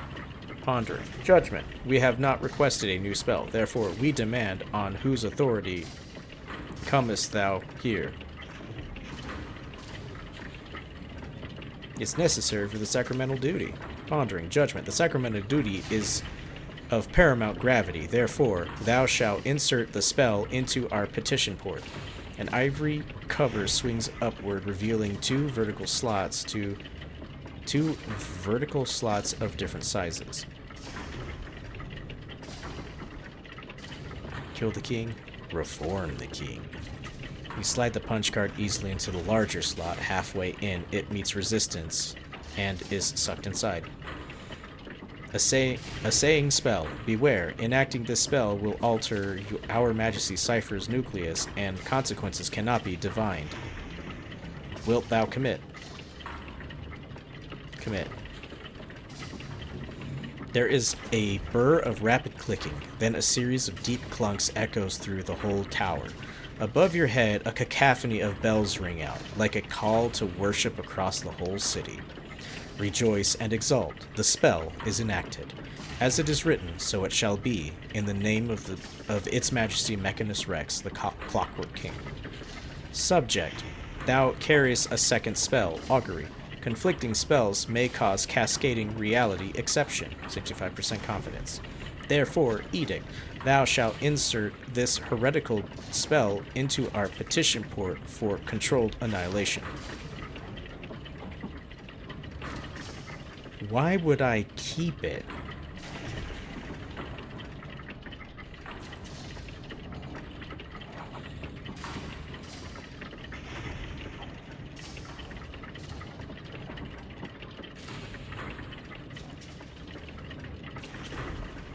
This is something I wish I knew.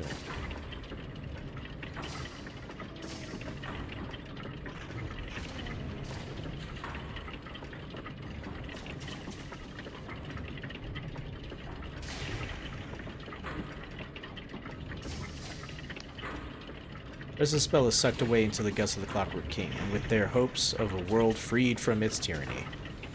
Now, subject, the sacramental duty. Above the bells, you can hear angry shouting from outside the chamber. You realize the scrolling parchment contains a record of your acts.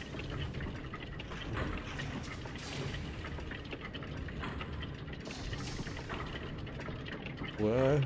Why is this? Why are there two different? Why could I do this in two different ways? Okay, slice it out with your blade. Alas, parchment feed fault. The king's writing arm stabs at your hands as you pull the last few yards of parchment out and stuff them into a gap in the gears, down into the depths of the machine. New parchment continues spilling out on the floor while the arm scrawls desperately. Edict. To disturb the parchment is anathema. To disturb the parchment is anathema. To disturb the parchment.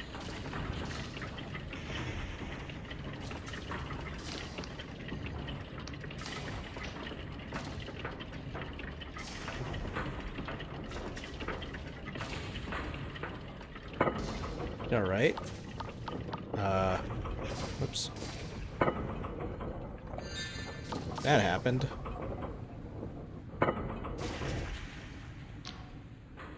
What have you done? Above you, the king's bells continue ringing. Smile sweetly. I don't know what you're talking about. Sunil's eyes you with a barely suppressed fury. The only reason you're not in manacles is because His Majesty wishes you unmolested. Rest assured, any foolish attempt at tampering will be discovered and reversed. Sunil, go fuck yourself. For a moment he is stunned, mouth hanging slightly open. By the time he regains his composure, you've already walking away, and his shouted retorts is drowned by the dins of the bells. Bitch. The teapot's gone. That's probably good.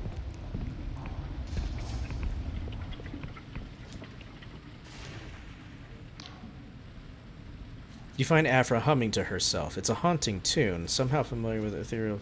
Yeah, I know this one. At the sight of you, hope and anxiety blossom on her face. Is it done? I heard the bells. It's done. At first, Afra seems unsure whether it believes you. Then you see a tension that has been there since long before your first meeting lifted off her shoulders. You really did it. We did it. Oh, gods, this is real. She closes her eyes and takes a long, deep breath, then exhales. Well, now. I promised you a reward, didn't I? You can keep my Mechanist Guild's insignia. I'll pretend I lost it. Please take this, too. I suspect you can find use for it. What happens now? We're still here, which means I wrote the spell correctly. The vanishing should stop immediately, and some memories of the vanished will return over time.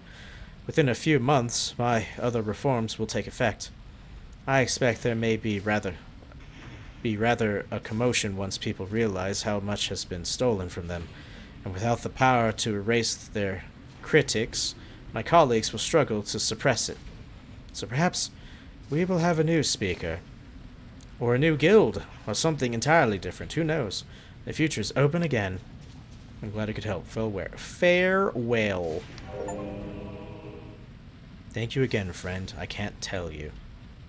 Rapid Myrmidon petition? What was that? Used to increase... Oh, yeah.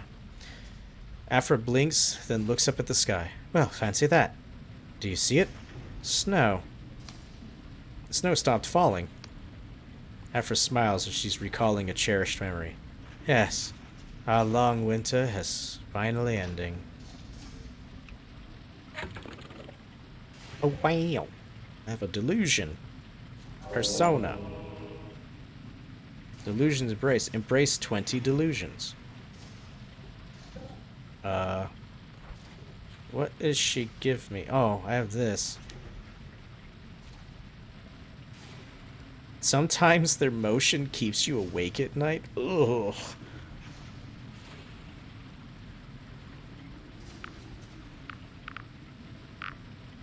What did she give me? This. A formal plea for assistance from the Clockwork King, pre-approved by requiring a hefty vouchsafe of blood. Given the ongoing shortage of non-schismatic myrmidons, the insurance of this device bespeaks considerable favor with its majesty. Is that one of these? No.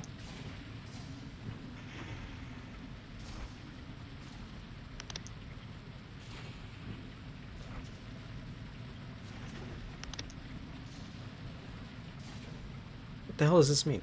A formal plea for assistance from the Clockwork King, pre-approved by requiring a hefty vouchsafe of blood. Given the ongoing shortage of non-schismatic myrmidons, the issuance of this device bespeaks considerable favor from His Majesty.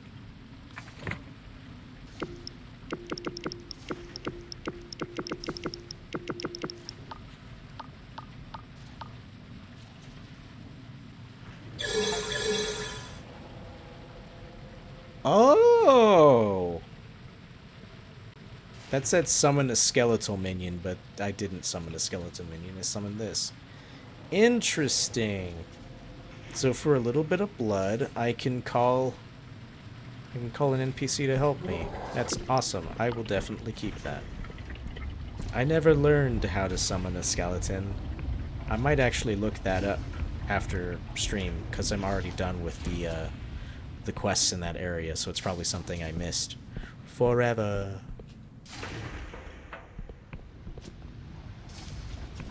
I also get to keep the fucking Mechanist badge, which means I can use it freely. I've been not doing that at all, because I thought that would have been bad. Oh well. Alright, that's taken care of. Now this place can somewhat heal.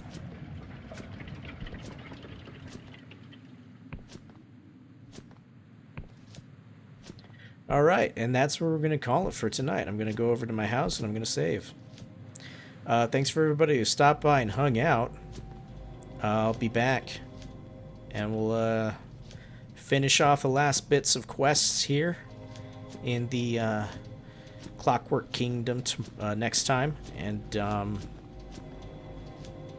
see where that goes. Because we'll be done with getting all the Darkstar mercenaries. So then we'll see what the next chapter of gameplay is. Which could be huge. Or it could not be. Who the hell knows? Find out next time. Maybe. I don't know how deep the rabbit hole goes, but well, here's hoping. Goodbye.